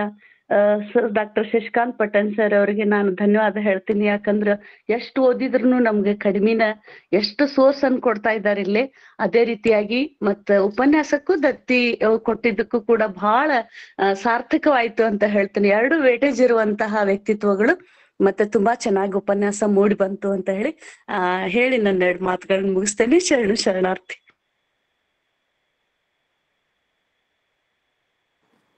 ಮತ್ತೆ ಯಾರಾದ್ರೂ ಮಾತಾಡೋರಿದ್ರ ಹ್ಯಾಂಡ್ ರೈಸ್ ಮಾಡಿ ಮಾತಾಡ್ರಿ. Elligar madam, Veena Elligar Shankar Koppa sir handle ಮಾಡಿ ಸರ್ ಮಾತಾಡ್ರಿ. ಕುಪ್ಪ ಸರ್ ಮಾತಾಡ್ರಿ. ಸರ್ವರಿಗೂ ಶರಣಾರ್ಥಿಗಳು. ಇವತ್ತಿನ ದಿವಸ ನಮ್ಮ ಡಾಕ್ಟರ್ ಸಜ್ಜನ್ ಸಿದ್ಲಿಂಗ್ ಶೆಟ್ಟರು ಬಹಳ ಚೆನ್ನಾಗಿ ನಮ್ಮ ಬಳ್ಳಾರಿ ಜಿಲ್ಲೆಯ ಜೋಳದರಸಿ ದೊಡ್ಡನಗೌಡರ ಬಗ್ಗೆ ಅದ್ಭುತವಾದಂಥ ಪ್ರವಚನವನ್ನ ಮಾಡಿದರು. ಪ್ರಾಯಶಃ ಇಲ್ಲಿ ಒಂದು ಹಿನ್ನೆಲೆಯನ್ನ ಅಥವಾ ಅವರು ದೊಡ್ಡನಗೌಡರನ್ನ ಈ ಭಾಗದಲ್ಲಿ ಜಾಸ್ತಿ ಅಂದ್ರೆ ನಮ್ಮ ಇದ್ರೊಳಗೆ ಪರಿಚಯ ಮಾಡಿದ ಒಂದು ಶ್ರೇಯಸ್ಸು ಪರಂ ಪೂಜ್ಯ ನಮ್ಮ ಜಗದ್ಗುರುಗಳಿಗೆ ಸಲ್ಲತ್ತೆ. ನೋಡಿ, 80ರ ದಶಕದಲ್ಲಿ ನಮ್ಮ ಊರಲ್ಲಿ ಒಂದು ತೋಂಟದಾರಿ ಮಠ, ಆ ಜಾತ್ರೆ ಅಂತಂದ್ರೆ ನಮ್ಮ ಕಲ್ಪನಾ ಏನಂತ ಹೇಳಿದ್ರೆ ಬರೋದು, ಆ ತೇರಿಗೆ ಬಾಳೆಹಣ್ಣ ಹಾಕೋದು, ನಂತರ ಏನೋ ಮಿರ್ಚಿ ಬಜಿ ತಿನ್ಕೊಂತ ಮನೆಗೆ ಹೋಗ್ಬಿಟ್ರೆ ಜಾತ್ರೆ ಅನ್ನೋದು ಆ ರೀತಿ ಬೆಳ್ಕೊಂಡು ಬಂದಿರತಕ್ಕಂಥ ಒಂದು ಇತಿಹಾಸ. ಆದರೆ ಜಗದ್ಗುರು ಬಂದಿಂದ ಅವುಗಳನ್ನೆಲ್ಲನೂ ಹೊಡೆದೋಡಿಸಿ ಜಾತ್ರೆ ವೈಚಾರಿಕತವಾಗಿ ಮತ್ತು ವೈಜ್ಞಾನಿಕವಾಗಿ ನಡಿಬೇಕು ಅನ್ನೋ ಒಂದು ದೃಷ್ಟಿಯಿಂದ ಏನ್ ಮಾಡಿದ್ರು ಅಂದ್ರೆ, ಪ್ರತಿ ವರ್ಷನೂ ಕೂಡ ಜಾತ್ರಾ ಸಂದರ್ಭದಲ್ಲಿ ಇಂಥ ಅನೇಕ ಸಾಹಿತಿಗಳನ್ನ, ಸಾಧನೆ ಮಾಡಿರ್ತಕ್ಕಂಥ ವ್ಯಕ್ತಿಗಳನ್ನ ಕರ್ಕೊಂಡ್ಬಂದು ಪ್ರತಿಯೊಂದು ಗ್ರಾಮದಲ್ಲಿ ಅವರನ್ನ ಪರಿಚಯ ಜೊತೆಗೆ ಅವರನ್ನು ಬೆಳೆಸುವಂತ ಕೆಲಸವನ್ನ ಪರಂ ಪೂಜ್ಯರು ಮಾಡಿದ್ರು. ಅದೇ ಸಂದರ್ಭದಲ್ಲಿ ನಾನು 80ರ ದಶಕದಲ್ಲಿ ನಾನು ಜೋಳದರಸಿ ದೊಡ್ಡನಗೌಡರು ನಮ್ಮೂರ ಜಾತ್ರಾ ಸಂದರ್ಭದಲ್ಲಿ ನಾನು ನೋಡಿದ್ದುಂಟು ಅಂತಕ್ಕಂಥದ್ದು. ಬಹಳ ದೊಡ್ಡ ವ್ಯಕ್ತಿಗಳು, ಆಮೇಲೆ ದೊಡ್ಡ ಆಳು, ಎಷ್ಟು ವಚನ ವಚನಗಳನ್ನ ಹಾಡ್ತಿದ್ದ ಅಂತ ಹೇಳಿದ್ರೆ ನಾವಿನ್ನೂ ಅಷ್ಟು ಅದ್ರ ಬಗ್ಗೆ ನಮಗೆ ನಾಲೆಜ್ ಇದ್ದಿದ್ದಿಲ್ಲ. ಆದ್ರೆ ಎಲ್ಲೋ ಒಂದ್ ಕಡೆ ಅವ್ರಂತ ಕೇಳ್ಬೇಕು, ಎಂತ ಅದ್ಭುತ ವ್ಯಕ್ತಿಗಳು. ಇದನ್ನೆಲ್ಲ ನಮಗೆ ಈ ಭಾಗದಲ್ಲಿ ಪರಿಚಯ ಮಾಡಿಸ್ಕೊಟ್ಟಿರ್ತಕ್ಕಂಥದ್ದು ಒಂದ್ಸಲ ನಾನು ನೋಡಿದ್ದು. ಕೊನೆಗೆ 91ರಲ್ಲಿ ನಾನು ಸ್ವತಃ ಒಂದು ಮದುವೆಗೆ ಸೊಂಡ್ರಿಗೆ ಹೋಗಿದ್ದೆ. ಆ ಸೊಂಡೂರಲ್ಲಿ ಅವ್ರನ್ನ ಆ ಲಗ್ನದೊಳಗೆ ಕರ್ಕೊಂಡ್ಬಂದು ಲಗ್ನದ ಒಂದು ಕಾರ್ಯಕ್ರಮದಲ್ಲಿ ಕೂಡ ಹಾಡ್ಸಿದ್ದು ನಾನು ಕೇಳಿ ನನಗೆ ವಂಡ್ರ ಅನಿಸ್ತಿ. ಅಂದ್ರೆ ಅವ್ ಎಲ್ಲ ಕಡೆನೂ ಅವರ ಒಂದು ಸಾಹಿತ್ಯ ಜನಗಳಿಗೆ ಮುಟ್ಲಿ ಅನ್ನೋ ಒಂದು ಉದ್ದೇಶ ಬಹಳಷ್ಟು ದೊಡ್ಡದಾಗಿತ್ತು ಅಂತಕ್ಕಂಥ, ಅದು ನಿಜಕ್ಕೂ ಕೂಡ ಜೋಳದರಸಿ ದೊಡ್ಡನಗೌಡರು ದೊಡ್ಡವರಾಗಿ ಇದ್ರು ಅಂತಕ್ಕಂಥದ್ದು. ಆ ದಿಶೆಯಲ್ಲಿ ಇವತ್ತ ಅದು ಈ ಹಿಂದನೆ ಆಗ್ಬೇಕಾಗಿತ್ತು, ಕಾರಣಾಂತರಗಳಿಂದ ಅದು ಇವತ್ತು ಕೈಗೂಡ್ತಿ. ನಮ್ಮ ಸಜ್ಜನ್ ಶೆಟ್ಟರು ಬಹಳ ಚೆನ್ನಾಗಿ ಜೋಳದರಸಿ ದೊಡ್ಡನಗೌಡರ ಬಗ್ಗೆ ಒಳ್ಳೆ ವಿಚಾರಗಳನ್ನ ಹೇಳಿದ್ರು. ಇವತ್ತು ಇವರು 40 ಕೃತಿಗಳನ್ನ ಮತ್ತು ತೆಲುಗು ಮತ್ತು ಕನ್ನಡ ಭಾಷೆಯಲ್ಲಿ 40 ಕೃತಿಗಳನ್ನ ರಚನೆ ಮಾಡಿರ್ತಕ್ಕಂಥ ಒಂದು ಶ್ರೇಯಸ್ಸು ದೊಡ್ಡನಗೌಡರಿಗೆ ಸಲ್ಲತ್ತೆ. ನಮ್ಮ ಸರ್ ಹೇಳಿದ್ರು, ನಮ್ಮ ಗದಗಿನ ಮಠದಿಂದನೂ ಅವರ ಒಂದು ಚರಿತ್ರೆ ಬಿಡುಗಡೆ ಆಗಿರ್ತಕ್ಕಂಥದ್ದು. ಅಂತ ಒಂದು ವ್ಯಕ್ತಿಯ ಉಪನ್ಯಾಸವನ್ನ ಈ ವೇದಿಕೆಯಲ್ಲಿ ಹಂಚಿಕೊಂಡಿರ್ತಕ್ಕಂಥ ಆ ವೇದಿಕೆ ಎಲ್ಲ ಸಂಘಟಕರಿಗೆ ಹಾಗೂ ದತ್ತಿ ಇಟ್ಟಿರ್ತಕ್ಕಂಥ ತಾಯಿ ಮಾತೃ ಸ್ವರೂಪರಾಗಿರ್ತಕ್ಕಂಥ ಗೌರಮ್ಮ ನಾಶಿ ಅವರಿಗೆ ಮತ್ತೊಮ್ಮೆ ಧನ್ಯವಾದಗಳನ್ನ ಹೇಳಿ, ಸಜ್ಜನ್ ಶೆಟ್ಟರಿಗೆ ಹಾಗೂ ಶಶಿಕಾಂತ್ ಪಟ್ಟಣ್ ಅವರಿಗೆ ಅನಂತ ಧನ್ಯವಾದಗಳು ಹೇಳಿ ನನಗೆ ಅವಕಾಶ ಕೊಟ್ಟಿದ್ದಕ್ಕಾಗಿ ಅವರಿಗೆ ಧನ್ಯವಾದಗಳು sir. Doctor Veena Eligar madam ಮಾತಾಡ್ಬೇಕು.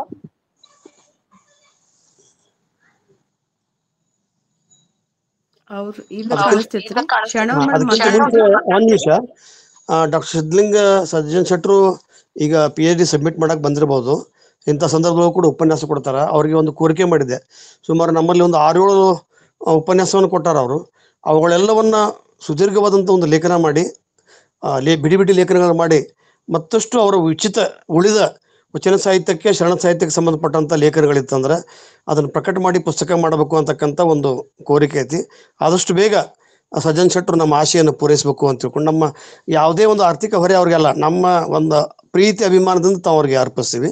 ದಯವಿಟ್ಟು ತಮ್ಮೆಲ್ಲ ಲೇಖನಗಳನ್ನ ಯಾಕಂದ್ರೆ ನಾನು ನಿನ್ನೆ ವಿಶೇಷವಾಗಿ ಮೈಲಾರ ಬಸವಲಿಂಗ ಶರಣರು ಓದ್ತಾ ರಾತ್ರಿ 12:00 ಒಂದಾಗಿತ್ತು. ಅಷ್ಟು ಸುದೀರ್ಘವಾಗಿ ಇವ್ರದ್ದು ಮತ್ತು ಹಕಾರಿ ಅವರು ಕೂಡ ಒಳ್ಳೆಯ ಜನಪದ ಸಾಹಿತಿ.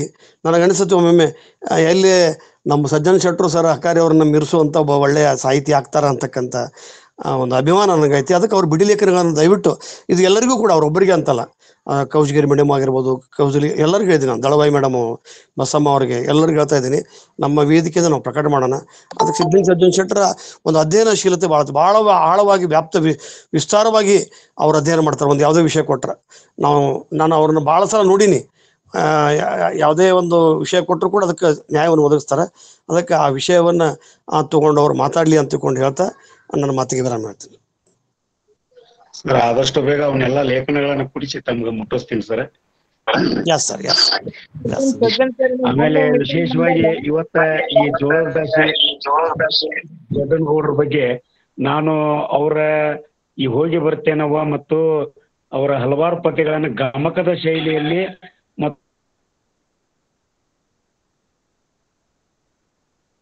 ಮತ್ತು ಹೋಗಿ ಬರ್ತೇನೆ ಅನ್ನುವಂತ ಪದ್ಯವನ್ನ ಹಾಡಿ ಆಗ್ಲೇ ಪ್ರಾಕ್ಟೀಸ್ ಮಾಡಿದ್ದೀನ್ರಿ ಸರ್. ಆದ್ರ ಧ್ವನಿ ಹೋಗಿದ್ರಿಂದ ಅದನ್ನ ಹೇಳಲಿಕ್ಕೆ ಆಗ್ಲಿಲ್ಲ ಸರ್, ಕ್ಷಮೆ ಇಲ್ಲ. ಮುಂದಿನ ಸಲ ಕೊಡೋದಿಲ್ಲ ಸರ್. ಒಂದು ವಿಶೇಷ ಜೋಳದ ಸಿದ್ದಡ್ಡನಗೌಡರ ಕಾವ್ಯವನ್ನ ನೀವು ಹಾಡಕ್ರಂತ, ನೀವು ಮತ್ತು ಮೃತ್ಯುಂಜಯ ಶೆಟ್ಟರ್ ಹಾಡಕ್ರಂತ ಸರ್.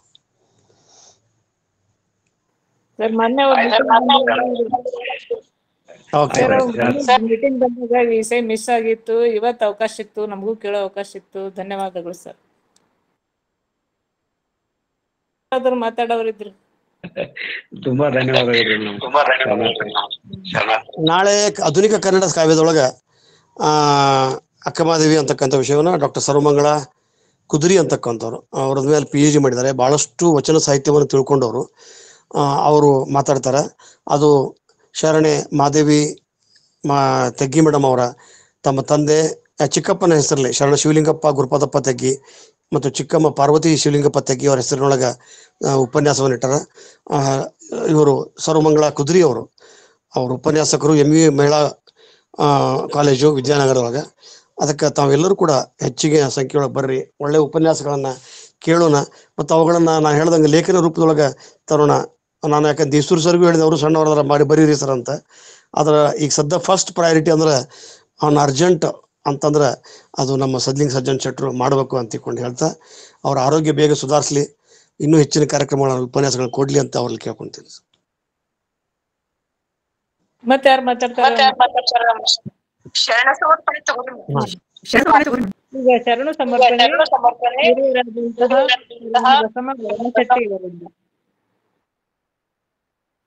ಮೇಡಮ್ ಕೇಳಿಸ್ತದ್ರಿ ಧ್ವನಿ?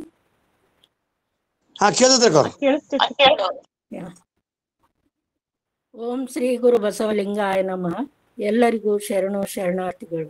ವಚನ ಅಧ್ಯಯನ ವೇದಿಕೆ, ಬಸವಾದಿ ಶರಣರ ಚಿಂತನ ಕೂಟ ಹಾಗೂ ಅಕ್ಕನ ಅರಿವು ಸಂಘಟನೆಗಳಿಂದ ಹಮ್ಮಿಕೊಂಡಿರುವ 337ರ ಮಾಲಿಕೆಯಲ್ಲಿ ಶ್ರೀ ಬಂತನಾಳ್ ಶಿವಯೋಗಿಗಳ ಹೆಸರಿನಲ್ಲಿ ಉಪನ್ಯಾಸದ ದತ್ತಿ ದಾನಿಗಳಾದ ಶರಣೆ ಶ್ರೀಮತಿ ಗೌರಮ್ಮಕ್ಕ ನಾಶಿ ಸಾಹಿತಿಗಳು ಅವರಿಗೆ ವೇದಿಕೆ ಪರವಾಗಿ ಧನ್ಯವಾದಗಳೊಂದಿಗೆ ಶರಣು ಸಮರ್ಪಿಸುವೆ. ಮೊದಲಿಗೆ ವಚನ ಪ್ರಾರ್ಥನೆ ಮಾಡಿ ಶುಭ ಕೋರಿ ಕಾರ್ಯಕ್ರಮಕ್ಕೆ ಚಾಲನೆ ನೀಡಿದ ಗಾನ ಕೋಗಿಲೆ ಎಂದೇ ಹೆಸರಾದ ಶ್ರೀಮತಿ ವಿದ್ಯಾ ಮುಗ್ದುಮ್ ಅವರಿಗೆ ವೇದಿಕೆ ಪರವಾಗಿ ಧನ್ಯವಾದಗಳೊಂದಿಗೆ ಶರಣು ಸಮರ್ಪಿಸುವೆ. ವೇದಿಕೆಗೆ ಎಲ್ಲರನ್ನೂ ಆತ್ಮೀಯವಾಗಿ ಸ್ವಾಗತಿಸುತ್ತಾ ವೇದಿಕೆಯ ಬಗ್ಗೆ ಮೆಚ್ಚುಗೆಯ ಪ್ರಾಸ್ತಾವಿಕ ನುಡಿಗಳನ್ನಾಡಿ ಇಂದಿನ ದತ್ತಿ ದಾನಿಗಳ ಪರಿಚಯ ಮತ್ತು ಇಂದಿನ ವಿಶೇಷ ಉಪನ್ಯಾಸಕರಾದ ಶ್ರೀ ಪ್ರೊಫೆಸರ್ ಸಿದ್ಧಲಿಂಗೇಶ್ ಸಜ್ಜನ್ ಶೆಟ್ಟರ್ ಅವರನ್ನು ಸ್ವಾಗತಿಸುತ್ತಾ ಅವರಿಗೆ ವೇದಿಕೆಗೆ ಪರಿಚಯಿಸಿದ ಶರಣೆ ಶ್ರೀಮತಿ ಡಾಕ್ಟರ್ ಕಸ್ತೂರಿ ದಳವಾಯಿ ಅವರಿಗೆ ವೇದಿಕೆ ಪರವಾಗಿ ಧನ್ಯವಾದಗಳೊಂದಿಗೆ ಶರಣು ಸಮರ್ಪಿಸುವೆ. ಇಂದಿನ ಕಾರ್ಯಕ್ರಮದಲ್ಲಿ ಉಪನ್ಯಾಸಕರಾದ ಶ್ರೀ ಪ್ರೊಫೆಸರ್ ಸಿದ್ಧಲಿಂಗೇಶ್ ಸಜ್ಜನ್ ಶೆಟ್ಟರ್ ಅವರು, ಜೋಳದ ರಾಶಿ ದೊಡ್ಡನಗೌಡ ರವರು ಗಮಕಿಗಳು, ನಾಟಕಕಾರರು, ಸಾಹಿತಿಗಳು, ಬಹುಮುಖ ಪ್ರತಿಭೆ ವ್ಯಕ್ತಿತ್ವ ಉಳ್ಳವರು, ಉತ್ತರ ಕರ್ನಾಟಕದ ಕೇವಲ ವ್ಯಕ್ತಿಯಾಗಿರದೆ ನಾಡು ನುಡಿಗೆ ಅನುಪಮ ಸೇವೆ ಸಲ್ಲಿಸಿದವರು, ಬಾಲ್ಯದಿಂದಲೇ ನಾಟಕದಲ್ಲಿ ಪಾತ್ರವಹಿಸುತ್ತಿದ್ದರು ಎಂದು ಅವರ ಜೀವನ ವೃತ್ತಾಂತ ಸವಿಸ್ತಾರವಾಗಿ ತಿಳಿಸಿದ ಅವರಿಗೆ ವೇದಿಕೆ ಪರವಾಗಿ ಭಕ್ತಿಪೂರ್ವಕ ಧನ್ಯವಾದಗಳೊಂದಿಗೆ ಶರಣು ಸಮರ್ಪಿಸುವೆ. ಎಂದಿನಂತೆ ಆಳವಾದ ಅಧ್ಯಯನದಿಂದ ಇನ್ನಷ್ಟು ವಿಸ್ತಾರವಾಗಿ ಜೋಳದ ರಾಶಿ ಗೌಡರ ಬಗ್ಗೆ ತಿಳಿಸುತ್ತಾ ಮಾರ್ಗದರ್ಶನದ ನುಡಿಗಳನ್ನಾಡಿದ ಈ ವೇದಿಕೆಯ ಮಾರ್ಗದರ್ಶಕರು, ಸಂಘಟಕರು, 64 ಪುಸ್ತಕಗಳ ರಚನೆಕಾರರು, ಹಲವಾರು ಪ್ರಶಸ್ತಿಗಳಿಗೆ ಭಾಜನರಾದ ಶ್ರೀ ಡಾಕ್ಟರ್ ಪಟ್ಟಣ್ ಸರ್ ಅವರಿಗೆ ವೇದಿಕೆ ಪರವಾಗಿ ಅನಂತ ಭಕ್ತಿಪೂರ್ವಕ ಧನ್ಯವಾದಗಳೊಂದಿಗೆ ಶರಣು ಸಮರ್ಪಿಸುವೆ. ಇಂದಿನ ಕಾರ್ಯಕ್ರಮ ಅಚ್ಚುಕಟ್ಟಾಗಿ ನಿರ್ವಹಣೆ ಮಾಡುತ್ತಿರುವ ಶರಣೆ ಶ್ರೀಮತಿ ಡಾಕ್ಟರ್ ಬಸಮ್ಮ ಗಂಗನಳ್ಳಿ ಅವರಿಗೆ ವೇದಿಕೆ ಪರವಾಗಿ ಧನ್ಯವಾದಗಳೊಂದಿಗೆ ಶರಣು ಸಮರ್ಪಿಸುವೆ. ಇಂದಿನ ಕಾರ್ಯಕ್ರಮಕ್ಕೆ ತಾಂತ್ರಿಕ ಸಹಾಯ ನೀಡುತ್ತಿರುವ ಶರಣೆ ಶ್ರೀಮತಿ ಡಾಕ್ಟರ್ ದಾನಮ್ಮ ಜಳಕಿ ಅವರಿಗೆ ವೇದಿಕೆ ಪರವಾಗಿ ಧನ್ಯವಾದಗಳೊಂದಿಗೆ ಶರಣು ಸಮರ್ಪಿಸುವೆ. ಇಂದಿನ ಕಾರ್ಯಕ್ರಮದಲ್ಲಿ ಸಂಯೋಜಕರಾದ ಶರಣರಾದ ಶ್ರೀ ಗಂಗಾಧರ್ ಸಾಲಕ್ಕಿ, ಶ್ರೀ ಬಸವರಾಜ ಆಮಾನೆ, ಶ್ರೀ ಡಾಕ್ಟರ್ ಜಿ.ವಿ. ಮಂಜುನಾಥ್, ಶ್ರೀ ರಾಜಶೇಖರ್ ಮೋಟೆಬೆನ್ನೂರ್, ಶರಣೆಯರಾದ ಶ್ರೀಮತಿ ಡಾಕ್ಟರ್ ಪ್ರಿಯದರ್ಶಿನಿ ಉಗಲಾವಟ್, ಶ್ರೀಮತಿ ಸುನಿತಾ ನಾಗ್ಠಾಣ್ ಇವರೆಲ್ಲರಿಗೂ ವೇದಿಕೆ ಪರವಾಗಿ ಭಕ್ತಿಪೂರ್ವಕ ಧನ್ಯವಾದಗಳೊಂದಿಗೆ ಶರಣು ಸಮರ್ಪಿಸುವೆ. ಇಂದಿನ ಕಾರ್ಯಕ್ರಮದಲ್ಲಿ ಸಂಘಟಕರಾದ ಯಾವತ್ತೂ ಎಲೆಮರೆಯ ಕಾಯಿಯಂತೆ ಶ್ರಮಿಸುತ್ತಿರುವ ಶರಣೆಯರಾದ ಶ್ರೀಮತಿ ಡಾಕ್ಟರ್ ಶಾರದಮ್ಮ ಪಾಟೀಲ್ ಮೇಟಿ, ಶ್ರೀಮತಿ ಗೌರಮ್ಮಕ್ಕ ನಾಶಿ, ಶ್ರೀಮತಿ ಸುಧಾ ಪಾಟೀಲ್ ಅವರೆಲ್ಲರಿಗೂ ವೇದಿಕೆ ಪರವಾಗಿ ಭಕ್ತಿಪೂರ್ವಕ ಧನ್ಯವಾದಗಳೊಂದಿಗೆ ಶರಣು ಸಮರ್ಪಿಸುವೆ. ಇಂದಿನ ಕಾರ್ಯಕ್ರಮದಲ್ಲಿ ಮುಂದೆ ವಚನ ಮಂಗಳ ಮಾಡಲಿರುವ ಶರಣೆ ಶ್ರೀಮತಿ ತ್ರಿವೇಣಿ ವಾರದವರಿಗೆ ವೇದಿಕೆ ಪರವಾಗಿ ಧನ್ಯವಾದಗಳೊಂದಿಗೆ ಶರಣು ಸಮರ್ಪಿಸುವೆ. ಸಂವಾದದಲ್ಲಿ ಪಾಲ್ಗೊಂಡ ಕಸ್ತೂರಿ ದಳವಾಯಿ ಮೇಡಮ್ ಅವರಿಗೂ, ಶಂಕರ್ ಕುಪ್ಪಸ್ ಸರ್ ಅವರಿಗೂ ಧನ್ಯವಾದಗಳು ಮತ್ತು ಶರಣಾರ್ಥಿಗಳು. ಅವಕಾಶಕ್ಕಾಗಿ ಧನ್ಯವಾದಗಳು. ಮತ್ತೊಮ್ಮೆ ಎಲ್ಲರಿಗೂ ಶರಣಾರ್ಥಿಗಳು. ನಮ್ಮ ಅಕ್ಕನ ಅರಿವಿನ ತಂಡದಲ್ಲಿ ಗಮನಾರ್ಹವಾದಂಥ ಒಂದು ಬದಲಾವಣೆ ಮತ್ತು ಬೆಳವಣಿಗೆ ಅಂತಂದರೆ ನಮ್ಮ ಬಸಮ್ಮ ಭರಮಶೆಟ್ಟಿ ಮೇಡಮ್ ಅವರು ಹಿರಿಯರಾದಂಥವರು, ಅವರಿಗೆ ಅನಂತ ಧನ್ಯವಾದಗಳು. ಈಗ ವಚನ ಮಂಗಳ ಶರಣ ತ್ರಿವೇಣಿ ವಾರದ್ ಅವರಿಂದ. ಓಂ ಶ್ರೀ ಗುರು ಬಸವಲಿಂಗಾಯ ನಮಃ. ಹೊತ್ತಾರೆ ಎದ್ದು ಅಗವಣಿ ಪತ್ರಿಯ ತಂದು, ಹೊತ್ತಾರೆ ಎದ್ದು ಅಗವಣಿ ಪತ್ರಿಯ ತಂದು, ಹೊತ್ತು ಹೋಗದ ಮುನ್ನ ಪೂಜಿಸೋ ಲಿಂಗವ, ಹೊತ್ತಾರೆ ಎದ್ದು ಅಗವಣಿ ಪತ್ರಿಯ ತಂದು, ಹೊತ್ತು ಹೋಗದ ಮುನ್ನ ಪೂಜಿಸೋ ಲಿಂಗವ, ಹೊತ್ತು ಹೋದ ಬಳಿಕ ನಿನ್ನ ನಾರು ಬಲ್ಲರು, ಹೊತ್ತು ಹೋದ ಬಳಿಕ ನಿನ್ನ ನಾರು ಬಲ್ಲರು, ಹೊತ್ತು ಹೋಗದ ಮುನ್ನ ಮೃತ್ಯುವಯ್ಯದ ಮುನ್ನ, ಹೊತ್ತು ಹೋಗದ ಮುನ್ನ ಮೃತ್ಯುವಯ್ಯದ ಮುನ್ನ, ತೊತ್ತು ಗೆಲಸವ ಮಾಡೋ ನಮ ಕೂಡಲ ಸಂಗಮ ದೇವ, ಹೊತ್ತಾರೆ ಎದ್ದು ಅಗವಣಿ ಪತ್ರಿಯ ತಂದು, ಹೊತ್ತಾರೆ ಎದ್ದು ಅಗ್ಗಬಣಿ ಪತ್ರಿಯ ತಂದು ಹೊತ್ತು ಹೋಗದ ಮುನ್ನ ಪೂಜಿಸೋ ಲಿಂಗವ ಪೂಜಿಸೋ ಲಿಂಗವ ಪೂಜಿಸೋ ಲಿಂಗವ. ಎಲ್ಲರಿಗೂ ಶರಣು ಶರಣಾರ್ಥಿಗಳು. ಸುಶ್ರಾವ್ಯವಾಗಿ ವಚನ ಮಂಗಳ ಮಾಡಿರುವಂತಹ ತ್ರಿವೇಣಿ ವಾರದವರಿಗೆ ಅನಂತ ಧನ್ಯವಾದಗಳು. ಮತ್ತೆ ನಾಳಿನ ಒಂದು ಗೂಗಲ್ ಮೀಟ್ನಲ್ಲಿ ಎಲ್ಲರೂ ಸೇರೋಣ. ಇಂದಿನ ಗೂಗಲ್ ಮೀಟ್ನಲ್ಲಿ ಭಾಗವಹಿಸಿದಂತ ಸರ್ವರಿಗೂ ಭಕ್ತಿಪೂರ್ವಕ ಶರಣು ಶರಣಾರ್ಥಿಗಳು. ಎಲ್ಲರಿಗೂ ಶರಣು ಶರಣಾರ್ಥಿಗಳು. ಶರಣಾರ್ಥಿಗಳು.